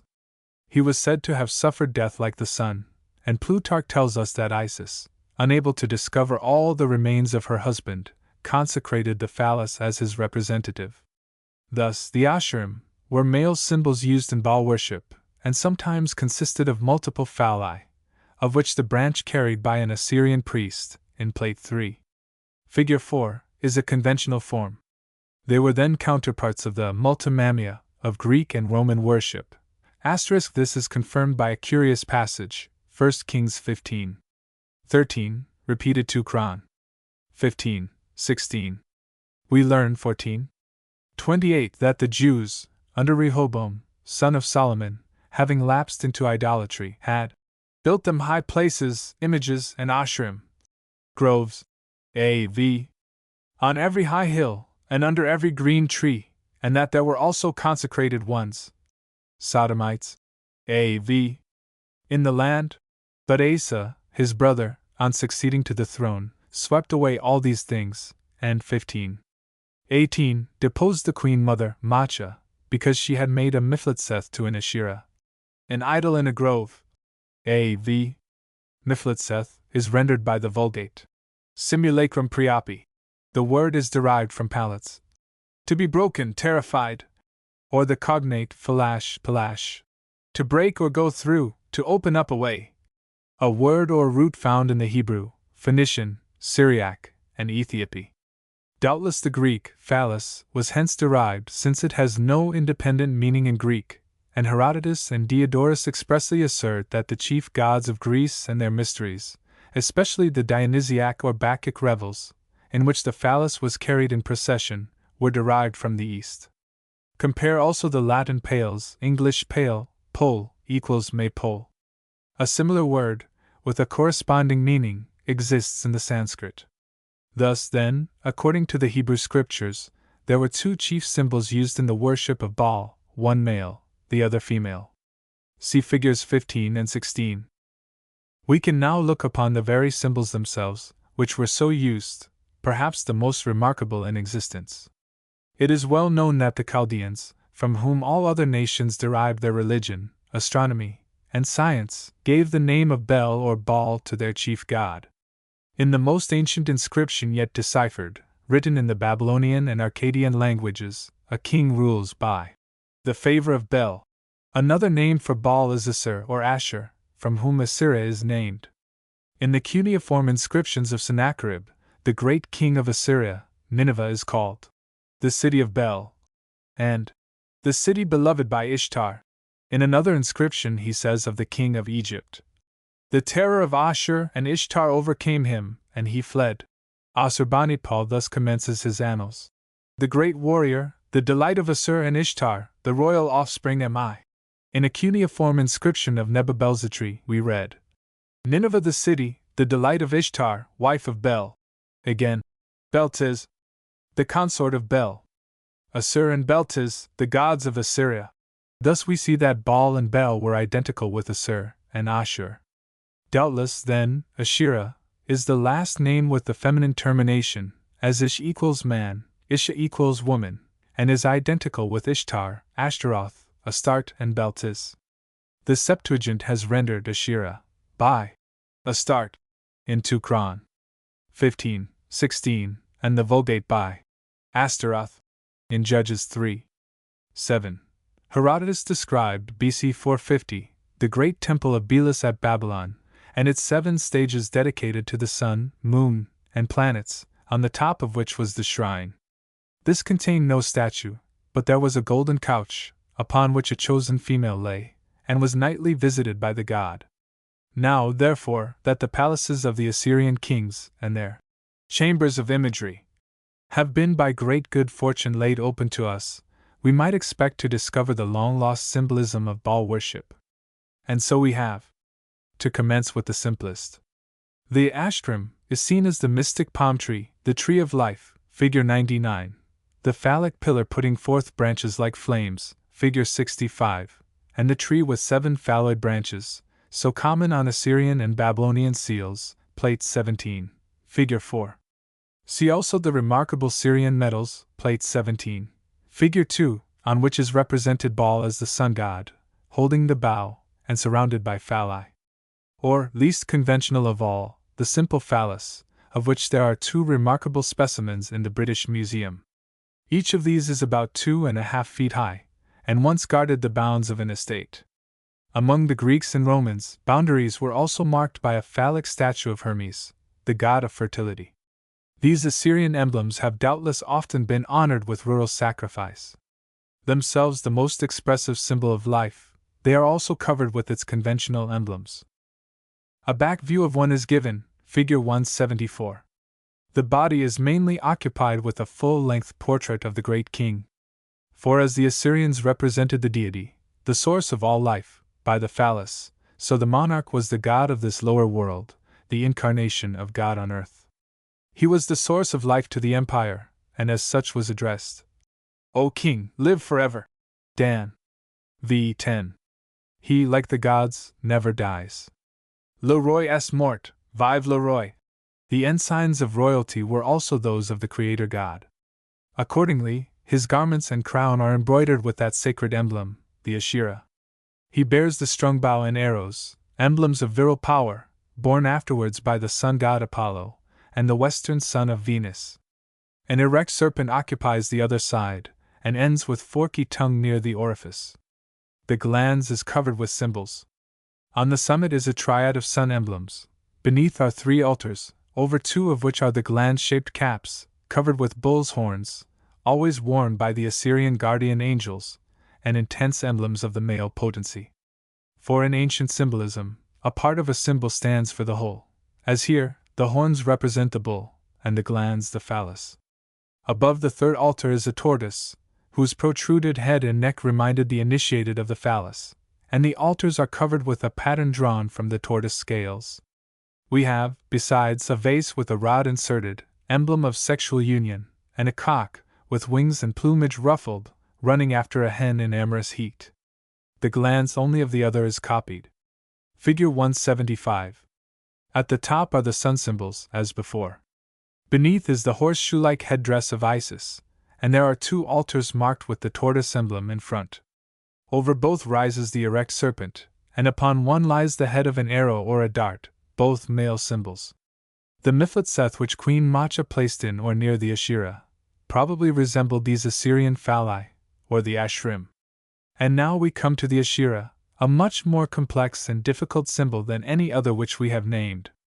This object has long puzzled antiquarians, and though it is continually recurring in the sculptures from Nineveh, it has not yet been fully explained. In Figure 176 we see it worshipped by human figures, with eagles' heads and wings, who present to it the pine cone, equals the testis, and the basket, equals the scrotum, intense emblems of the male creator. Figure 177 it is adored by the king and his son or successor, with their attendant genii. The king's present towards it a well-known symbol of life and good fortune, the fist with the forefinger extended, or the phallic hand. Here, then, we have evidently the Asherah, or Ashtaroth symbol, the female Baal, the light producer, the door whence life issues to the world.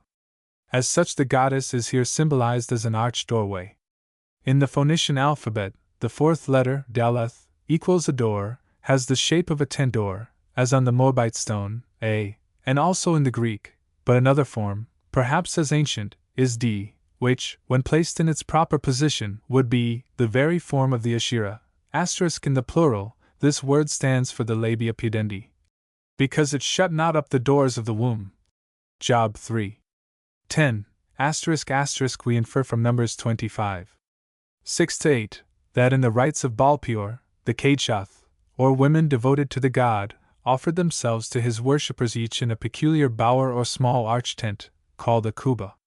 The part also through which Phinehas drove his spear, see number 25. 8. The woman's vulva is also called Kaaba, the one word being derived from the other, according to Onkelos, Aquila, and others. Kuba means, according to First Heb Lex, something hollow and arched, an arched tent, like the Arabic El Kuba, whence the Spanish alcova, and our alcove. In the Latin also, the word fornix, a vault, an arch, meant a brothel, and from it was derived fornicatio. Kuba is translated by the 70, Caminos, an oven or arch furnace, Liddell and Scott, but it meant also the female parts. See Herodotus v. 92-7. Thus, then, the alcove was itself a symbol of woman, as though a place of entrance and emergence, and whence new life issues to the world. And when the male worshipper of Baal entered to the Kadesha, the living embodiment of the goddess, the analogy to the Asherah became complete, as we shall now show. The central object in the Assyrian grove is a male date palm, which was well known as an emblem of Baal, the sun, the phallus, and life. This remarkable tree, Tamar in Phoenician and Hebrew, the phoenix in Greek, was formerly abundant in Palestine and the neighboring regions. The word Phoenicia, Acts 11, 19, 15, 8, is derived from Phoenix, as the country of palms, like the Idumeo Palmo of Virgil. Palmyra, the city of the sun, was called in the Hebrew Tamar, 1 Kings 9, 18, in Vespasian's famous coin, Judoa Capta. Judoa is represented as a female sitting under a palm tree.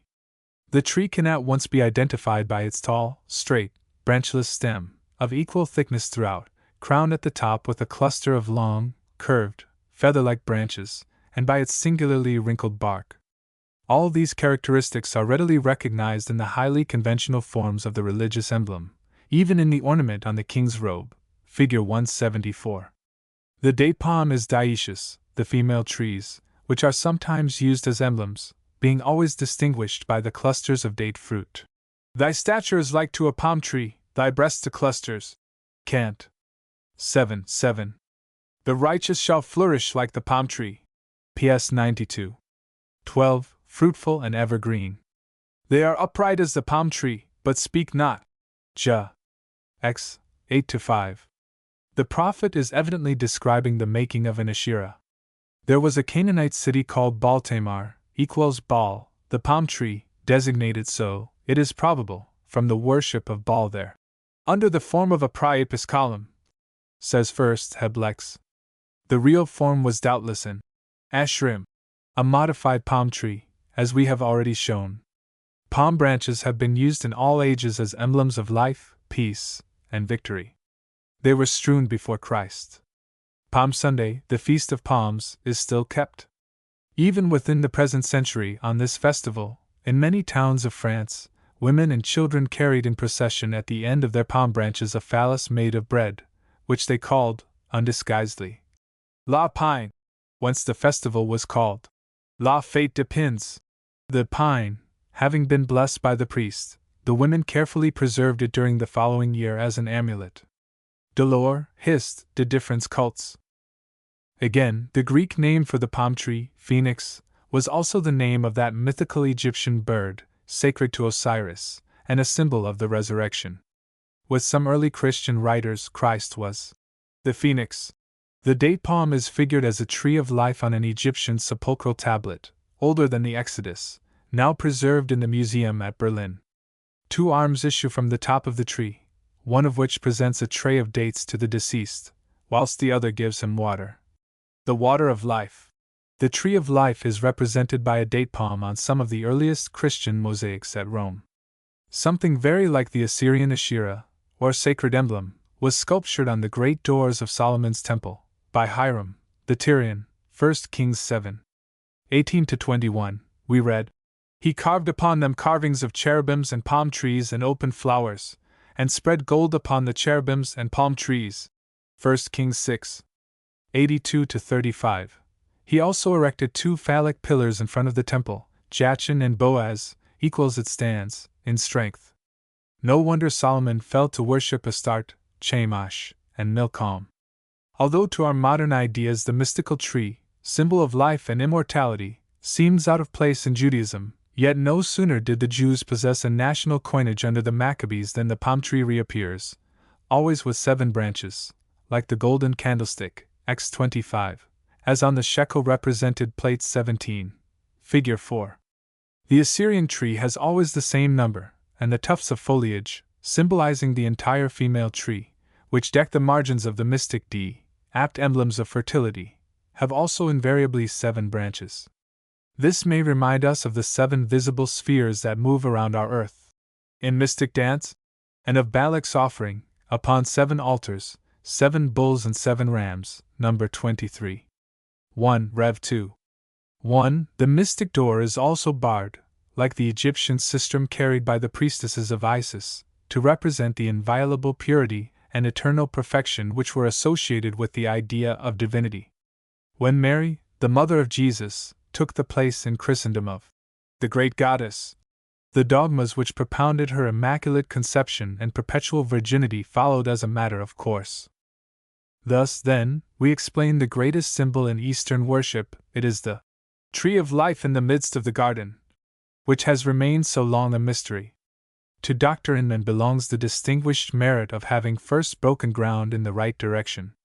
In his Ancient Faiths, Volume 1, 1868, he identified the Assyrian, Asherah, with the female door of life, and pointed out its analogy to the bard sistrum. We have seen that it is really much more complex, being precisely analogous in meaning to the famous crux ansata, figure 170, the central mystery of Egyptian worship, to the lingam or lingione of India, figure 109, the great emblem of Shiva worship, and to the caduceus of Greece and Rome. As represented on the Assyrian sculptures, it is always substantially the same. Probably this stereotyped form was the result of a gradual refinement upon some rude primitive type, perhaps as coarse as that seen by Captain Burton in the African Idol Temple. To exhibit all the strange developments and modifications which this idea has assumed in the religious symbolism of Eastern and Western nations would require a large volume. But the subject is so rich in varied interest that we cannot conclude without taking a glance at it.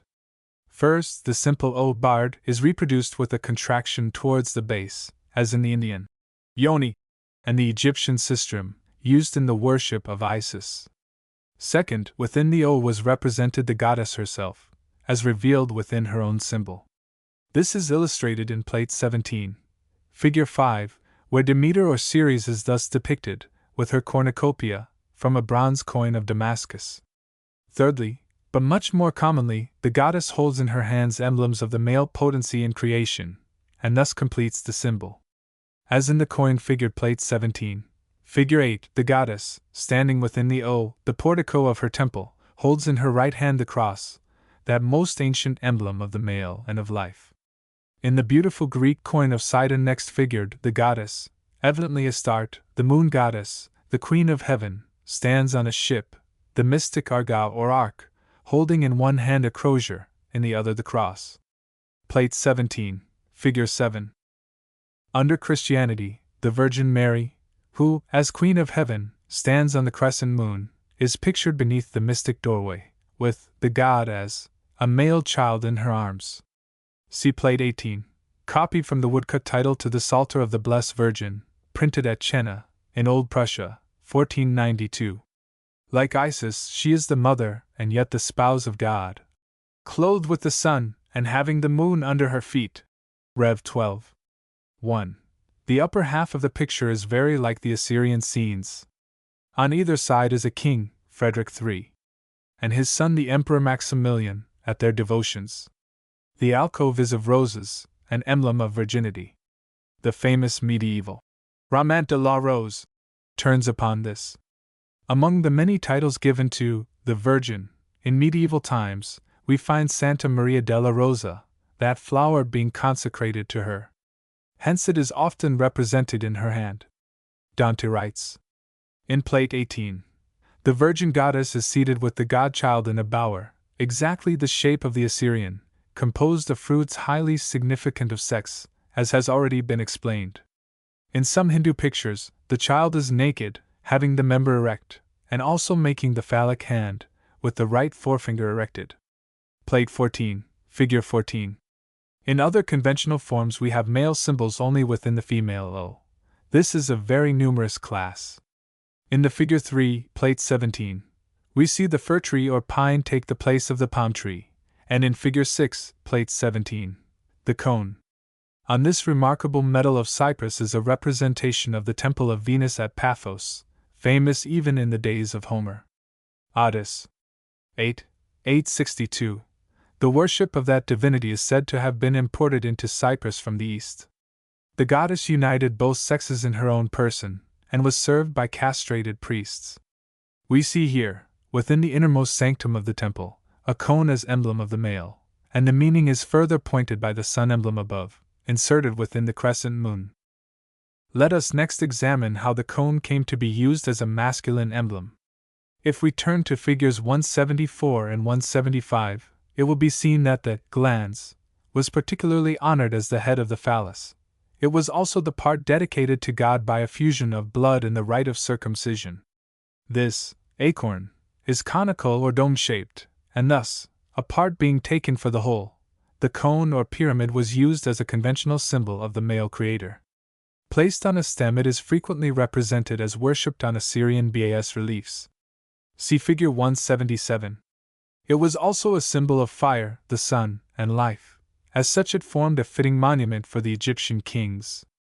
Our word pyramid is from the Greek pyramis, itself derived from gyre, and puros, wheat, because pyramid-shaped cakes of wheat and honey were used in the Bacchic Figure 177. Rites. It played an important part in sun worship. The Emperor Heliogabalus, who, as his name implies, had been a priest of Baal, the sun god, in Syria, established the Syrian worship at Rome. He himself drove the golden chariot of the sun, drawn by 6 white horses, through the streets of Rome to a splendid new temple on the Palatine Mount, the god being represented by a conical black stone, said to have fallen from heaven, and which the emperor removed from a temple of the sun, at Emesa, in Syria.